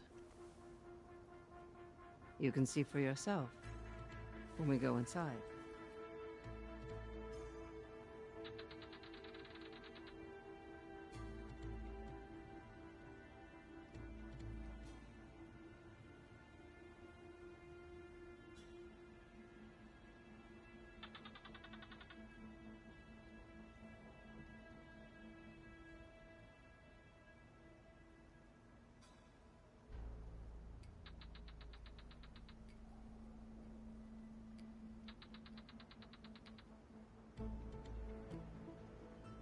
All right, let's go see Chief Hikaru.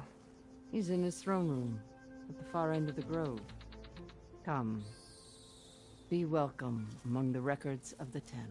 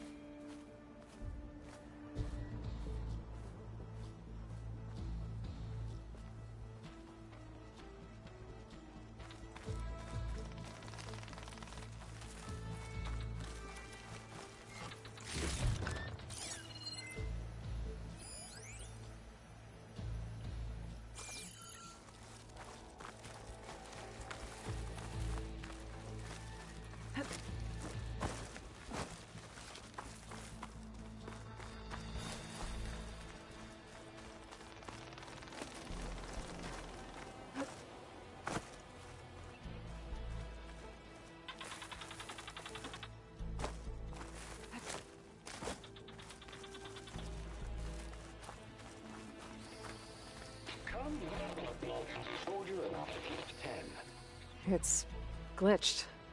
Incomplete. Their full truths are lost to us. It's a chaplain's duty to make sense of these visions as best we can. Led by these weapons were battle.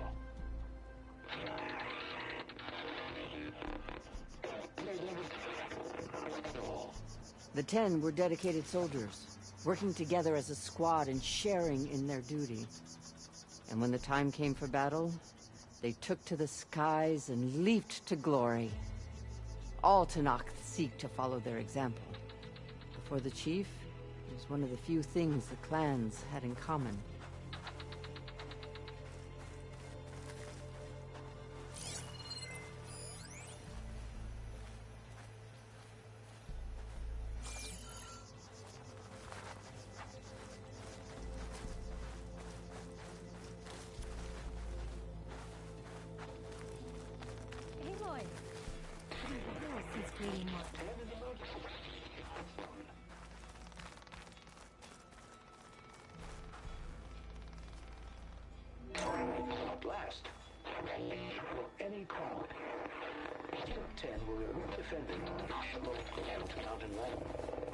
During their war, the Ten climbed sheer rock, braving blinding snow and wind.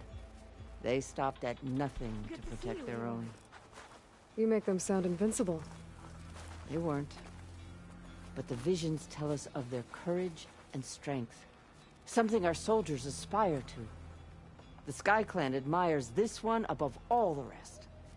They make their home in the mountains northwest of here.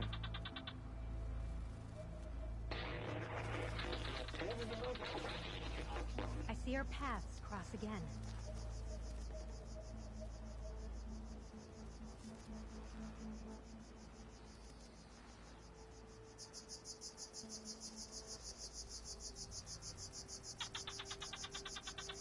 The visions have inspired many. Take all the time you need.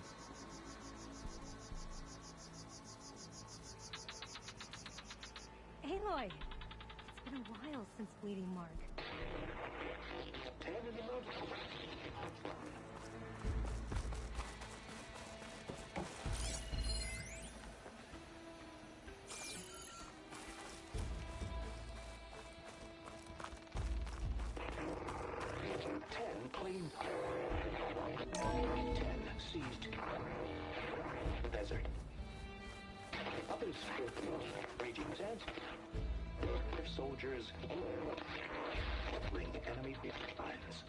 What's this one about?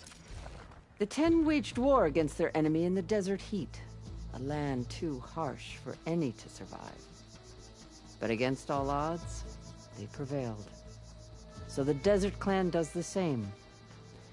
You must have passed through their territory on the way here. I did. They seem a little extreme. They take that as a compliment.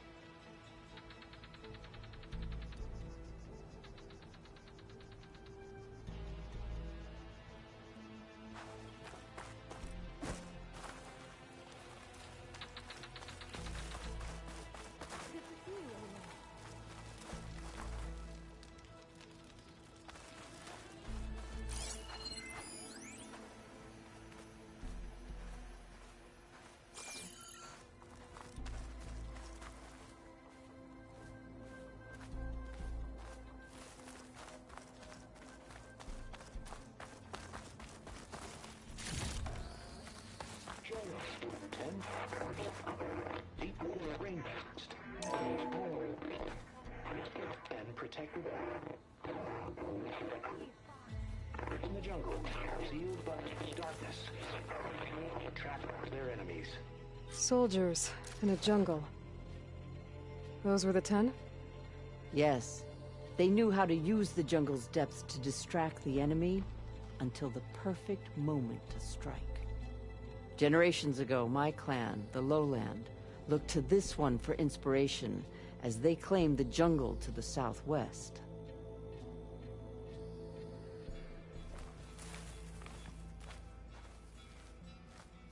Join us, 10. Deep within a rainforest.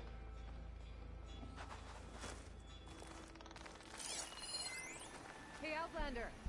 It said that relic you wear can hear the voices of the old ones. Is this true?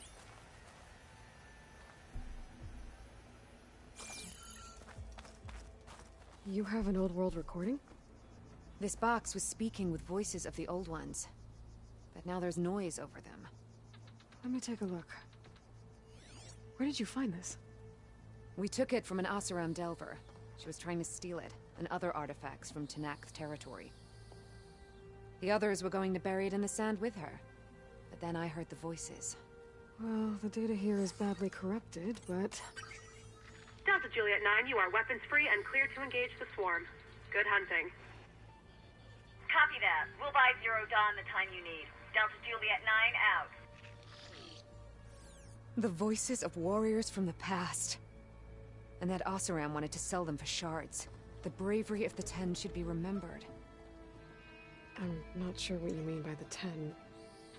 These voices came from the final battle of the Old Ones. Another battle?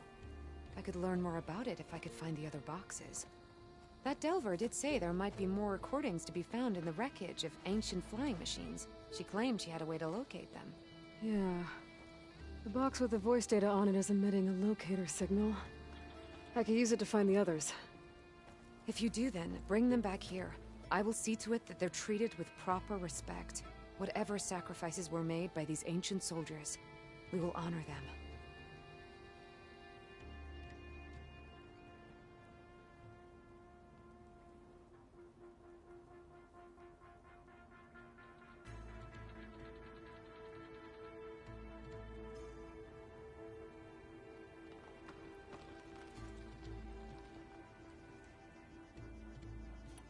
I've already found a recording.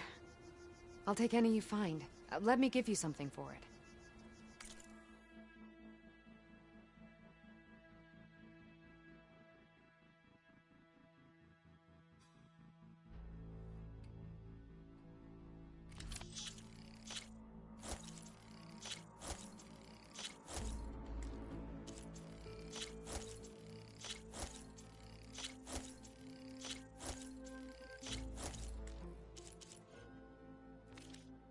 These voices will be kept here. They will be remembered. Do you get many Oseram Delvers in Tenakth territory? Fewer every time we catch them, but those thieving rats would do anything for the shards. There'll always be some who'll risk coming here. And what do you do with the ones you catch? Delvers spend their lives in the dust. So we bury them in it, alive.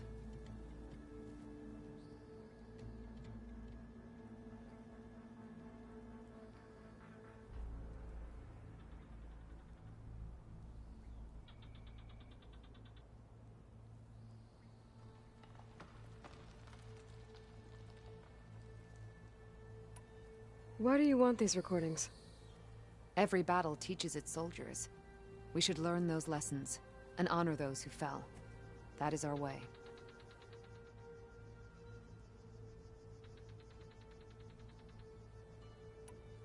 If I find more of those recordings, I'll bring them back to you.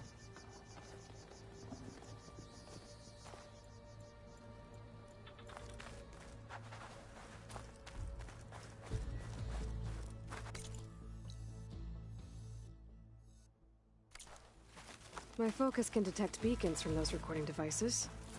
Should help me to find any others that are still out there.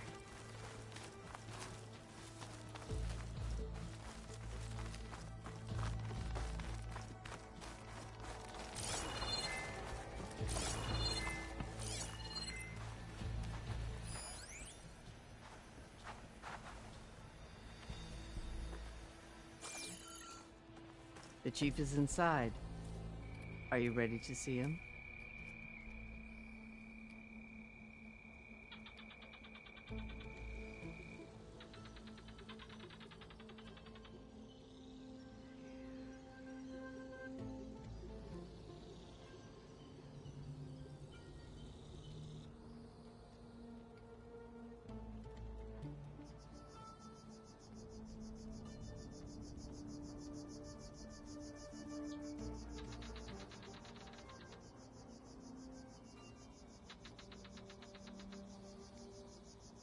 I'm ready.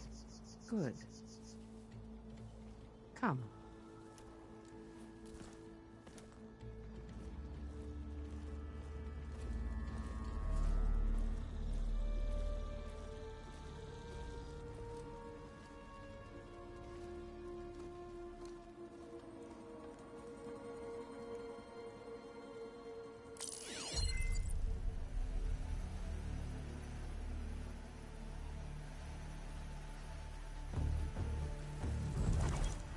It's underneath the throne.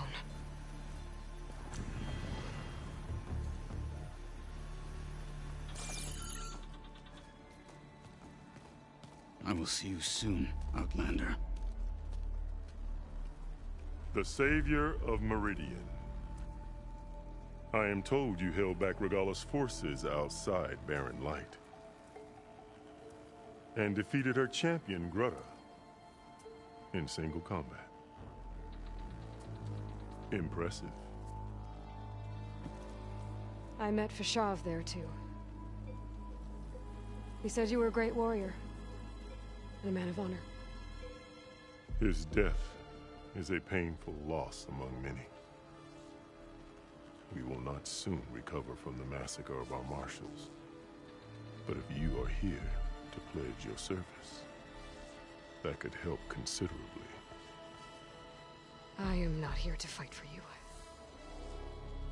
I need something in that basement. Something that will save many lives, yours included. It's not something you can see, but it is there. I have seen it. You have named your price. Now I name mine. With my marshals dead, I need your spear. Help me defeat my enemies, and I will grant you access to the chamber below.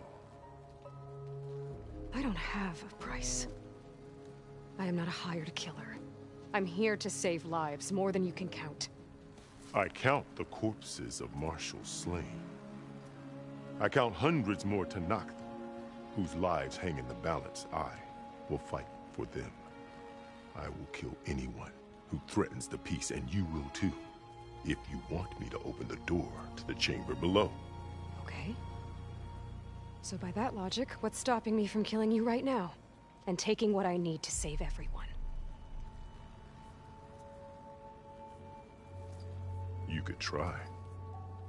You might even succeed. Either way, you must fight. My way might hold off Regalla and the slaughter she craves. Fine. What do you need? I need more marshals to keep the tribe together. Such warriors can only be promoted at a trial by combat called the Cool Route. I've sent out a call for the competition, but since Regalla seeks to undermine me, she is certain to attack it. She'll want to kill me in front of the assembled clans. So what, you want me to be your bodyguard? No. To defend the Cool Route. But there is more. Knowing Regalla will attack, one of the clans had balked at sending their contestants. You must go north and force Tekote, the commander of the Sky Clan, to submit and send his best. Force him to submit? Do whatever is necessary. I can't hold a Cool Route with 2 of the 3 clans in attendance. Marshal Kathala will assist you. He was maimed at Barren Light, but he can still be of use. I sent him ahead to the northern village of Stone Crest. Meet him there, and he will guide you to the Sky Clan stronghold. If you have any questions about your mission, now is the time.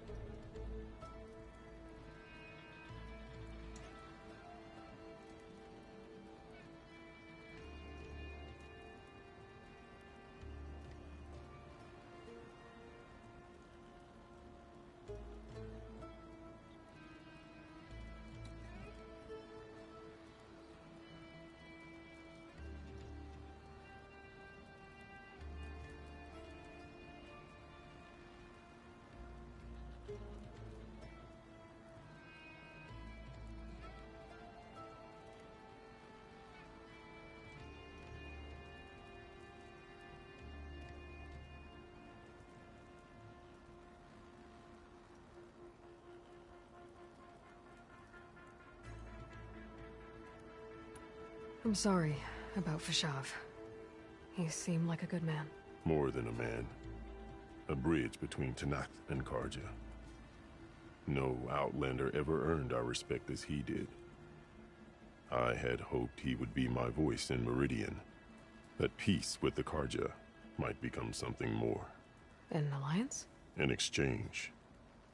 The Karja have much we lack. Our deeds are written in ink upon our bodies. Our memories die with our flesh. But the Karja never forget. Their deeds are written in book and scroll. You wanted to learn from them? As I learned from Fashav. He will be missed.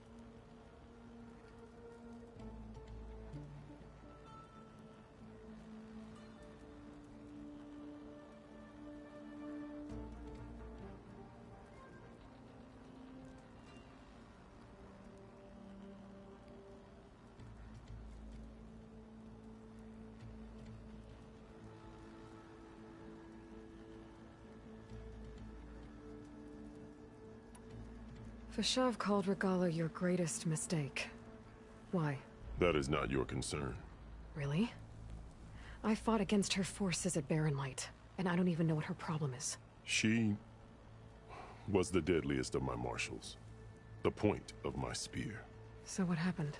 Above all, Regala despises the Karja who burned her younger brothers alive. After we turned back the Red Raids and tore down the battlements of Barren Light, she hoped to chase them all the way to Meridian. She could not see the cost of such a war, nor the benefits of peace after the Mad Sun King fell. When I accepted Avad's entreaties, she went mad, called me traitor, challenged me before the marshals.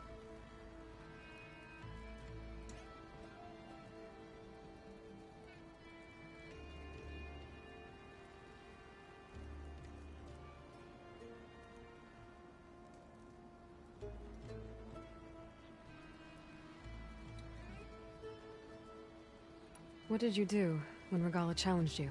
If you were Tanakh, you would know that such a challenge cannot be refused.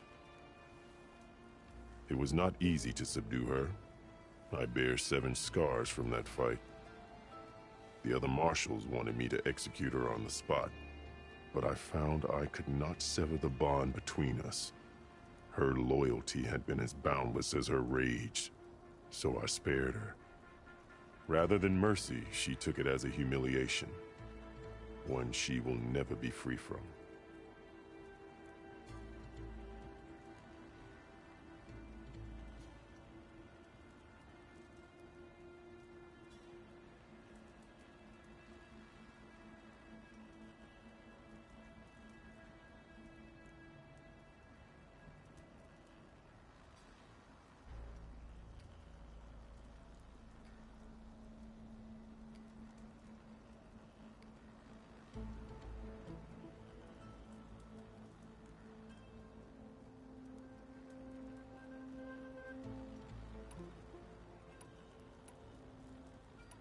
So Regalla wants you dead. She does. But that will not be enough. She won't rest until all three clans fall in behind her as she marches on Meridian. Who knows? With machines under her control, perhaps she can raise it to the ground. It's been tried before. So I hear.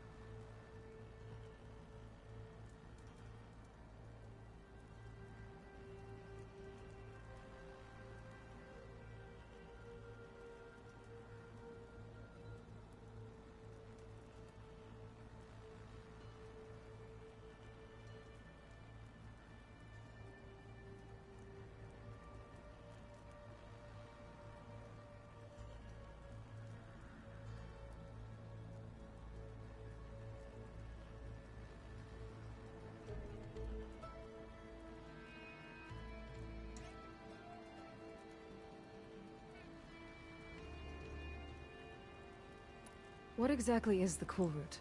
Where once the clans fought each other, now we fight as one, against the machines. That is my law made manifest in the Cool Route.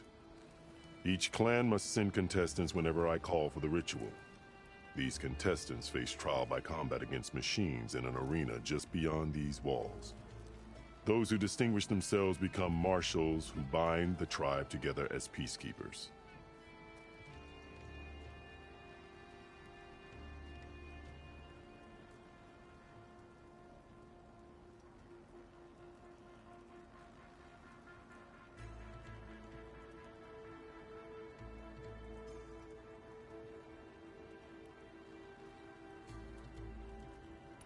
You called them peacekeepers, but the marshals I met at the embassy were warriors. Warriors, yes, but more. They renounce the clan that birthed them and pledge themselves to order and peace. They enforce my law. They settle disputes and stand for Tanakh in parley with other tribes. Without them, I cannot rule. Which is why you must ensure the next Cool Route takes place.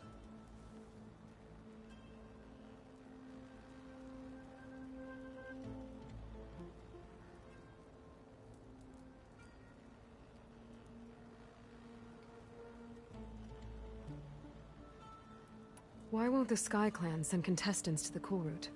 Of the three clans, they have the most defensible base, protected by a mighty wall called the Bulwark. Their commander believes he can wait out the war between Regalla's forces and my own, safe behind his barrier. Staying strong, while you and Regalla weaken each other. You think like a seasoned marshal.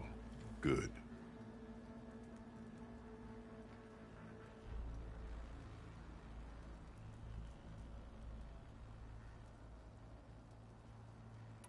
Why send me to deal with the Sky Clan? All Tanakh respect strength, and you drove Regalla back at Barren Light. That and most of your marshals are dead? Correct.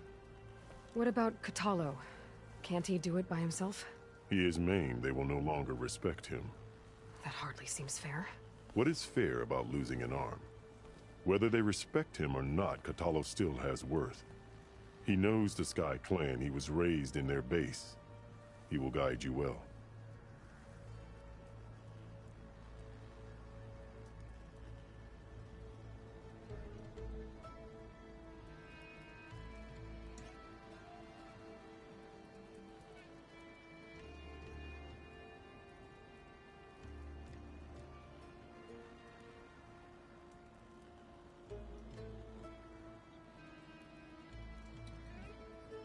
You said you saw what's in the basement? I did, on the day of my greatest victory.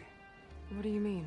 For a dozen generations, the three clans battled for control of this hallowed ground. Only I achieved it. I fought for years, killed whoever stood in my way. When I had finally slain all rivals, I stood alone in the grove. Victory was mine to savor. Or so I thought. Thunder roared from the east, and a bolt of blue struck this place. That chamber. Gaia dies, and Aether arrives. All around me, the visions of the grove grew louder and brighter, and suddenly a new one appeared before me. The old one spoke, and what they said changed everything.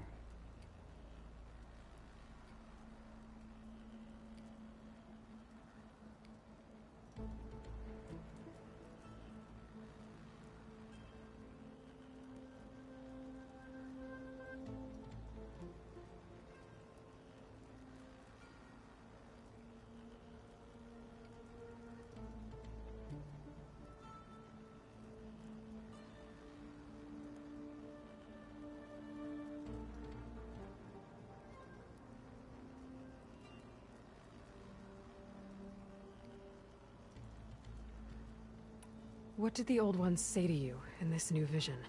The one called Faraday foretold the growing danger of the machines, and said we must unify to stop them.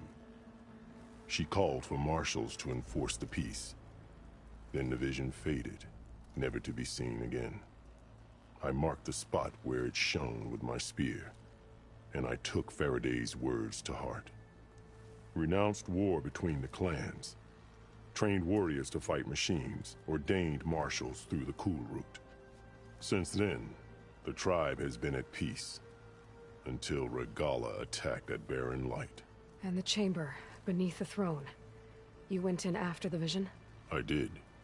Inside is an ancient device. It hums with power. You will see it for yourself after the cool route. This I swear.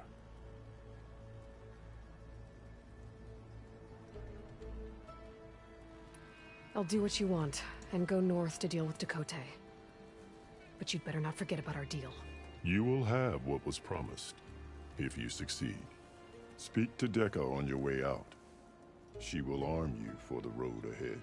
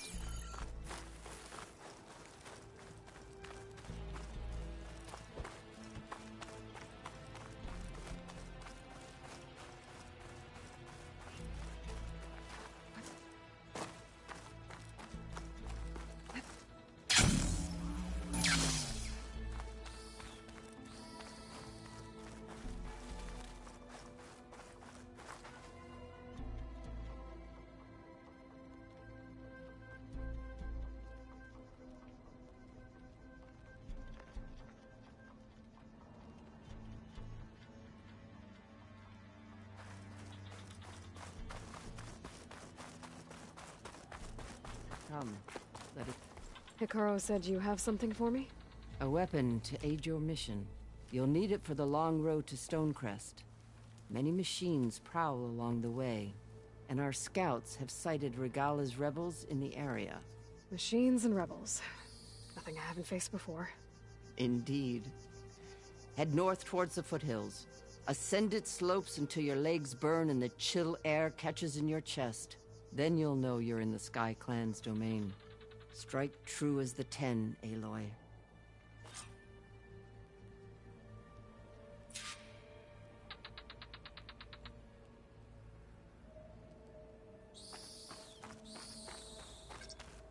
If I'm gonna get ether, guess I'll have to play along with Hikaru. I'd better meet up with Marshal Catallo at Stonecrest. It'll be faster to ride a machine.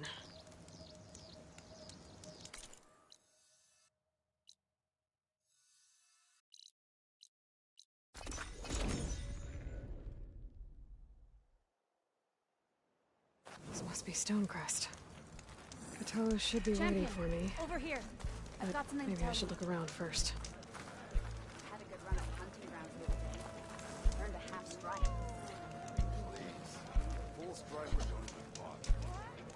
In the time it would take me to get a full strike at a trial. The further west you go, the deadlier machines become. If you're smart, you'll stop by our hunting grounds south of here. Get some training in before you face a real fight. Thanks for the advice. I'll stop by if I'm in the area. Greetings, champion.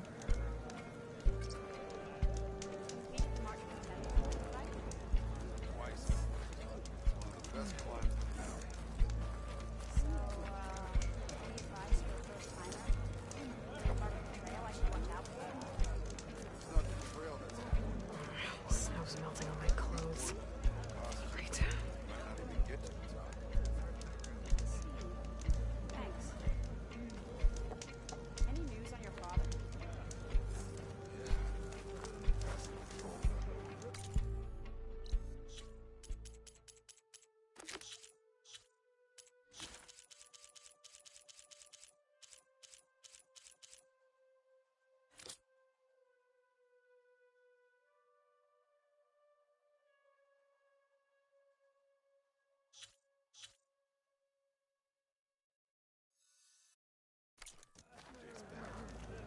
So he's okay.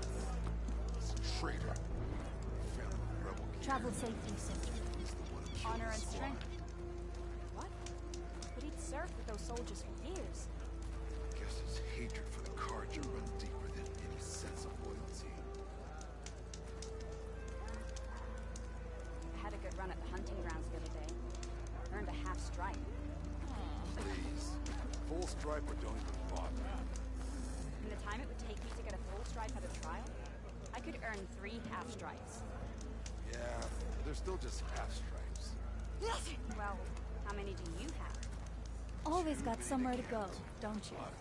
May honor call. Uh-huh.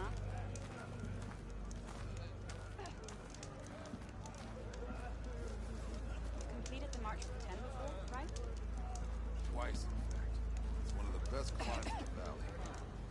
So, any advice for a first timer? Any part of the trail I should watch out for? Where's Catallo? What's he looking at?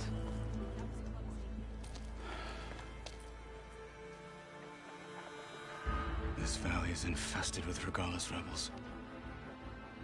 The scouts from the village tell us that they've been moving machines through here for days. Some they ride, others they herd along, and some they even strip for parts. Especially cannons. The path ahead will not be easy. We should get going. My orders are to guide you to the bulwark so that you can speak to Dakota. For all the good it'll do. Not so fast. I'm gonna need a little more than that.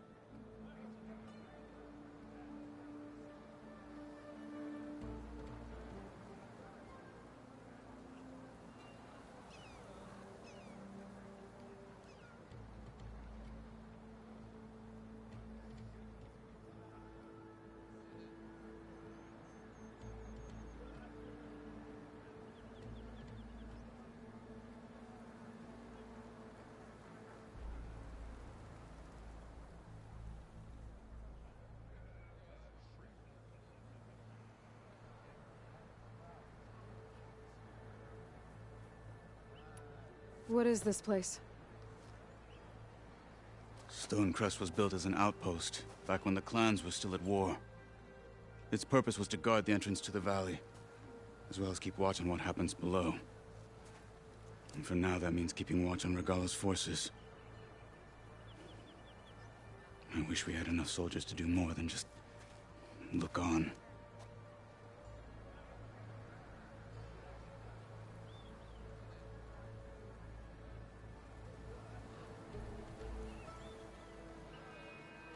For all the good it'll do? What's that supposed to mean? The bulwark has stood unyielding since the birth of our clan. Behind it, Tekote believes himself to be invulnerable. If he insists on defying Hikaru's orders, an outlander and a maimed marshal aren't gonna change his mind. Your chief seems to think differently.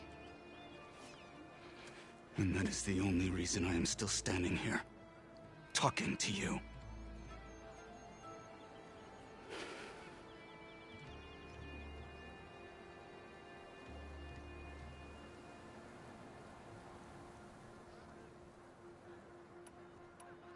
What makes the bulwark so impenetrable? It's made of massive boulders, impervious to any frontal assault. No army or machine has ever penetrated it. I am the only thing that can get you inside. If we're done talking, that is.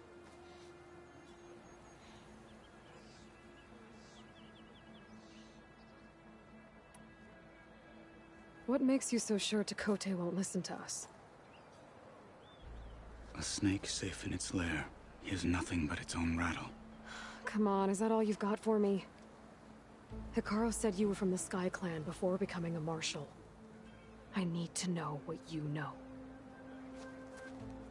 Tekote is a petty, vindictive schemer. If he had any guts, he would have gone after Hikaru long ago. But instead, he covets the chiefdom from behind the bulwark, biding his time, hoping that his foes will weaken one another.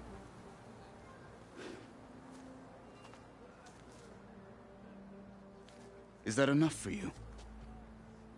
For now. Why do you think Regalla's forces are driving machines through the valley? We've heard similar reports from across the clan lands. The rebels are gathering machines from the wilds, but whatever control they have over them doesn't seem to last. So they herd them into camps. Something else happens there. Something that makes their control permanent. I've been to their camps. You're right. They have equipment that can establish a lasting override. May the Ten help us all. But it gets worse. We've heard rumors that the rebels are scouting larger machines. I don't know what kind. Let's hope they don't learn how to override them, too.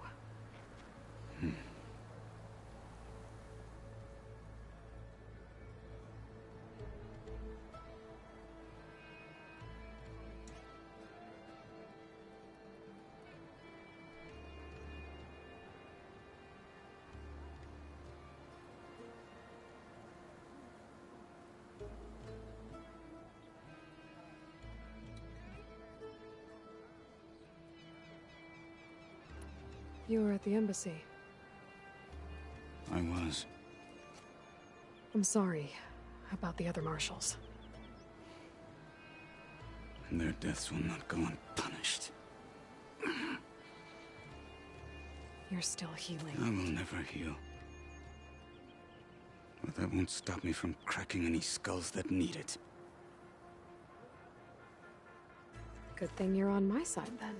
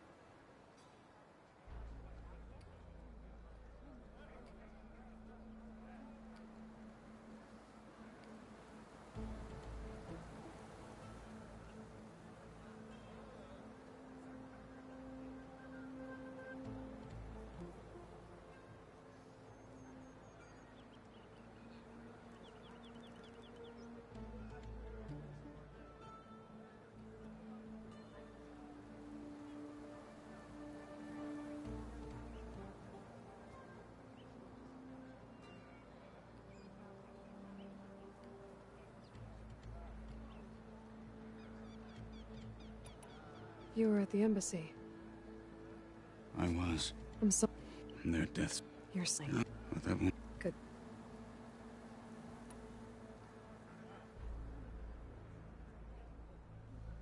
So, what's the plan? The bulwark is to the southwest.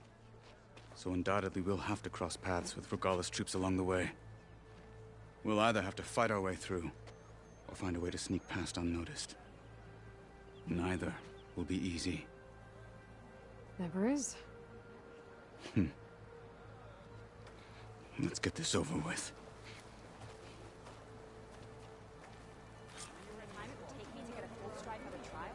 On me. During 3 half strikes. Yeah, they're still just half strikes. Well, how many do you have? Too many to count, obviously. Uh-huh.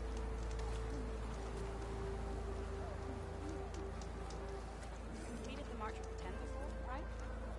Twice. It's one of the best climbs in the valley. So, any advice for a first-timer?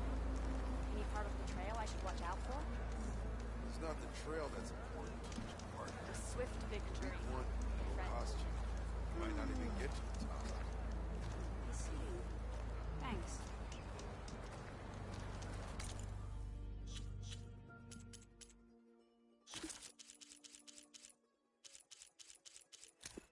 Come.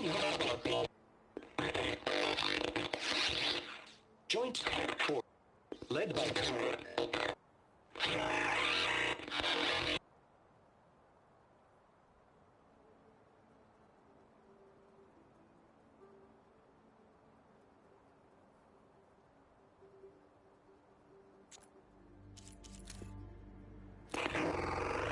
Ten claimed.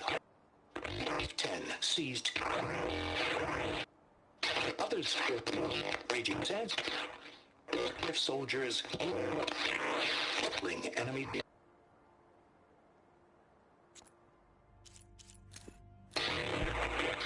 10 in the mountains. At last, any call. 10 were defending.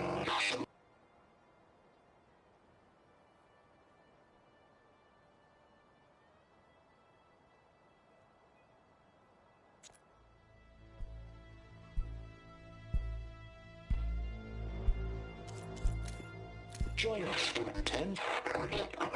Deep rain. 10 protected. In the jungle, sealed by darkness.